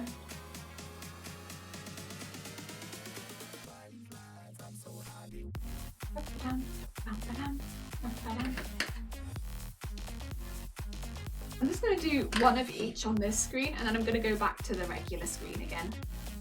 Just want to get like a feel of doing one of each from this screen and then, you know, go back to my regular screen where you can see my face, whether you want to or not. My face will come back. No ice grey tea for you. No. Like Earl Grey, I always drink hot, and I always have. I have a sugar in my Earl Grey. I don't normally drink sugar in my tea, but in my Earl Grey, I do put a sugar in it. I don't know why. I never thought I'd be someone that would take my tea differently, but in my Earl Grey, I'm like, I want sugar in it. It's not sweet. I don't like it. But I do. I put a sugar in my Earl Grey. But I also take my Earl Grey. Yeah, have it no milk, just a little bit of sugar. 1 sugar, please, and then yeah. Also, look at all the floof coming off of it. Can you see it? Can you see like the little hairs? Yes, it's hairy. I love the hairs on this. I just love that this is such a dramatic fabric, basically. Because when you put it next to all the others, it's just like drama. So much drama. And you're just like, oh, okay. Okay, organza, Jesus, chill. Unnecessary, but okay. Fair enough. Whip, whip, whip, whip, whip. Whip, whip, whip, whip. Whip, whip, whip, whip, whip, whip, whip. Oh dear. I should probably take a break today from planning my script. Yeah, if you've been doing it for a long time, breaks are important. Gotta take breaks, and when you will struggle.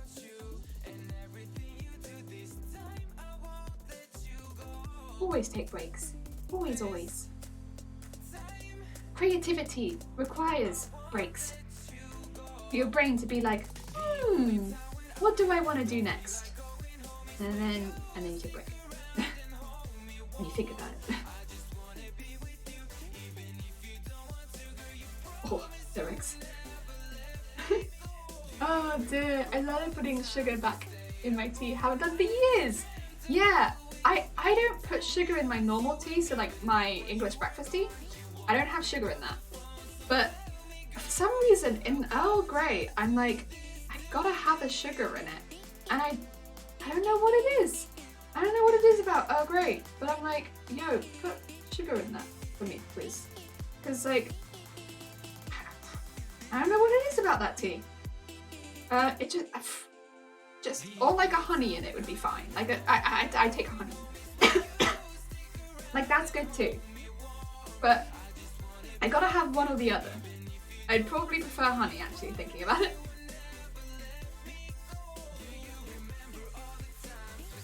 I will flatten this out in a minute, but right now it's kind of all over the place and I'm like, I will get back to flattening this. Here we go. Oh dear. Oh, scripts. Yeah, scripts. Multiples. Oh my god. So many scripts. Oh no. Wait, what are they scripts for? What are you doing as a script? Oh. Ah, okay, so you were the one that said they like singing the electronic parts of the... Yes, I like to sing the printer bits. I am, in fact, a printer! But only if they have good electronic parts. Because I am a high-class printer who only sings the highest class of electronic parts and songs. I have standards. Is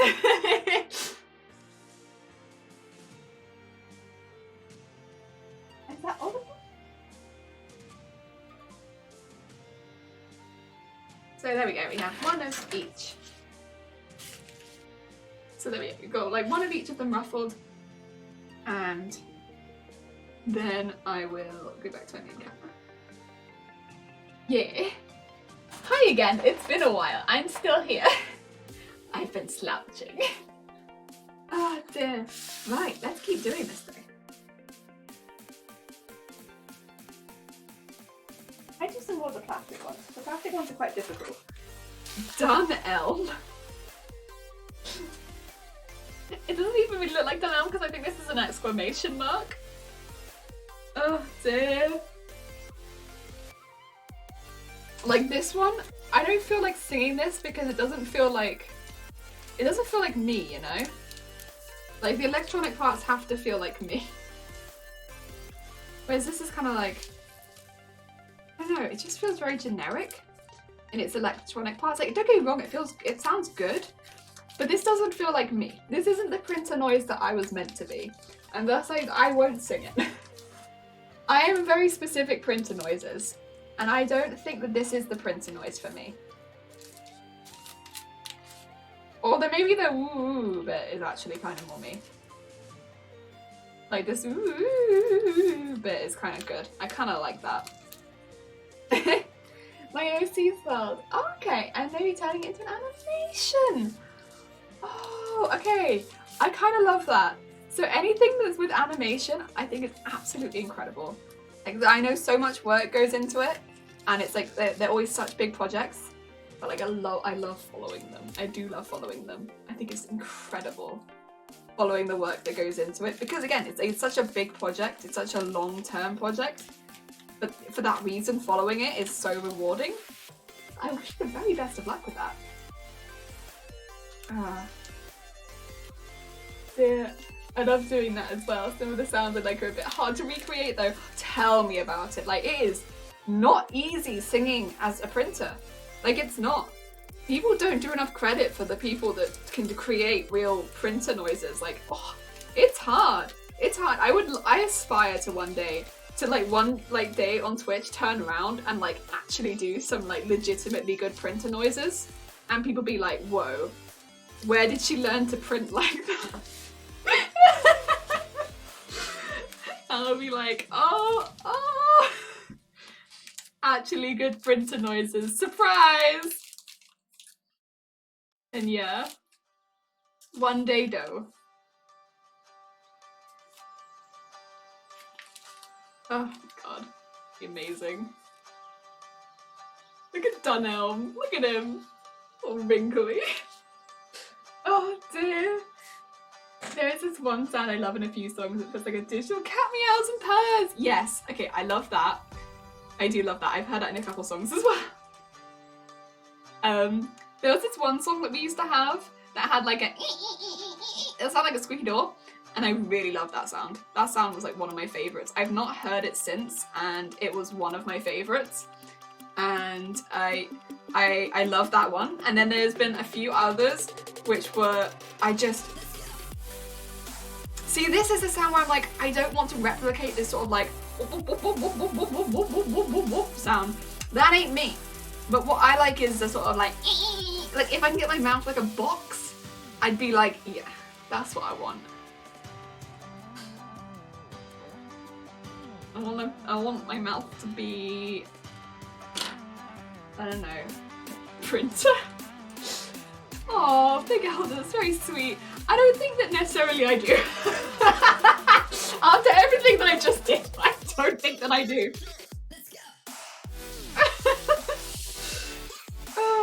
Oh, see, I like the little like, yeah. That's cool. I'd like to be able to do that. Like kind of, yeah. It'd be cute. Oh dear. Any kind of like robot-y noises, that'd be fun.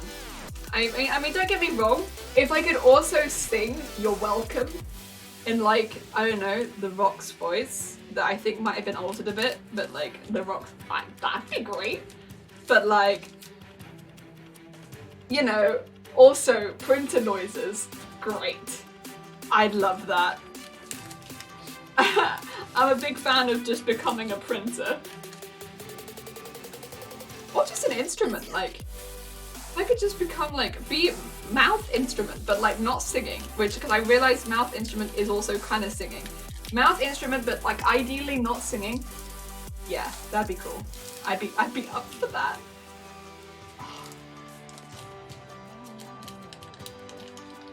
Like that sound in the background would be kind of cool. Like the wow wow wow wow wow wow wow wow wow. That'd be kind of cool. I'd be up for that. I don't know who would hire me. Like, hi, yeah, can I join your band? What part do you play? Well, I don't know what instrument it is, but I can go wow wow wow wow wow wow wow. Wow, wow, wow, wow, wow, wow, wow. And every now and again I'll say, let's go! What instrument is this? I can do that. Oh my god, that'd be sick. I would love that. That'd be amazing. I don't think I would join any band. But if someone took me, I still don't know what part I'd be. Would I be a vocalist or would I be an instrument? I don't think you could refer to me as an instrument, actually. I think that people might think that they would be being rude to me, and I'd be like, no, I am an instrument.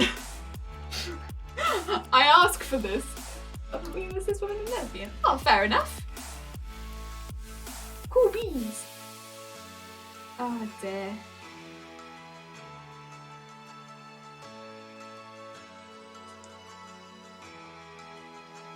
You know, Alba, there was something that I did want to say, actually. I have a character who I had to abandon this D&D campaign, unfortunately, because it runs on weekends, and I can't do it on weekends because I had to go back to work because furlough ended. But up until a couple weeks ago, I had a character called Elder. Their name was Elder Falafel. So as soon as you turned up in chat, I was like, Elder? Have you returned?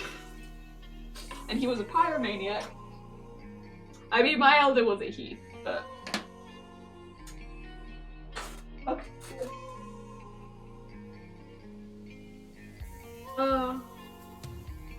I feel like it wasn't that far off. You're Elder Turnip, and my character was Elder Falafel, which is another food.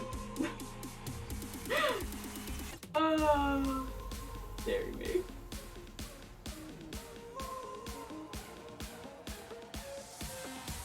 But yeah. Oh, this kind of seems promising. Maybe I should do that at some point. Practice making... Again, like, I'm not keen. We had this program, right, when we were growing up that was like, you could make, so basically take like clips and mesh them together. And it was, I can't remember for the life of me what it was called, but it's basically like, you could take clips from sounds. Oh, thank you, Ben, that's very kind of you. You could take clips from sounds, like, so you could put your own sounds in if you wanted, but it also had a huge library of sounds. And some of them were like dubsteppy, but a lot of them were just like, you know, a drum beat, a guitar sound, and it would like loop and stuff. And you could mesh them together and you could make songs out of them. And I can't remember what it's called, but it was pretty good. And you bought it and it was on a CD and you put the CD into your computer. If that ages it at all, there you go. That was about how long ago this was. So you put it into your computer and you could make music with it, and it was really fun. And like, I remember my dad made some, and like me and my sister and my mum all gave it a go too. And like, you could definitely make some of your own with, like, if you could use a piano built into it, you could put in your music. Like, it wasn't just a piano, it was like all these other instruments as well, but it looked like a piano, and but it was like on the computer screen. And I don't know what this program is. I have no idea. Maybe it was like a MIDI thing, I'm not sure. But it was like really interesting. And I feel like a lot of the samples were so similar to stuff that I hear in music, like just generally like this sort of stuff. And I'm like, I wonder, not that they're made in this program, because they absolutely were not. They're a lot higher quality. All this music is much higher quality. But I'm like, I wonder if I got this program again, if I could make my own samples that are like higher quality, because this was an old program, bear in mind, and record myself making printer noises and remake some of these songs with the same sort of beats and, like, you know, build-ups going down, like, you know, those same sort of patterns to how these songs work, because a lot of them are quite similar, but of course they all have their own flair, different artists, stuff like that. You know, they follow those patterns in the same way like an orchestral piece follows the same like movements. They follow the patterns, but using only vocal pieces, because you could do that. You can put your own bits in, like samples into it, and just stack them up.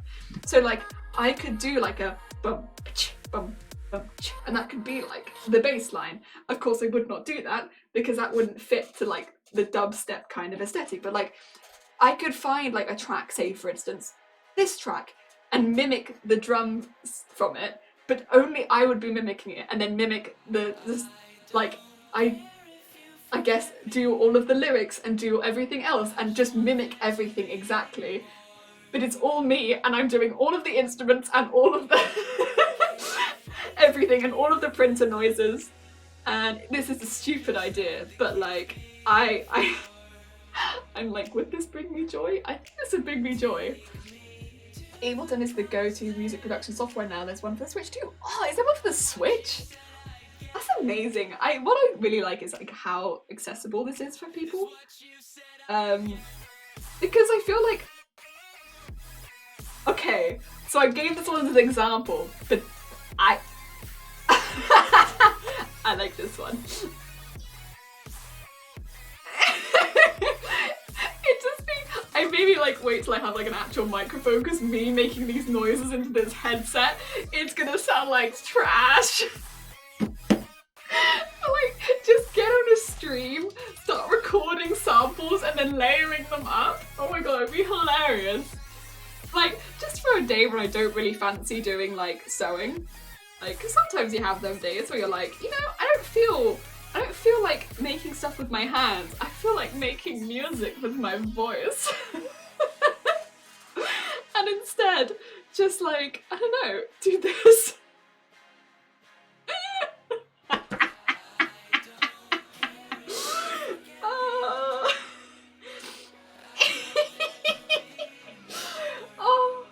The only thing I suppose would be if I'm copying someone else's song. I don't know, because it's a cover, isn't it? It would be a cover. It would be a cover. So I guess it would be fine. fine. It's not like it'd be copyright of me doing that, would it? And like I don't want to get like, I don't want someone to like come for me and like be really angry that I've done this. Like I don't mean, I'm not poking fun at anyone else's music. Like I listen to this because I enjoy it, right? But like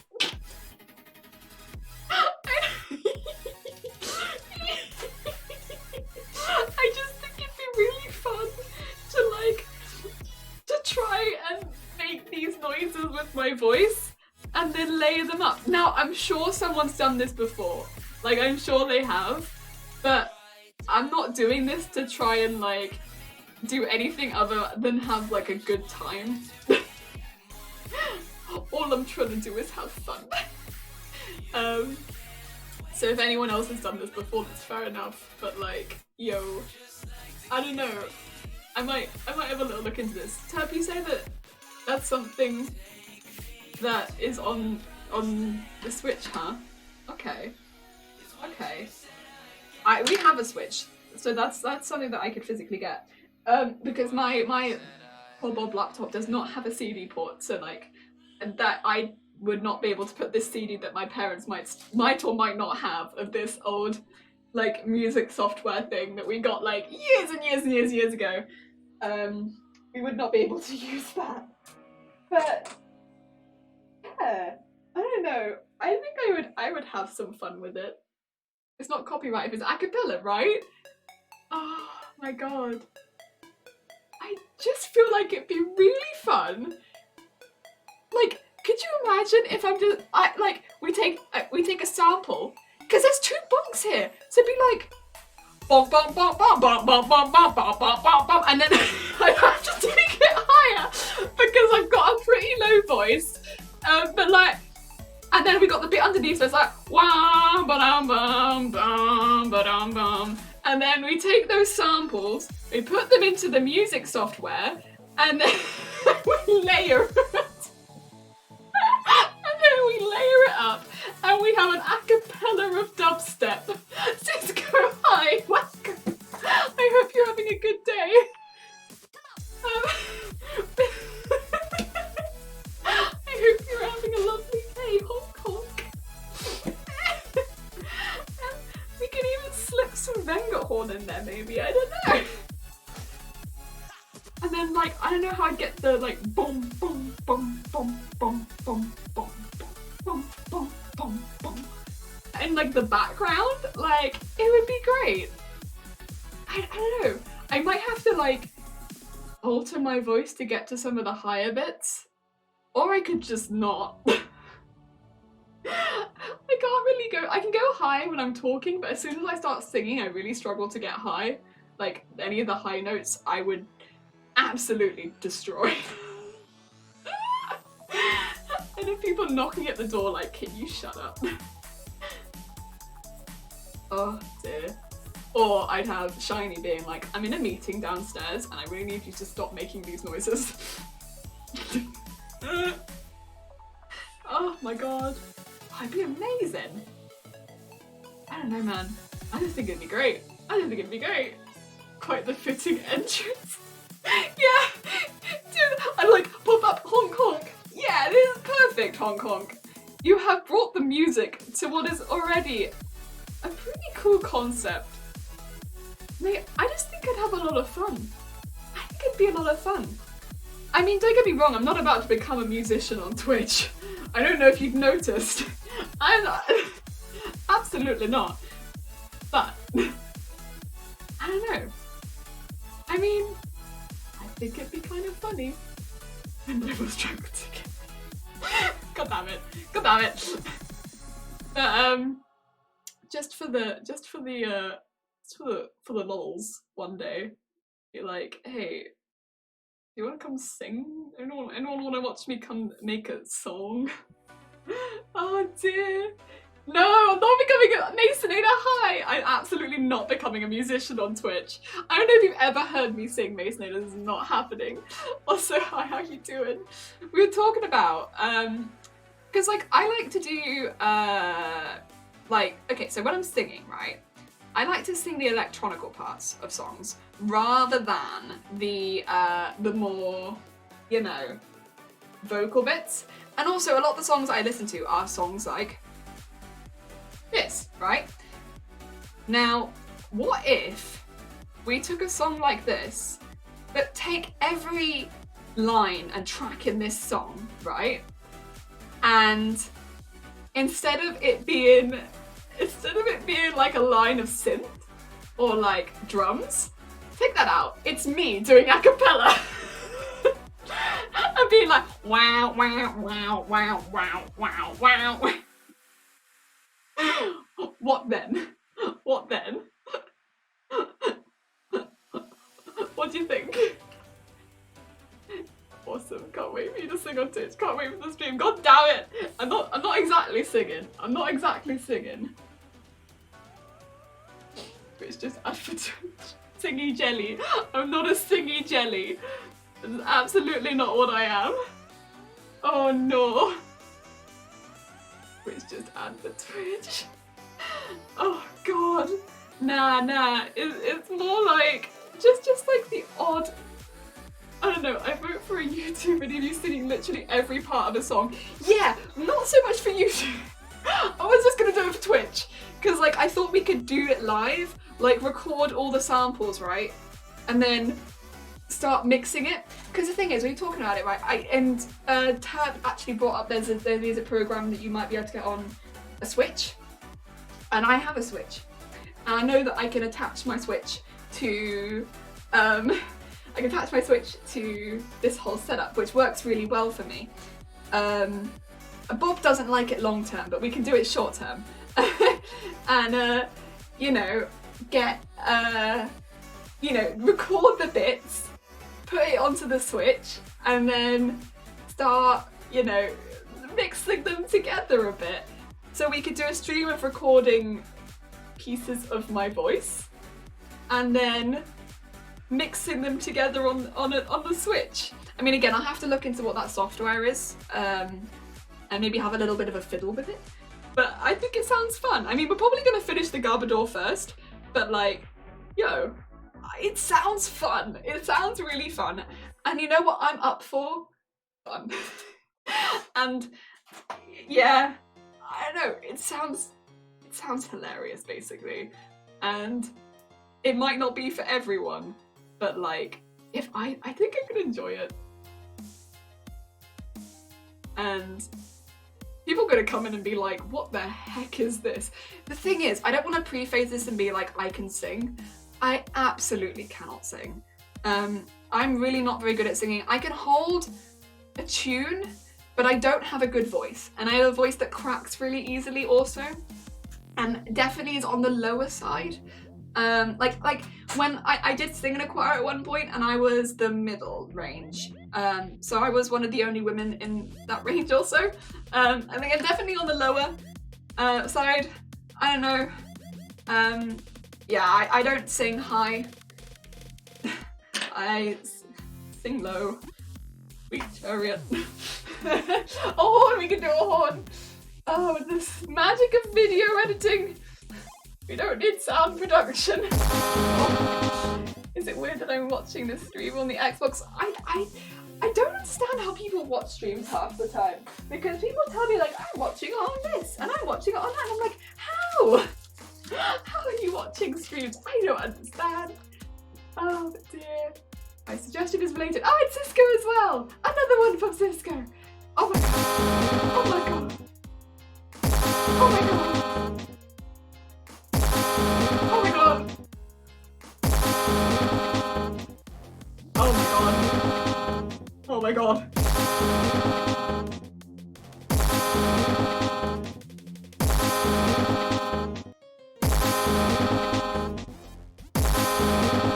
Prepare everyone.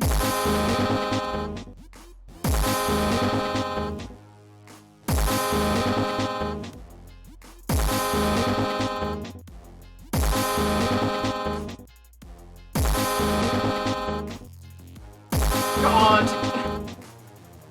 So many horns. Ah!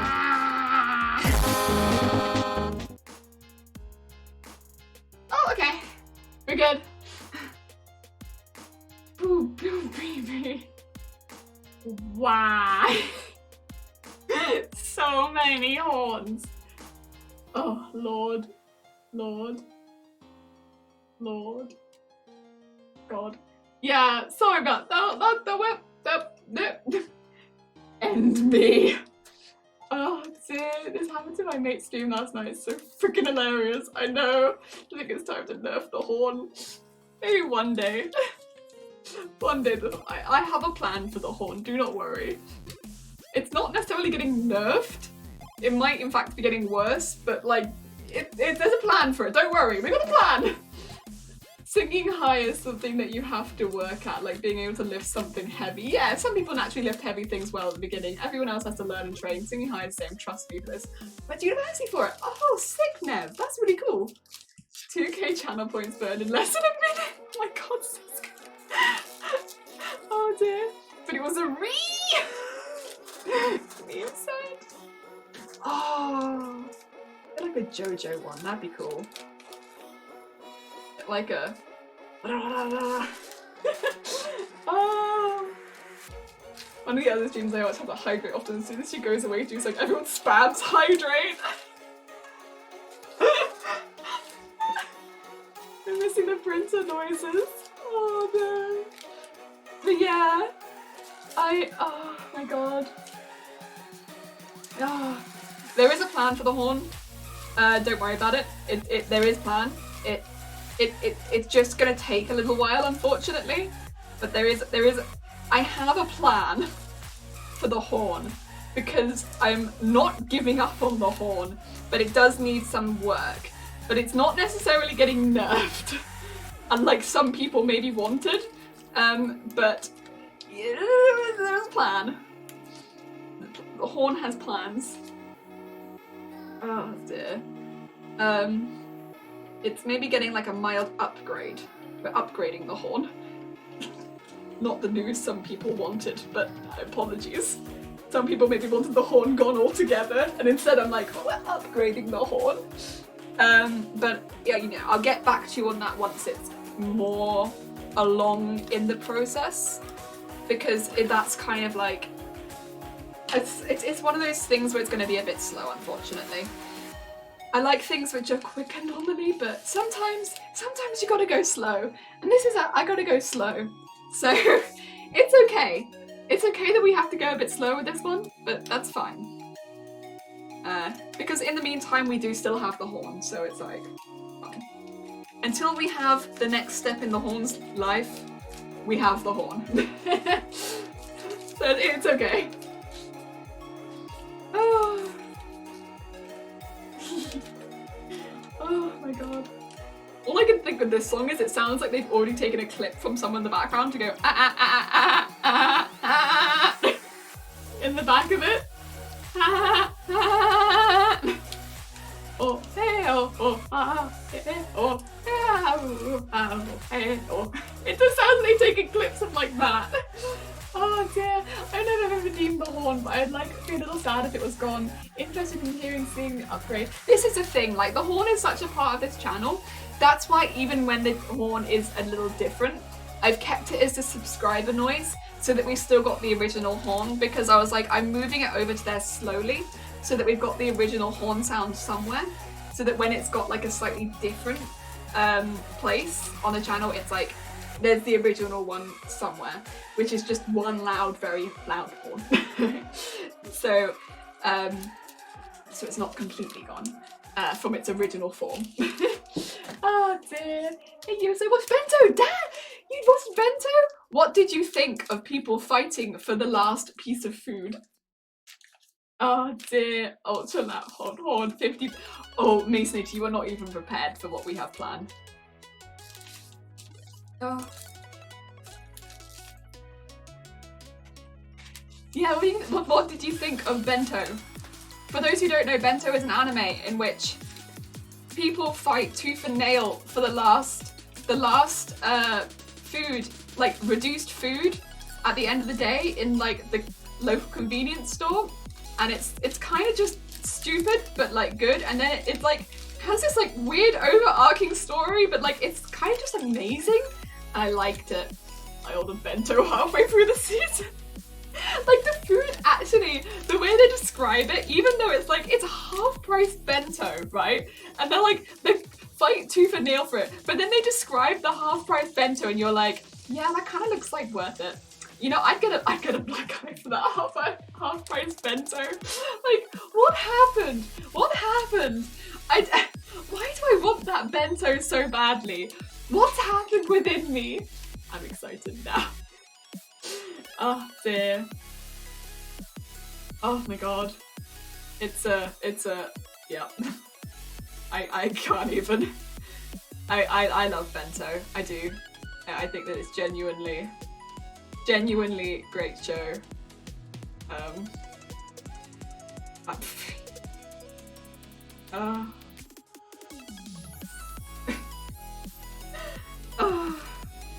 Yeah, I just didn't think I'd ever get a figure from it. That's why it came up yesterday, was because I didn't think I'd ever get a figure from bento. And then it was like, oh, so lucky, so lucky. Bento figure. Oh, but yeah, the food does look good in it, even though it's not like Food Wars where they're like cooking like, you know, Michelin star food, like really, really good food that's meant to taste like the best in the world some of the time. It's not like that. It's just half-priced convenience store food, and yet the description of it, and when it's got like the little stickers on it, you're just like, I kind of want it. I kind of want it. I mean, it's original price, but half price makes it a steal, and it tastes better once you've pounded a few folks down. Yeah, when they're like, but doesn't it taste better now that you've fought half a store worth of people to get that half price bento? Yeah, it does taste better now that I've beaten people up to get the bento. Oh, it's a crazy show, but like, you know, oh, also these are the ones I've done, sorry. I've just been putting them off screen, I'm sorry, I didn't realise I was doing that. You should be able to see the ones I've done. Oh dear. It's a crazy. Food anime is crazy. It's like always depicted so odd for some reason. Like, and Gourmet Girl Graffiti, which we mentioned yesterday, is the same, but like in a completely different direction. It's just like really, like the way that she eats food, it's like, is this a fetish? I don't know. I'm assuming, but like, I'm not sure. I wouldn't like to say. It's like the idea of Black Friday. I got the limited item before everyone. Yeah, but there are like rules, like, you know, the person who puts the stickers on the food, they have to leave. And they know the rules also. So they're like looking back like, all right, everyone, good luck in your fight. And then they leave and they close the door. And then everyone goes mental. And then like, there are the people that don't obey the rules. They've got like specific names because they don't obey the rules of the fight. It's just crazy. It's just like, what are you doing? You obey the rules of the fight. Like, everyone knows that you fight tooth and nail for this food. What are you doing just barging in with your shopping cart? Crazy. Oh dear. I like how the seaweed is coming along though. Thank you. It does kind of look like seaweed, but it's gonna become the bestest of sewage. Rules of suckers. Wolf, hi! How are you doing? Welcome. We have been having a conversation. Like, I can't even tell you, and you actually as well, Daniel. Oh my god, we've had a conversation. What do you think about the idea of if somebody was to get a song, right? Kind of like this, but maybe a bit more dubsteppy, right? Imagine this song, but more dubsteppy. Because this is not a very dubsteppy song. So it's not a very good example. But basically, take this song, and then every layer of like the samples that they've put in this song, take that layer and then record it, but in a voice, in like a human voice, and then layer them back up again, all in the same human voice, and that human voice is mine. And we'll do that on stream maybe, because that sounds really fun. We found out that, so Turp mentioned that there might be a program on the Switch, possibly, that we could have a little look into, and I don't know, it just sounds really fun. And again, I preface this by saying that I can't sing, but I do like making printer noises, and I'm just kind of vibing with this idea. Like, maybe not while we're still working on Garbodor, because Garbodor is going to take quite a lot of work. But I just kind of fancy trying this out. It sounds dumb, but I kind of vibe with it. I kind of vibe with doing something really silly like that every now and again. Why not? Good, munching on my gooey banana. Oh no! To be fair, banana's one of the foods that I like the taste of it, and so I like it in a lot of foods. But the smell of banana, really, I can't stand. Can't stand it at all. Nope for me. Taste is fine. Smell? Oh. Oh dear, doing a musical? Oh, I love musicals. We do love musicals. Wait, can we do a whole musical out of printer music? Oh my god, imagine a musical out of printer musics. Oh my god. Oh. It'd be kind of funny if other people on Twitch did it as well. We could all get together and show each other the stuff we made with our acapella. Oh my god, hilarious.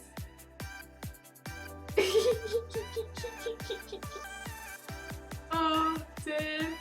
I don't wolf because I think it would probably make me like cringe away a lot, because the smell of banana, it's one of the few like things that I really can't stand. I think we've talked about this before on the stream, but like in like the UK when I was growing up, it's different everywhere. And I remember we definitely had this conversation because we found out it was different everywhere. They used the taste of banana, so like banana flavoring, for medicine. So like if there was a medicine with a strong smell when you were a kid, they might put banana flavoring in it. And because I was at one point they did that for me, and my god, did it put me off bananas. And it sucks because I actually like bananas. I actually like them, but the smell of banana just puts me off anything. And like I like banana bread, I like banana chips, I like anything. I do like banana, but like the smell of banana, oh, I won't be hungry for hours. I won't be hungry for hours. Like it really puts me off everything. So if I like smell an actual banana, I'm like, I'm done. That's me out, I'm afraid. I'm not hungry. Someday, when I got a decent oven, I'm gonna start making my own banana chips. Oh yeah, I love banana chips, but like I don't think I could ever make them because the smell of banana gets me so badly. Like I wouldn't be able to eat them the same day or anything because like I'd be feeling too ill. Oh, but yeah, I remember when you talked about this because they're like somewhere else it's cherry or something like that, and I was like, whoa, that sucks because cherry is such a commonly used flavouring in sweets, whereas banana does, I feel a bit less used over here, whereas cherry is pretty common. Oh dear. Yeah. Printer the musical. Yeah, Printer the musical would be amazing. Oh my god, I'd love that. I'd audition. It's like, yes, please cast me as Printer. I would be amazing Printer. I will be Printer any day. Oh dear, Blue Men Group at Cosplay is using their tools. Amazing. I think I did that bit here when I was a kid. Yeah, it sucks. Because I honestly would rather just have tasted the medicine and been put off the medicine than put off bananas for the rest of my life. Gonna get going. Thanks for the awesome afternoon. Take care. Men, thank you so much for hanging around. It was lovely speaking with you. I hope you enjoy the rest of your day, and thank you for showing us those awesome outfits. They were incredible. I love them, especially the beard, even though the rest of the outfit was amazing as well, and the feet.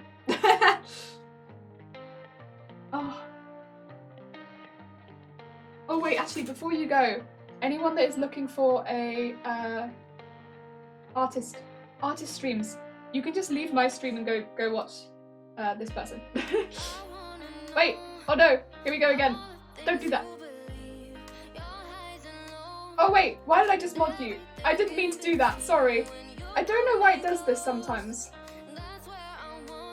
Sorry, I didn't mean to do that. I just wanted to shout you out. God damn it. Apologies, I'm not very good at using my computer. Oh dear, how did I do that? Wait a minute. Is that how you can do it from here? you imagine? Wait, how did that? I just wanted to shout you out. I'm sorry. When you accidentally mod someone, I didn't want to give you all that responsibility so suddenly. Like, you joined the channel, suddenly mod. My god, that would be intense. But no, if you were looking for an artist, and you could just leave this channel because there is an incredible artist there. Also, I don't think I've shouted out Terp. Wait, give me a second. I want to shout out Terp. You have a lot of very talented people in this chat. Yeah, I'm really sorry for modding you there. I did not mean to. Apologies. I don't mean to suddenly just drop loads of responsibility on people. That's not what I want to do. I'm just not very good at using my laptop. Oh dear. And I sometimes click names by accident. We have another artist here who is Terp. And they are also very, very talented. Oh, thank you. I'm sorry. It's me and my massive hands. Massive hands. Oh, dear. Deary me. Hi, how are you doing? Welcome. You have joined at the Ruffle stage, which actually means that I have done a pretty good job at titling this because finally we have got to the ruffling stage. Ruffles4Days. Oh dear. Oh, of course, because Jason gifted some subs yesterday. Very, very, very kindly. I think he must have, yeah. Oh dear. Shout out everyone. You know, if you're an artist and you pop in this channel, honestly, people could just leave and go look at the artists because, yo, I'm here making sewage. Like, I realise this is definitely not for everyone. Like, not everyone is going to want to stop by and watch sewage in creation. But, like, here he is. Oh, dear. Yeah. I hope that you enjoy the emotes. Of course, anyone who's been gifted a sub, please don't feel like, by any means, that you need to, like, enjoy your month with the emotes after that. You can get the emotes again just by watching the channel, so don't feel like you have to renew the subscription by any means. Like, it's like, you can just get the emotes. That's the only thing that you get by subscribing is the emotes, and you can get the emotes just by watching, so please do not feel like you have to continue with it. It's fine. You get, and the emotes are the only thing you get by subscribing, so you know you can get them just by watching.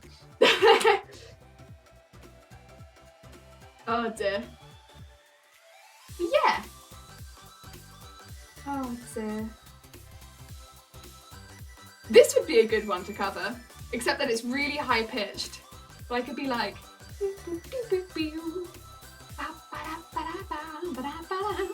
Oh god, that's very high. Songs to cover.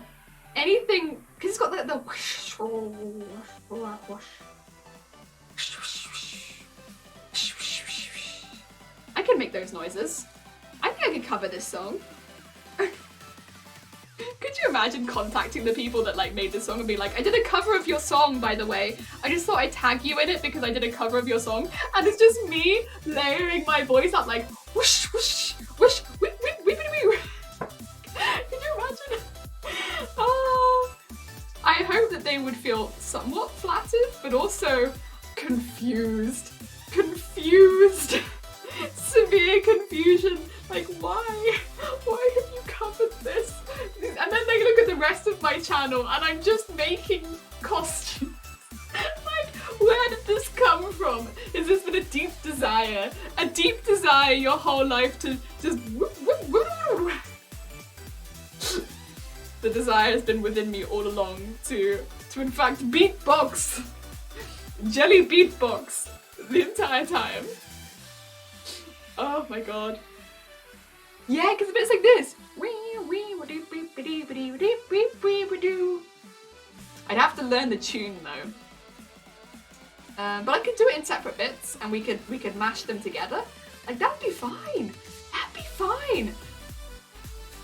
I could like layer several jellies together to get that like depth of sound. Oh, this would be a really good one. And it's got like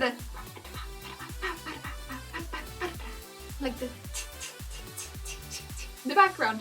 Yeah, I could do that. I could do that. Yeah, I feel like this is a good one.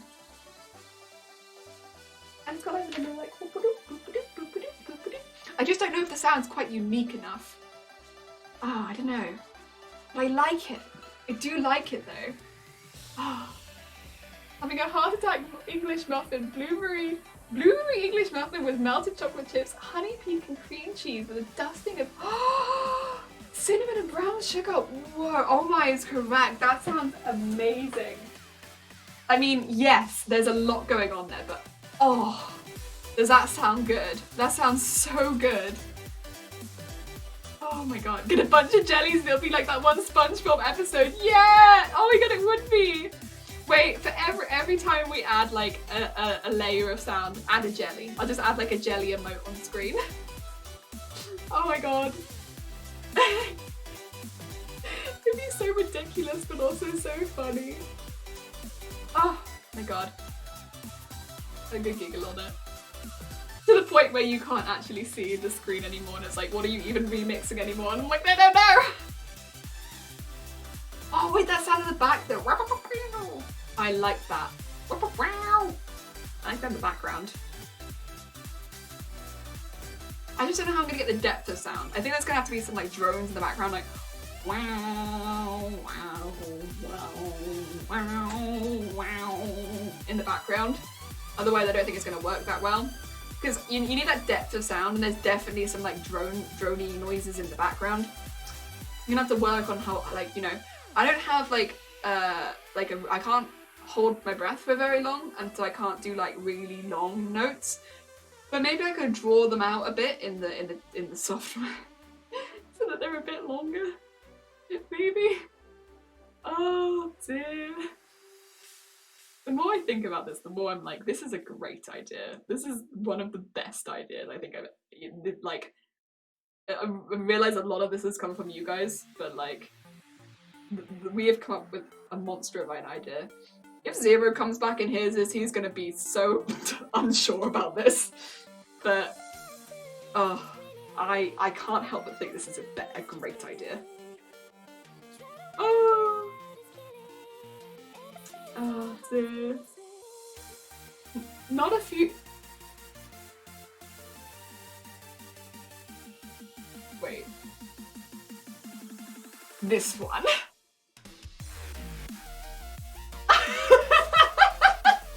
This one though. Not a huge fan of English muffins, they're gonna dress it up. The 9s is sugary goodness. I love dessert breakfast. Ah, I mean that does sound pretty damn good. Yeah, I was just like, wait a minute. Can we just? I'm just gonna put a good save on this one because like. But I'm gonna post it because then I'll come back and be like, that one. Because I posted it too.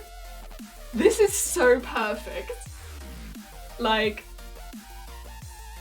it's got everything.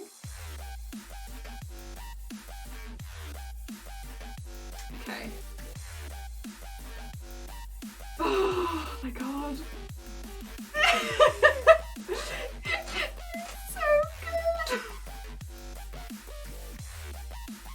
Oh my god, it's so fast though. I'm gonna have to cut my whoops off really fast. You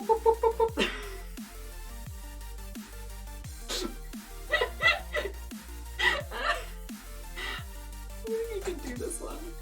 Oh. Yeah, we're gonna have to do it after the Garbodor and probably after I have a slightly better mic though, because there's no way this headset is gonna be able to handle how hard I'm gonna go at this though. Like, this is go hard or go home when you're a printer. Oh dear. Oh, there's singing! Oh, okay. Oh god, that's high pitched.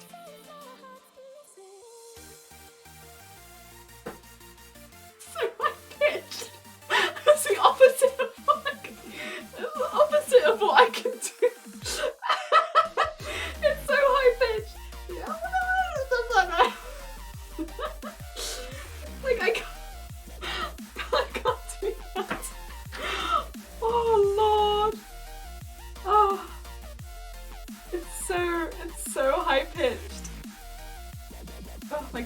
to pull that because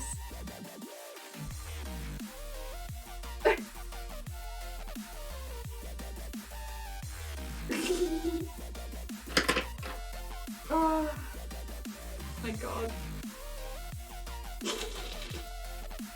Right. Okay, I think I'm probably about done. I don't think I can handle too much more at this point in the day.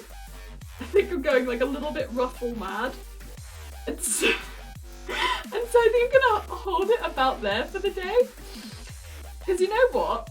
We've made a very reasonable pile of ruffles. And it's also coming up to the 5-hour mark. And you know what? That's a lot of ruffles. That's a lot of ruffles. And we're gonna have to make more. I know we're gonna have to make more, but like, because we've still got a good pile behind us.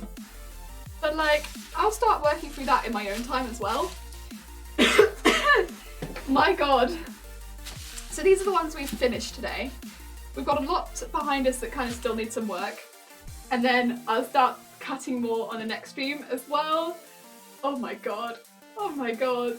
I think it's such a good idea. It's just stupid. It's stupid, but it's a good idea. Stupid. It's a good idea, kind of stupid. And I love that. What I love is when something's so dumb, but also so, like, yes. So dumb, but so yes. So excited to see this finished. It's crazy. I love it. Yeah! Thank you so much. That was very kind of you. I am also really looking forward to this. Like, absolutely looking forward to this. I think it's just gonna be really fun. And like, honestly, that's kind of all I really want. I just want something that's like genuinely really fun to sew. Like, not, you know, like, this ruffles is something that I love.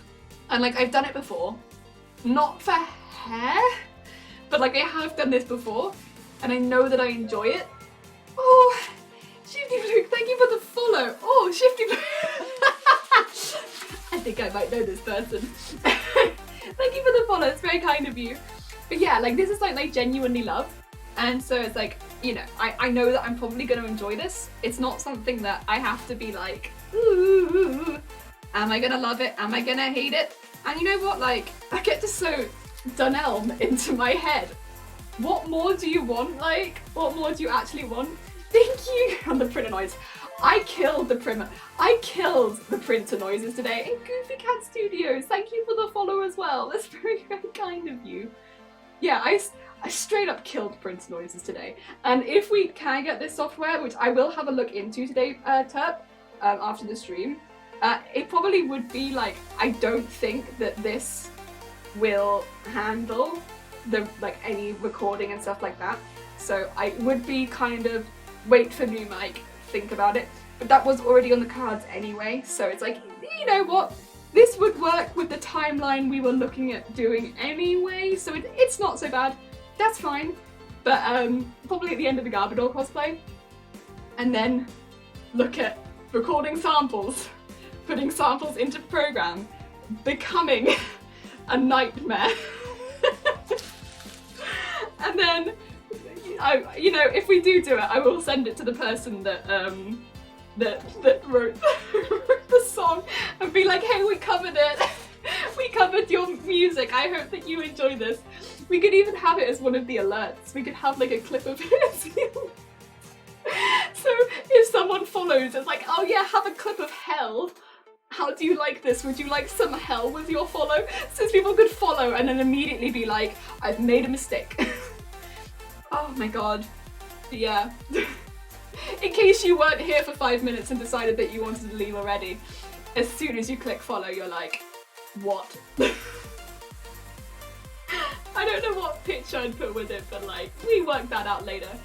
Okay, so Bpop's just gone live and she's only just started her stream, and it's her Wednesday stream, which are always the funnest of streams because those have big makeup days. So we're gonna do a raid on Bpop. Bpop, must get that right. But yeah, I know that one costs money, but it's actually a decent quality software that might be cheap. There might be cheaper ones that you can use on your computer, but they'll be more basic. Yeah. And also it's like, if we end up having fun, it's like, would we end up doing that again? maybe. And if it's like a little bit more expensive but we have multiple uses out of it, so I'll see what the price is, weigh it up a bit. But no, I do really appreciate you giving me the recommendation because I don't think I would have even known where to start with it. So it's useful. It's definitely useful and it gives me somewhere to start. So that's good. That's all good. So thank you. Appreciate it. We're gonna do Beat Pop Raid. But yeah, thank you everybody who did turn up. I do really, really appreciate it. On Friday, it'll be the first one of the Bard costume. So a little bit different. And we're going to be modifying the guitar. So anyone who is heavy into guitar and doesn't like seeing the modified, stay away. You're going to hate it, and I'm sorry.